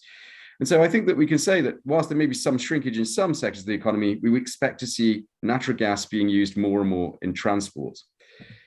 The other important thing is, and I show this slide because it shows very well the way the European Commission think about things. This is their words, by the way, and not mine. This is their proposal that they brought out this Fuel EU and AFIR, it's called the Alternative Fuels Infrastructure. Gas is still considered an alternative fuel for transport. And when they brought it out, they made it very clear that they do not see LNG as a dead end. They see it as a pathway to decarbonisation. Basically, they said LNG is likely to play a continued role in maritime transport because there are no other economically viable powertrain technologies available. This is very important because we have to be pragmatic and realistic about how we're going to achieve our objectives. Wärtsilä, who I mentioned before, have demonstrated that to have electric-powered boats with the current state of technology is virtually impossible because of the amount of battery space that you would need. LNG engines are small enough to be able to fit into those big tankers and big container ships and easily reduce the emissions in comparison to using bunker oil. The European Commission also notes in the middle paragraph, they also understand that there's a decarbonisation pathway for LNG. And I think this is important from what Mr. Chairman was saying about natural gas. In fact, natural gas is not the destination. The idea is that we produce more bio-LNG in time. It's quite expensive today, let's be honest, compared to natural gas. And we do expect that over time, that cost will come down. And so you will be able to substitute that more and more in the future as production volumes increase, and not just in Europe, but globally. We also believe in a global trade in this particular fuel. And there's also the possibility for synthetic gaseous e-fuels. And people, what are you talking about, James? Dr. Watson, what are synthetic gaseous fuels? Well, if we are producing hydrogen from electricity through electrolysis, it would also be possible to reinsert carbon into that hydrogen to make synthetic methane, which could then run in a ship that is running on an LNG engine today just the same, except that it is a synthetic fuel because it was actually hydrogen that you have then mastered into methane once again. The important point, and this is what I want to really labor today, and this is the thing that I would say, decarbonized fuels like LNG and then bio-LNG and synthetic fuels use the same infrastructure as gaseous fossil fuels. So there is no risk of stranded assets. You basically have this pathway to decarbonization. And that's why they say that it allows this gradual shift towards decarbonized fuels. And so in Eurogas, this is why we're very strongly embracing LNG as a decarbonizing energy, because we know that it's a pathway and not a dead end. And I think that's important when we talk about the role of natural gas and LNG in particular and how we see its future. Just a little bit more detail on the maritime sector, because I think it is important to understand the environmental benefits, because this is a challenge that is given to us. What are the environmental benefits really of moving from bunkering oil, to LNG? Well, actually quite significant, somewhere between 11 and 30% at vessel level emission reductions. That's quite significant. And up to 23% on the complete value chain, simply by going from oil to LNG. That's a very, very good level of reduction. Very important reduction of NOx emissions and virtually no sulfur. And of course, particulates also reduced quite considerably. So you also improve air quality at ports, which is important for people. Many of us, I can't remember the exact, Mr. Chairman, I can't remember the exact figure off the top of my head. I did look it up before I spoke. It's something like half the human race lives close to the coast, lives near ports. This is actually a very significant amount of people's lives that can be improved if we actually do use LNG instead of oil, because we're improving air quality. You can reduce overall the maritime transport fleet if you switch the entire fleet to LNG by 15% from today to tomorrow. And that is very, very significant in terms of what you can achieve when you're aiming to reduce your overall emissions by 55% by 2030, but also to achieve carbon neutrality by 2050. And I think it's worth noting, because people say, oh, James, you talk about bio-LNG, but it's not real, it's not there yet. Well, I'm very happy to say that there are projects starting to spring up, and there are global projects, but I, of course, I'm from Europe, so I'll focus on one that we know well. And this is actually a bio-LNG production project in Marseille. Marseille is one of the biggest ports in Europe, or was indeed. It's not anymore, but was the biggest port in Europe, but for a long time was. And they use household waste. So we're not even talking about growing crops for fuel. This is basically from the rubbish of the Marseille inhabitants. They can actually develop bio-LNG. Now, if you think of it globally, how much rubbish we produce, this is a superb example of circular economy and how gaseous fuels contribute to that. So bio-LNG is real, it is used today. It is very small, I accept that, but it's not impossible to imagine that we can grow that percentage quite significantly. Just one final slide from me, and I will just make a few quick points. What we think is very important in the European Union policy discussion is that we want to see a proper level playing field between the different technologies. Oil, gas, bio-LNG, synthetic fuels, hydrogen, batteries. This is very important. Everything has to be treated on the same merits. That is important because that ultimately will then give the strong signal to investors that investing into LNG and eventually bio-LNG is a good thing to do.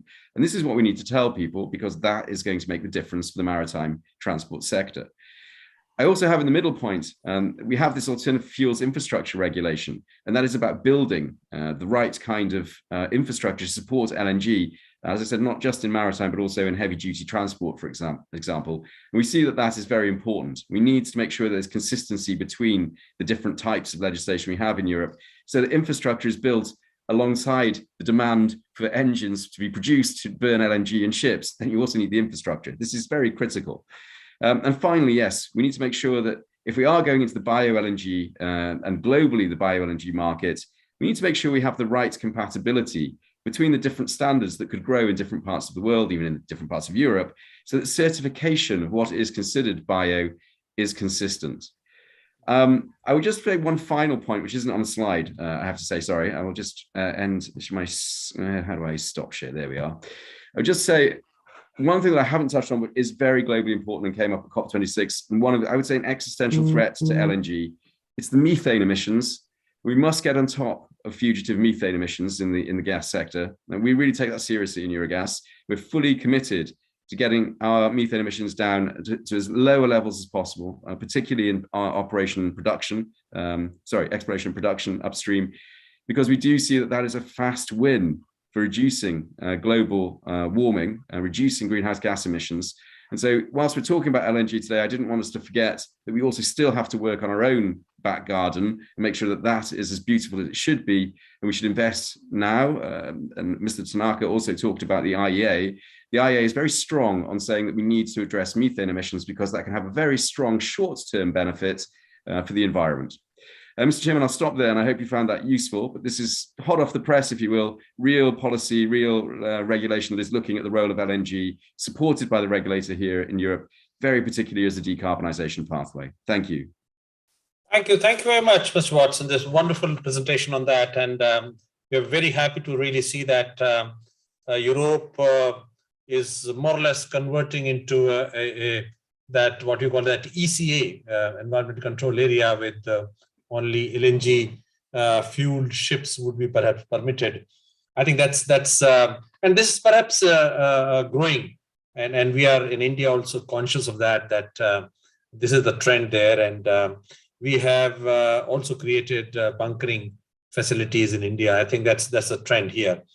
I'm particularly very happy to really see you have made a big commitment of Fit for 55. I think it's a tall order, but I'm sure you'll be able to meet it. How about the decarbonization of the biogas? I think the cost aspects of that perhaps need to be seen on that. And you talked about methane emissions also in the installations, in the value chain of LNG. I think that's very important. I remember one of the terminals, which is one of the biggest terminal in India. We had the US agency coming in for undertaking a study on our request to really see whether there are any emissions on that.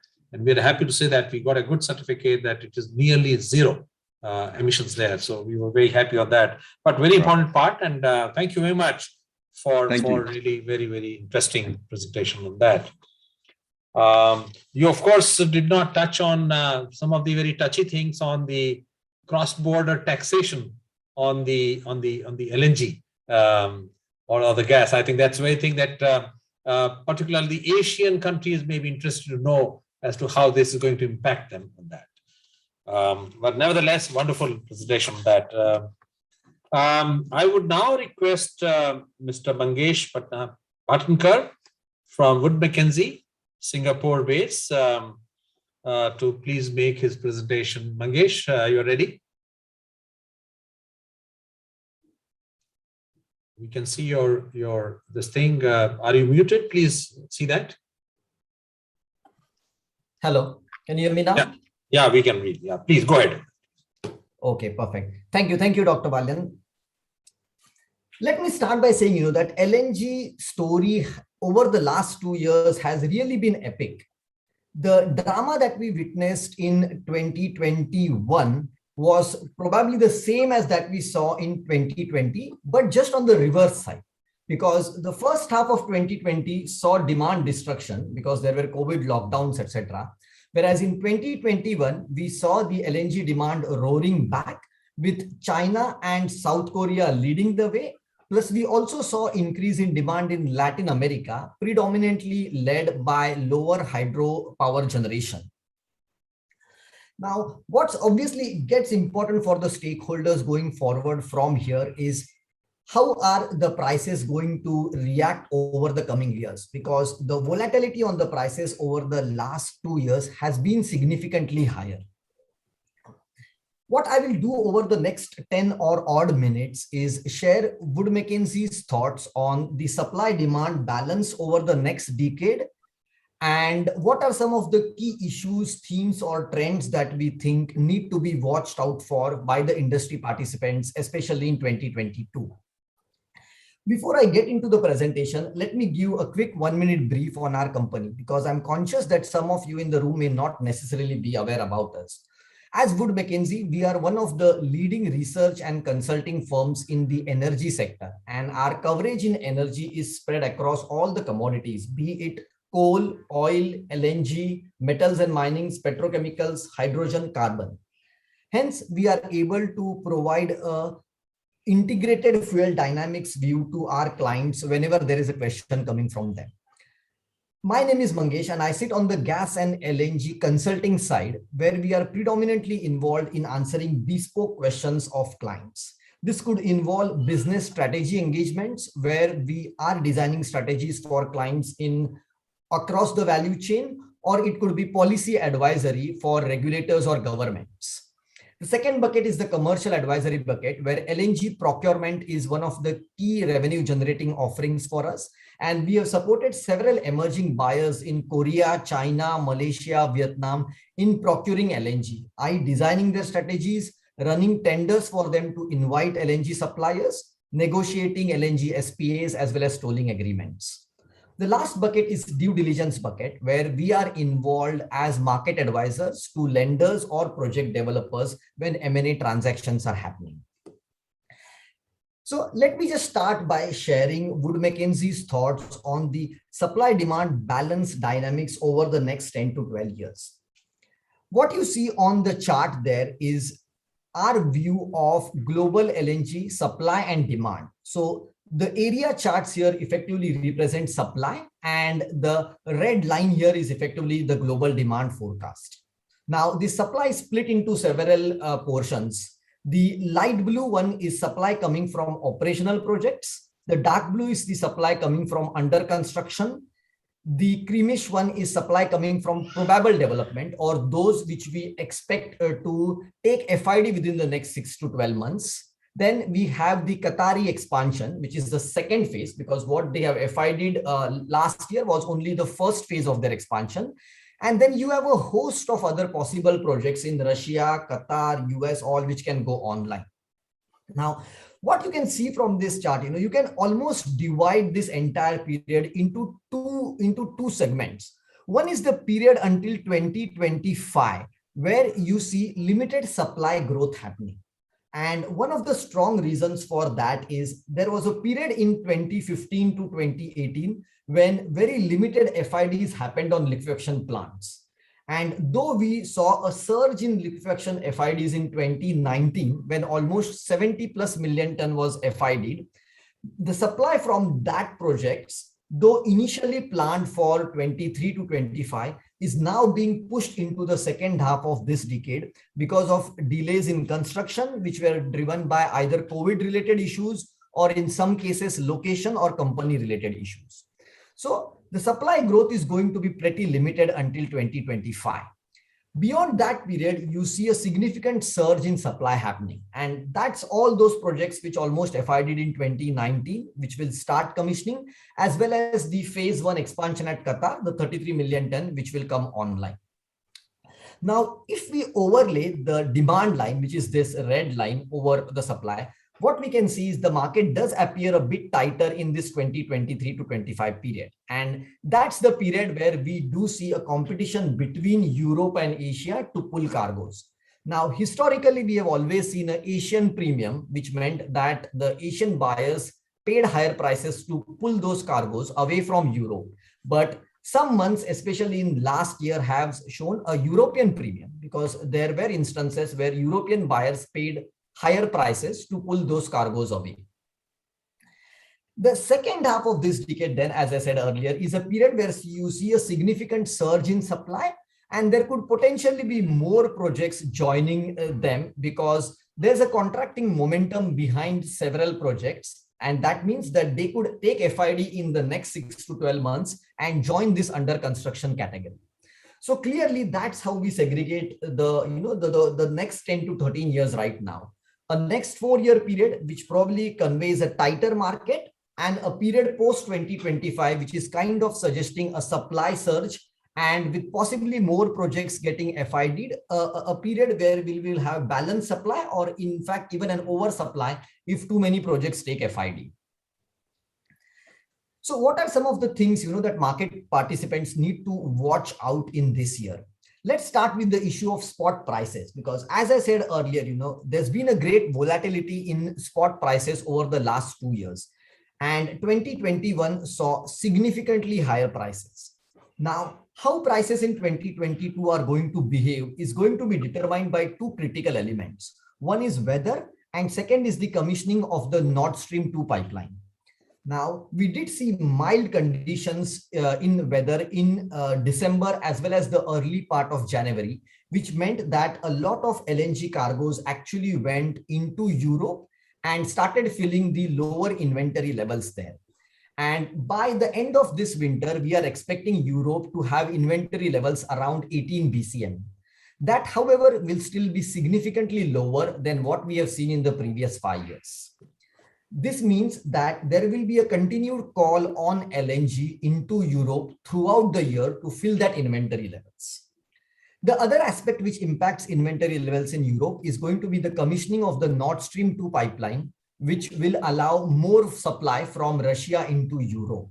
Now, because there are certification and regulatory processes still going on, we believe that the earliest supply that can come via that pipeline is going to be in the second half of this year. So in the first half of this year, we are still going to see a lot of LNG probably going into Europe to fill that inventory levels. And considering normal weather conditions and commissioning of the Nord Stream 2 pipeline sometime in the second half of this year, we forecast spot LNG prices to be in the range of $25 to $30 per MMBTU. That would still not only be higher than the long-term LNG prices indexed to oil, but also be higher than what we call as oil parity prices. So the price at which oil and gas prices almost converge based on their heat content. The second issue to watch out is the term contract prices. In 2020 and early 2021, we saw Qatar especially signing oil index prices at around 10.1 or 10.2% indexation. But the tightening of the market in 2021 and into 2022 and forward means that the indexation levels are clearly rising. And if you are a buyer who has to contract LNG today, we almost see it split into two periods. If you are a buyer who needs volumes pre-2025, which is the period in which we are forecasting tight LNG market, then the oil indexation levels are going to be higher, around 11.5 to 12%. Whereas if as a buyer, you need those volumes in the second half of the decade, when a supply surge is happening, then you may be able to get contract at better prices, i.e. around 10.5% indexation or even lower. And in some cases, what we are obviously seeing buyers are doing is if their volumes are starting next year, they will have a price review clause after say 5 years so that they can adjust the market price based on the supply demand fundamentals at that point in time. The third issue that will impact the market is demand destruction. I mean, high spot prices would not necessarily be affordable in all countries. But what we have seen based on the numbers for the entire 2021 is that not much demand destruction happened. Even in price sensitive markets like Bangladesh, Pakistan, where we did see oil-based power generation increasing because of higher spot prices, the LNG imports are still either stable, say in a country like Bangladesh, or in fact, they have grown significantly in Pakistan. Whilst in India, we saw LNG imports going down in 2021, it was primarily driven by the fact that there's a huge supply surge happening in domestic production from the Reliance BP operated blocks. The next question to note is like, where are the regions where FIDs are happening? And based on the chart earlier, where we showed probable developments, where FIDs are expected in the next 6 to 12 months, a lot of them are actually in US because there's clearly a contracting momentum. And the other factor that favors US projects is that the volatility on Henry Hub indexed LNG has been much lower as opposed to the volatility on either oil indexed LNG or in fact JKM indexed LNG, where the prices have seen a significant volatility. So clearly US is finding a favor, and Qatar, as I said earlier, is clearly targeting the next phase of expansion. So US, Qatar will lead new FIDs going forward. Carbon neutral LNG. This is something that we see happening towards the first part of last year, where a lot of spot cargoes were traded along with carbon offsets. However, as spot prices increased, that momentum went down, and even stakeholders started thinking that are we really greenwashing issues here? Because a sustainable solution for the industry is to reduce the carbon rather than it being associated with carbon offsets. And what we are clearly seeing now is developers looking at CCS projects along with their upstream projects, or some developers thinking about firing their liquefaction trains with renewable power. The last issue to note is the US taxonomy and how do they see investment in gas-fired power plants? Do they see it as transitional investment that qualifies as a clean investment? Because this not only impacts the European region, but also impacts the ability of the European banks to finance gas to power assets, especially in ASEAN, where we see a significant growth in that capacity. So these are some of the issues to watch out, and they are really going to decide how the LNG market pans out, with some factors impacting the very immediate short to medium term, whereas some of the factors fundamentally impacting the industry over the longer term. So just to summarize, I mean, we see the overall 10 to 15 year period segregated into two halves, as I said earlier. The next 3 to 4 year period is probably a period of a tighter LNG market where prices are likely to stay higher, and the prices post 2025 will likely soften because there's a big supply surge happening in LNG, and there's also potentially a possibility of more supply coming into picture because a number of projects are out there evaluating FID. So with that, I will take a pause on the presentation and hand it back to Dr. Balyan. Thank you, Mangesh. Very nice presentation. You've really given insight, and I think all the participants would be very happy to really get some guidance on that. You have somehow not talked about the Asian suppliers, the Australia particularly on that. If some of the projects come up there, although then you think the Asian price also would get impacted towards softer side, or but we will perhaps have some discussion on this. Sure. But particularly the Asian prices would be interested to know on that. Thank you very much for a very nice presentation. Actually, got insight into this. I will move on to our next eminent speaker, Mr. Michael Smith, the chairman and CEO and founder of Freeport LNG USA. Is Mr. Smith there?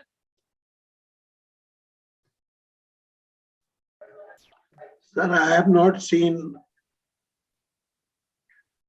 Okay, I think this would have been very interesting. I've had the opportunity of visiting Freeport LNG actually in US at that time when they were thinking of really converting into an export hub. Would have been very interesting, but nevertheless, if he's not able to last time he was here and we have honored him with Global Excellence Award. Yeah. It's a wonderful project they have executed here. So, well, then we'll move to the next presentation by Mr. Tim Buckley, the Director, Energy Finance Studies, Australia, South Asia, from IEEFA. Mr. Buckley, I see you there. Thank you very much for joining, and you have the next 10-11 minutes with you for your presentation, please. Brilliant. Thank you, Dr. Palyan, and great to be here. Firstly, I'd like to thank Dr. Anil Garg for inviting me to speak, and I'll also apologize ahead of time. Anil knows that I follow the global energy transition very, very closely, and I'm definitely a fan of the efforts by the government of India to have an aspirational goal of decarbonisation, very much associated with the need to benefit and drive energy security and energy independence. And I think that those three goals go absolutely hand in hand. So Anil knows that I'm very good at stirring up controversy because I'm employed by an independent think tank, and our sole purpose is to provide informed public interest debate. And so I can speak my mind free of biases. And I say that it was interesting listening to James. It was lovely to see his admission up front that his association is sponsored by, 50 of the largest fossil fuel companies in the world. And therefore he was showing his sponsors on his sleeve.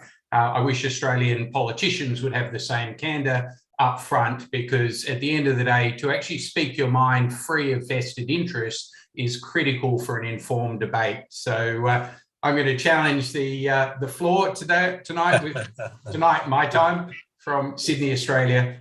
So please bear with me. Please. Firstly, I'll start with a nice challenging comment. There is no such thing as green LNG. Now, the US government's NOAA has the Global Monitoring Laboratory, and it reports that methane emissions globally rose at the fastest rate in recorded history in 2021, notwithstanding the global COVID pandemic. And methane, as we know, is a quarter of the global greenhouse gas emissions. Methane gas, now it's sometimes, and tonight very regularly, called natural gas or LNG, liquid natural gas. And I'd emphasize that's a fossil fuel marketing term.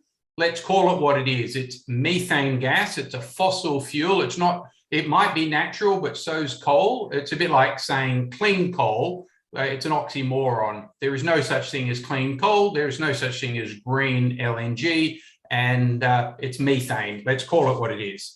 So that would be my first point. Methane emissions are accelerating at the fastest rate in world history. And I'm sure everyone on this call wants to leave a livable planet for our children. And so we must not just slow the rate of increase in methane emissions, we actually have to drop aggressively the global methane emissions. Now, the second point I'd make is that the scientific convention, scientists are very, very conservative. And so the methane gas convention is to talk about a 100-year view. Let's talk about methane on a 100-year view. I don't think we can afford to do that. I think we need to actually challenge that scientific convention that's been put forward by the fossil gas industry, because we have a climate crisis. We have to deal with it on a 20 to 30-year view. So let's talk about methane on a 20 to 30-year view, because that's what we will have the opportunity to address. On a 100-year view, none of us will be here, and it's our children's children that will deal with the consequence of the mess that we're leaving behind. So anyway, that's my first point. The first and second point, methane emissions are rising at the fastest rate in world history. And secondly, we have 20 years to deal with it. Let's use the correct scientific methodology, not a conservative one that pretends methane is less dangerous than it really is. So the third point I'd like to say, and I think, Mr. Chair, you very much addressed the point I would like to make right at the start. The idea that locking in 50 years of LNG use is somehow a bridge. I mean, I think James summed it up. It's a bridge to nowhere. It's a bridge to locking in a climate catastrophe. It's a bridge to locking in an unlivable world. And we know that's not going to happen, or we won't be here to live with it. So at the end of the day, there will be a catastrophic shift in policy. As you mentioned at the outset of this session, we're not on the right trajectory. There will be a radical shift. There has to be. There is no alternative. Like, we can pretend that the IEA scenarios for an unlivable planet have some meaning, but they don't. Right? Methane emissions will go to zero when all of us are wiped out. So I think you get my point.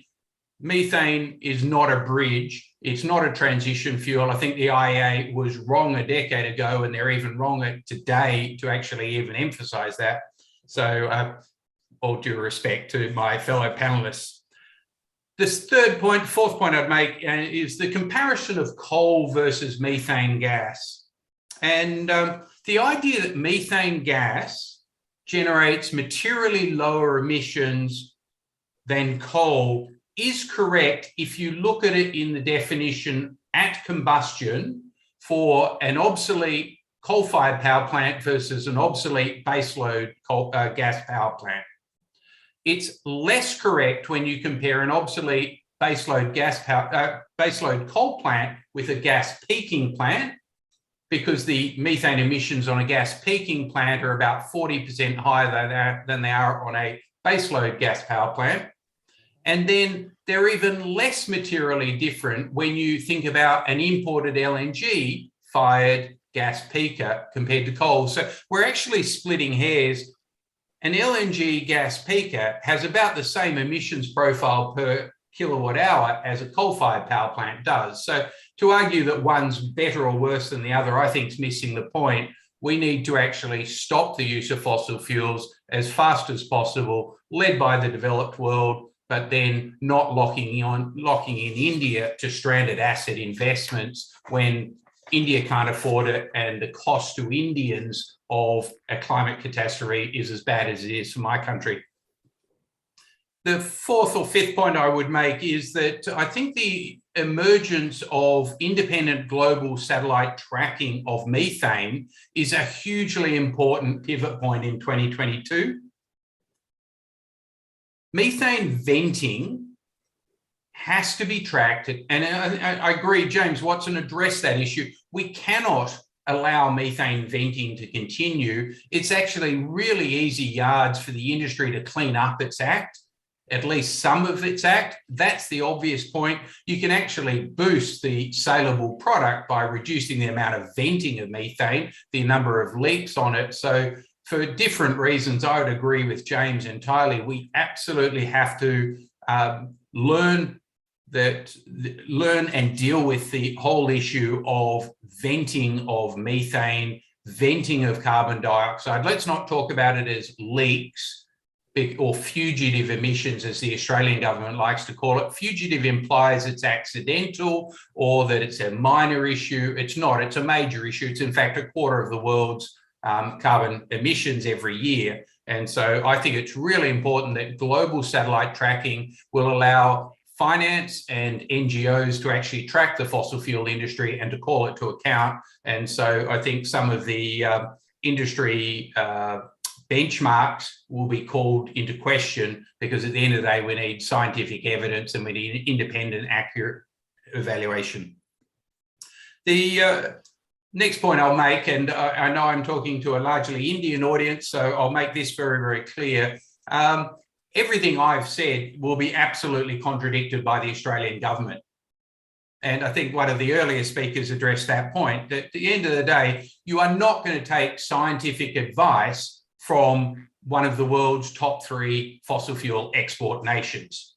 So whenever you're hearing from an Australian politician, they are really just fossil fuel lobbyists and sellers of the world's largest LNG, or second largest behind America now. We're the world's largest exporter of coking coal. We're the world's second largest exporter of thermal coal. So I would take with a huge amount of vested interest what the Australian government's telling you. It's really important to me and for India, and I think Prime Minister Modi's Independence Day speech last year really nailed this point.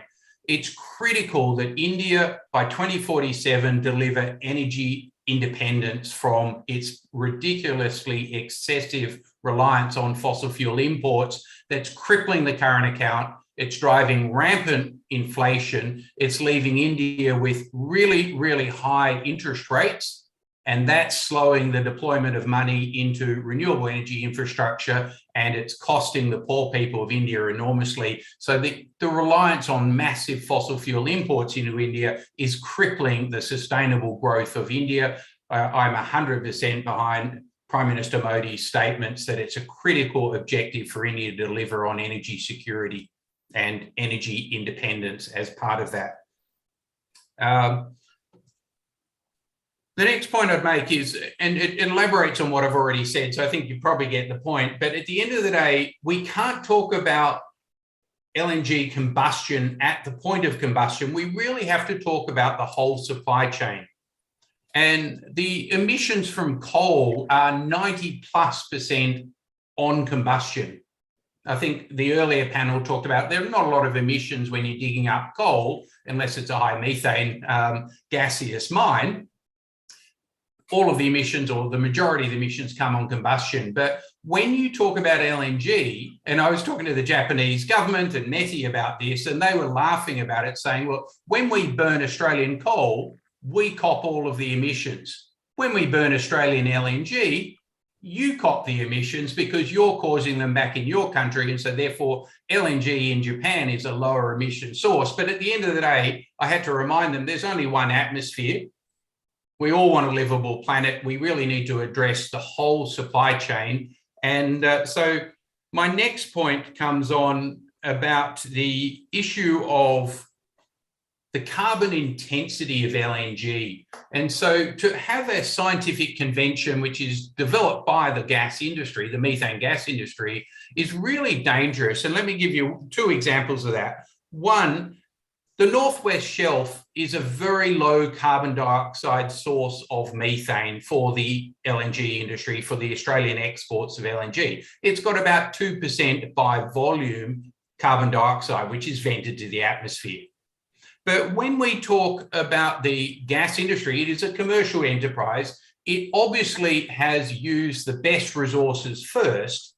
And so the Northwest Shelf has been depleting the Northwest Shelf gas resources for the last 30 years with Japan, Korea, and China's help. And now we're developing extremely high carbon dioxide content wells. So by that, my company IEFA has put out a recent report looking at Santos's Barossa LNG facility proposed in the northwest, in Darwin, Northern Territory. The carbon dioxide intensity of that project is 18% carbon dioxide by volume, but by weight, it's 36%. So our report was actually titled, "The Barossa LNG field is in fact a carbon dioxide factory with LNG as a byproduct. And so you can't say LNG is a homogeneous product. It really depends on the quality of the field or the carbon dioxide intensity of the field that it's coming from. And so that's, to me, a really important point.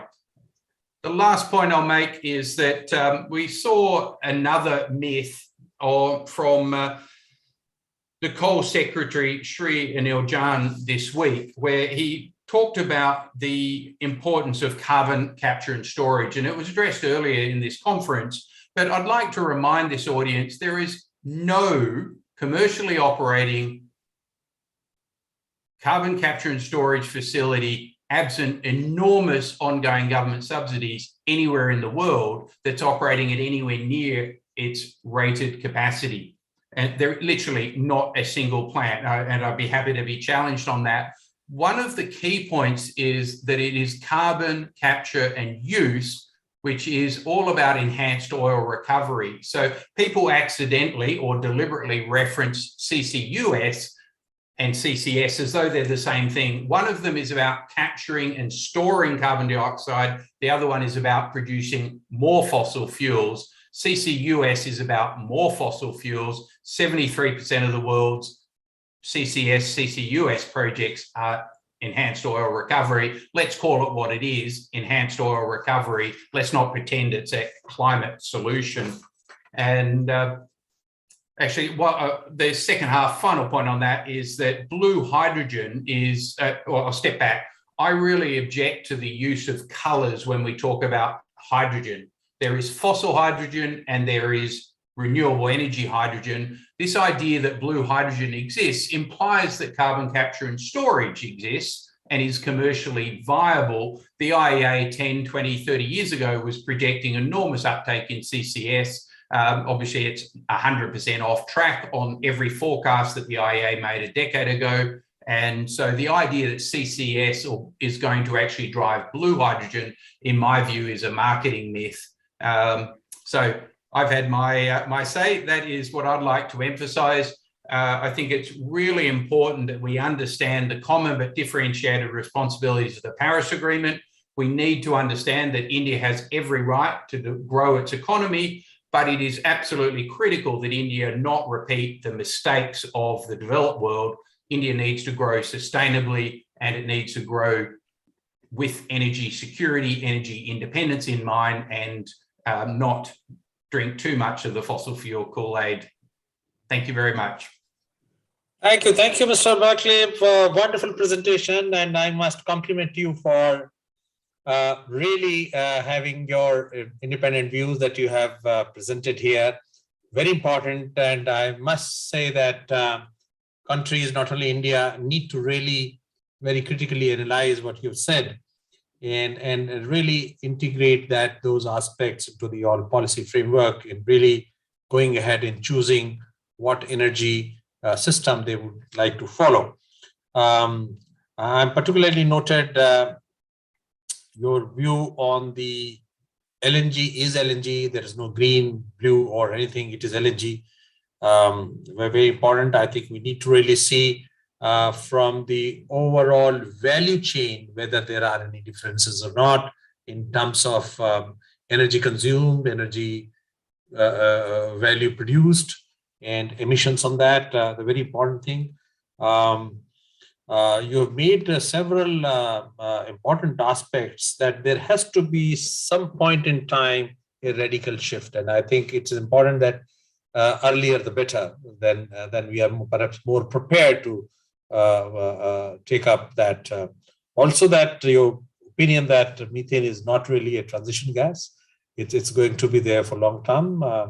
It's again debatable, and very important that a comparison between the coal-based, a base load coal-based power plant versus the gas-peaking power plant in terms of emissions. Very interesting. I think this needs to be perhaps seen very closely in the Indian context here. I think they're very important for us. And I take it and I accept that that not to take the advice from the 3 top LNG exporter countries. Very well taken, and I really appreciate that, because I also believe that one should have independent opinion, and they may be really guiding it. Thank you very much for wonderful thing. And then you rightly said it's only one atmosphere, and it's a global atmosphere, and everybody uses this, and everybody who pollutes that should be conscious of that. So thank you very much. Very interesting, very thought-provoking presentation, and we like to have perhaps more discussion here on your comments. Thank you very much. Dear panelists, we've come to the last presentation here, but not the least. Very important place, Singapore. We have Fuel LNG here, and would be represented by Mr. Shaunak Rai, the General Manager there. And may I invite him for his presentation, please. Shaunak, are you ready? Yes, sir. Thank you. Thank you. Yeah, please go ahead on that. Thank you very much for joining us. Thank you. Thank you. Firstly, I would like to thank Dr. Anil Garg for inviting me to this August gathering, and also Dr. Balian, who I know from a very long time, and we have been developing LNG projects in India with his guidance and support. So thanks a lot. And it is very difficult act to follow after Mr. Tim Buckley, and I'll try my best. No hidden agendas. My agenda is clear. The name of my company has my agenda. It is LNG. Just a food for thought, Mr. Buckley. Let us stop using all fossil fuels. It's a very interesting statement to make, but we have to consider that how deep the fossil fuels have a role in our lives. And this, I wore these glasses to say, actually, this plastic is also coming from fossil fuels. So fossil fuel is not only talking about gas or coal, diesel. There is a huge role of fossil fuel in every aspect of the life, and that needs to be considered and thought about.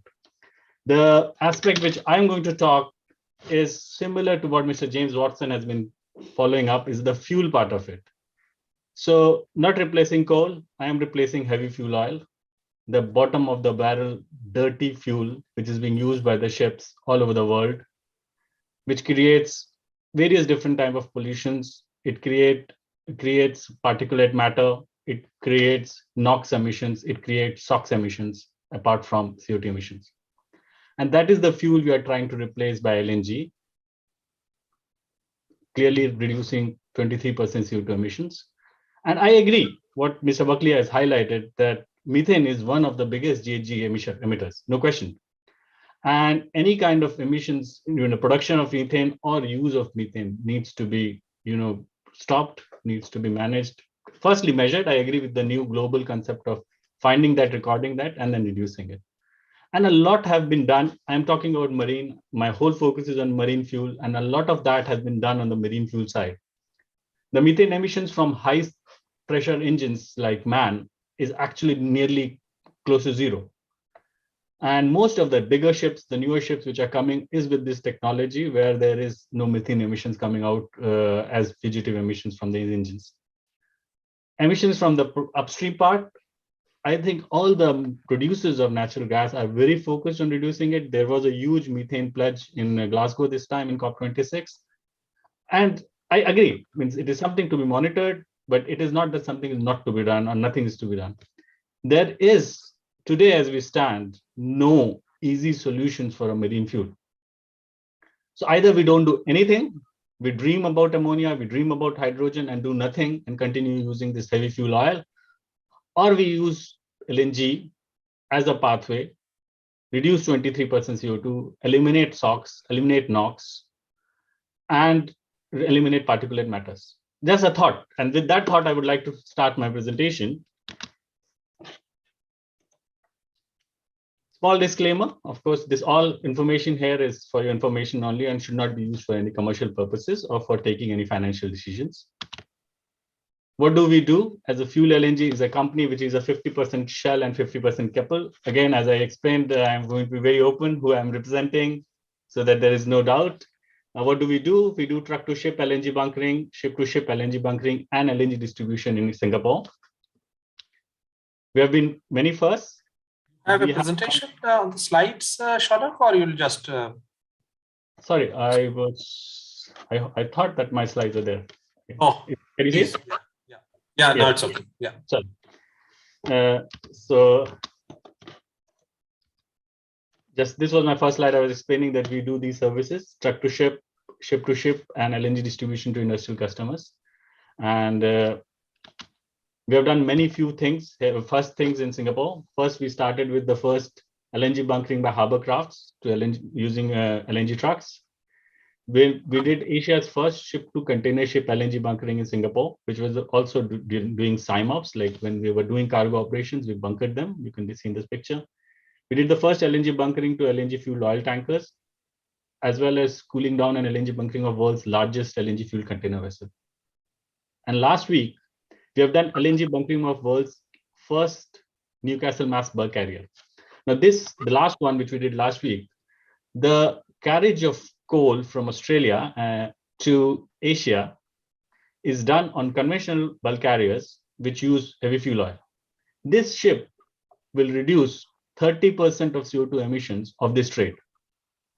So every time they carry, this LNG fuel vessel carries the iron ore from Australia to China and other countries, the logistics chain CO2 emissions, there will be savings about 30%, which is real number, which is a calculative number. It can be calculated. So it is a real saving. And then again, question is, this saving is today, not talking about 2030, not talking about 2050. This is something which we have compared all the possible marine fuels presently. So low sulfur fuel is this, you can see in between the black smoke, which is the present fuel, which is used by most, I will say close to 95% or 98% of the global shipping uses this fuel. Carbon intensive, significant particulate matters, NOx, SOx emissions. Then there's been a talk about battery. Again, I think Mr. James Watson's presentation also explained that the weight of battery is so much that you can see that you can not practically use it on ships. We talk about ammonia, highly toxic, no present infrastructure for such bunkering.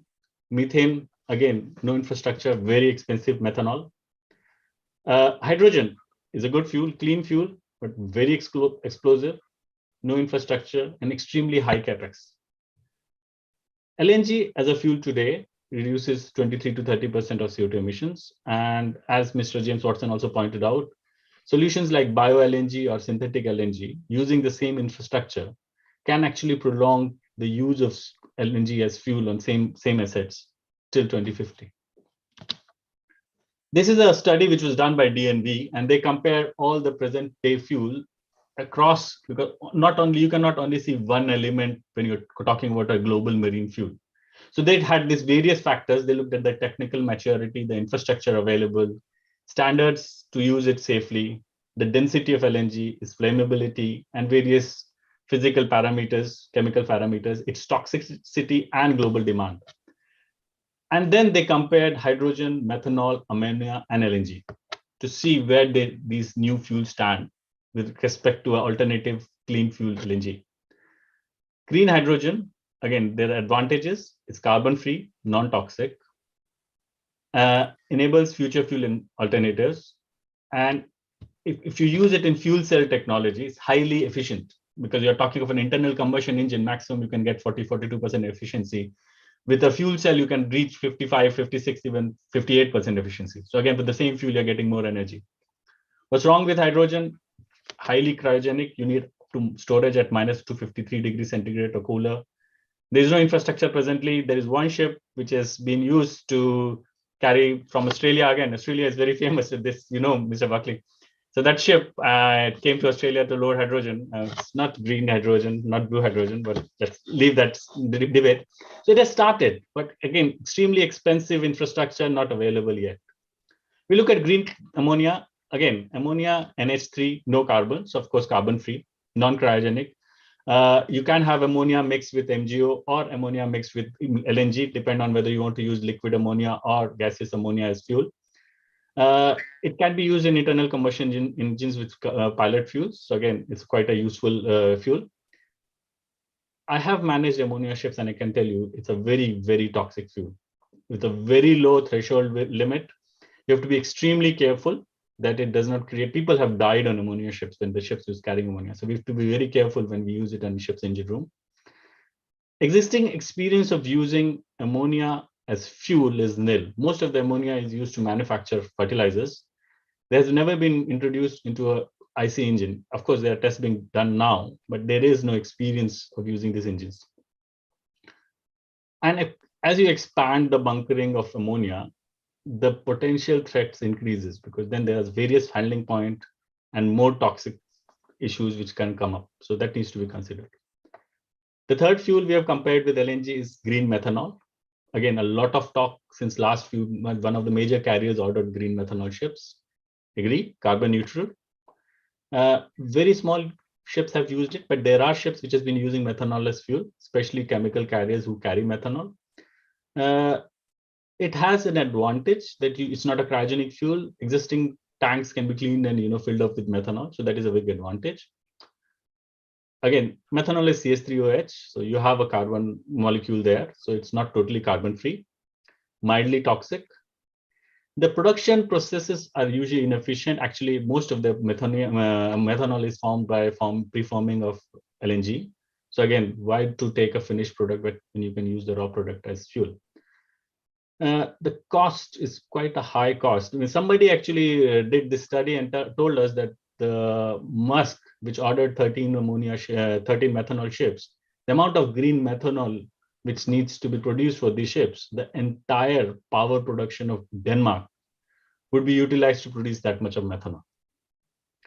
So again, no easy answers. I cannot give you an easy answer. This is the fuels available and these are the technologies there.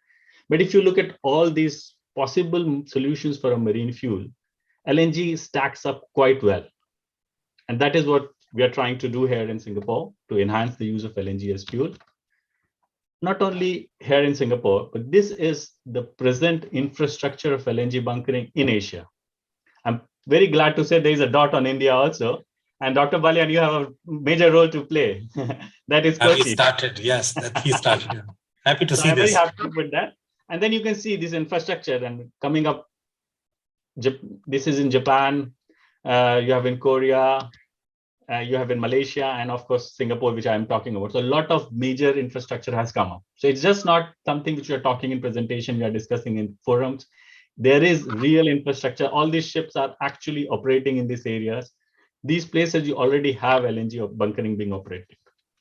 In addition, these blue dots which you see are the ones which have already decisions being done, and the work has been started to make this as an LNG bunkering location.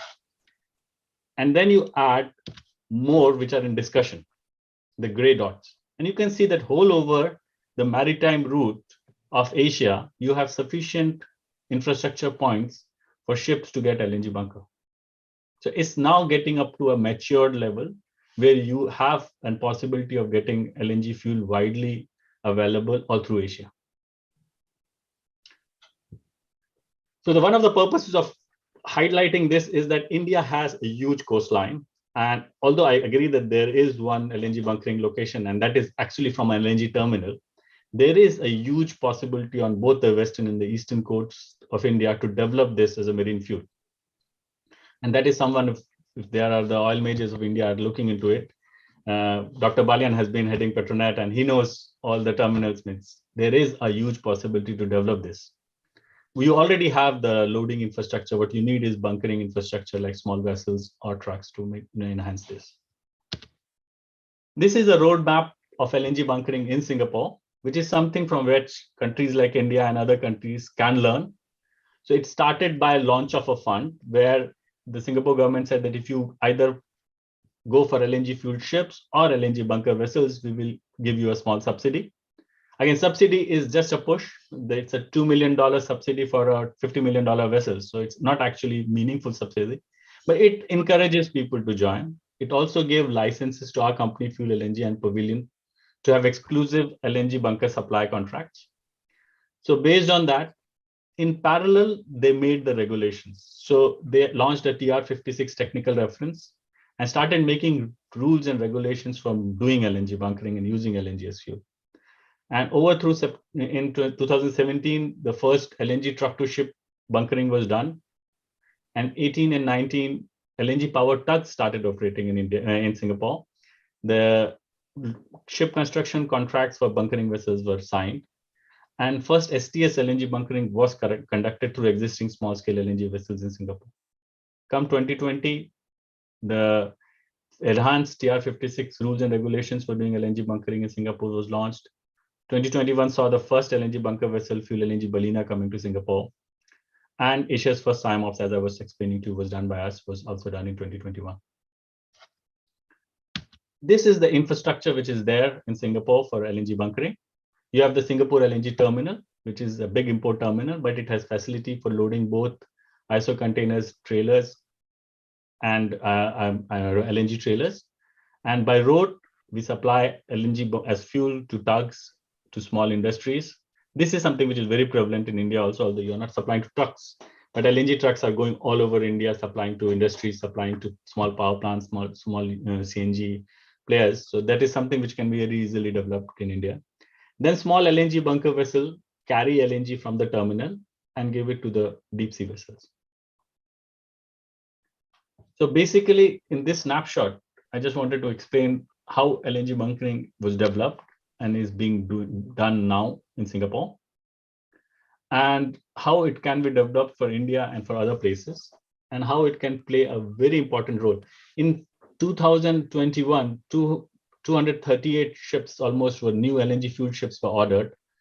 In January alone, 40 more LNG fuel ship has been ordered. So there has been a marked shift in LNG ordering. And I think by gross registered tonnage, close to 30% of the present new build orders are LNG fueled. So shipping is taking a big leap of faith, going for LNG as fuel. And developing these assets, developing this infrastructure is crucial to support that. That's all from my side. So thank you, Dr. Valian, and thank you all the eminent panelists. Quite interesting discussion. Thank you, Shaunak. Thank you.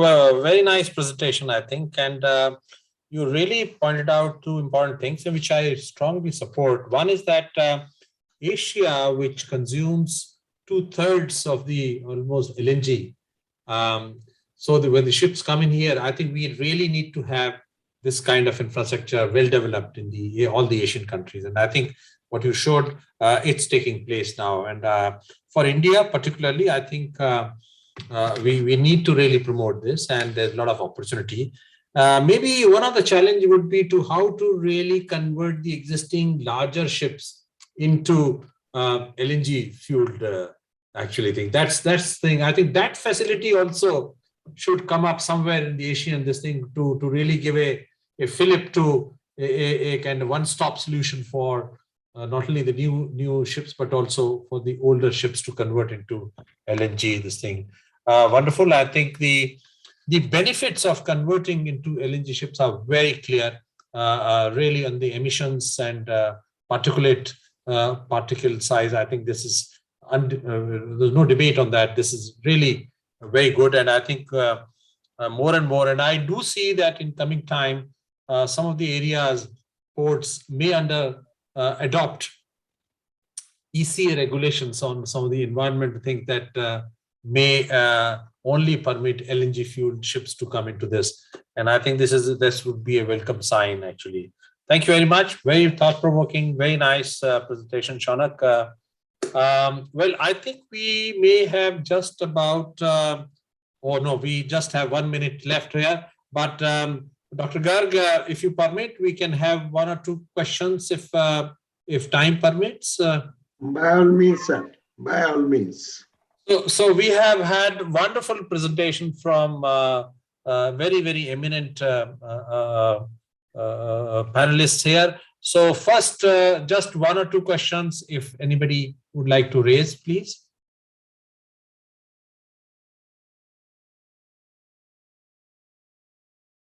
Well, if there are no questions, I would like each of the panelists present to just make their last statements, if they want to do in 1 or 2 sentences. Mr. Tanaka, would you like to make one or two sentences statement? Yeah, this issue of future of the LNG is very, very important. And there is definitely the role that LNG may play in the green transition. But how much and how long, this is still very uncertain. It's depending on the government's policy and their strong commitment and how business sector prefers the carbon-free world. So it's all depends. But regardless of these decisions, the energy security issue is imminent. This geopolitical situation in Ukraine or Europe shows how important we have to prepare. So the government policy for security and more diversified sources and investment in the alternative energies and a certain level of investment in the future of the natural gas is really necessary. But how can we organize as such, but to make a more transparent and certain future is the challenge for us. Thank you very much. Thank you. Thank you very much for comments. Very relevant, actually. And I think the pressure from all the aspects would make countries come together and adopt perhaps better policies in time to come. Thank you very much, Mr. Tanaka. Mr. Watson, few points, few comments from you. Yeah, no, I think it's been a very interesting debate this evening. I really appreciated it and enjoyed it. I think that some of the comments that Mr. Buckley made were indeed, I think, it's funny, you might believe we're on different sides of the same coin, but I actually would agree with many of the points that he made. And I think that there is a lot of room for improvements in methane emission reduction, for example, in our value chain. I also do believe that LNG, as I said, is a pathway. It's a pathway to decarbonisation, not an end goal in itself, because we must also take into consideration that we need to move into bio-LNG, synthetic LNG. And I think that this is the correct way to view gaseous fuel, as a pathway, rather than calling it a bridge or a destination or anything like this. It's a pathway which gets us to a point where we want to be. And therefore, it's something we use for a set period of time, but not necessarily forever. And that's, I think that's something that we have to all also understand. People always ask me, what's the date that we phase out all natural gas, James? So I can't give you that date. I don't know. It totally depends on when the things that we need to substitute it with are available in volume and at the cost that we can afford. So I think that these are the elements that we have to work on as a sector to get those costs down. Yeah, and yeah, I'm sorry, I'm having difficulty with my camera, so I can't start my video, but I'm very, very happy to have been part of the discussion. I thank you a lot for inviting me once again. Thank you, Ms. Watson, for your closing comments. Very relevant. Thank you very much. Mangesh, would you like to say something? Sure. Thank you, Dr. Pala. So, I mean, as a concluding statement, I'll just say, that gas LNG is going to play a very important role in the energy transition phase. It will help countries achieve their net zero targets. And the supply surge in LNG in the second half of this decade should hopefully help prices soften. And that will certainly help LNG become more affordable for existing assets to switch, as well as new assets to get built to consume gas LNG. Very comforting statement. Thank you very much, Mangesh. Yeah, Mr. Buckley, anything that you would like to make a comment again? Certainly. Thank you. And it's been a very interesting discussion. I'll finish by making one comment. And I know I've referenced a lot of scientific arguments, a lot of environmental arguments. I'll finish with a financial argument, and that is that the UN Global Finance Alliance has committed to a really aggressive 1.5 degree target, a limit of 1.5 degrees with strong, credible interim targets. Now, we could bet against a collective group of asset managers running $130 trillion of assets. We could assume that they're joking, that they don't mean their pledges, but I think we do that at our peril. So when finance moves, my history, and I worked at the biggest bank in the world for 20 years, get out of the way. I wouldn't be betting against $130 trillion of capital pivoting a lot faster than any of us can imagine. And that's great news for a livable planet and for our children. Thank you. Thank you. Thank you for a very, very, very strong statement that you're making. Thank you. Thank you very much. And very nice presentation, Mr. Buckley. Thank you. Thank you very much for being part of this panel here. Shaunak, your few points if you wish to make. Firstly, I will thank you, Dr. Balian, and all the panelists. It's been very interesting and a lot of new information, new knowledge. So thanks a lot for that. I will just end with a small statement that in pursuit of the perfect, don't ignore the good. Sometimes, you want to find a perfect zero carbon fuel, but I would say, and then continue to use useless fuel oil, dirty fuel oil while you're pursuing for the perfect. Do not include, it may not be perfect LNG, but it is good and it can be used today. It's available today. So that is my said, don't ignore the good in pursuit of the perfect. Well said. Thank you very much. Panelists, I'd like to thank you all for wonderful presentations, very meaningful presentations and discussions here. I think as a word, and then we cannot have just one rule, one way, one policy to really for everyone, all the parts of the world here. I think each country or region will have to really think a lot on developing strategies which fit in well. There should not be any disruption in this transition. That's what I feel must be avoided because any disruption, we have seen minor disruption here, what happens to the pricing and the security of supply. So I think transition would be there, has always been there, but I think we need to really smoothen the transition. We need to fasten the transition, but then there is no one rule or one prescription for all the countries. We need to really see what is best for us and then work out on that. Thank you very much once again. And Dr. Garg, I would like to thank you and the organizers, Mr. Anil Razdan, for really giving an opportunity for all of us to really speak here, debate, listen. It's been very enriching. Thank you very much. Over to you, Dr. Anil Garg.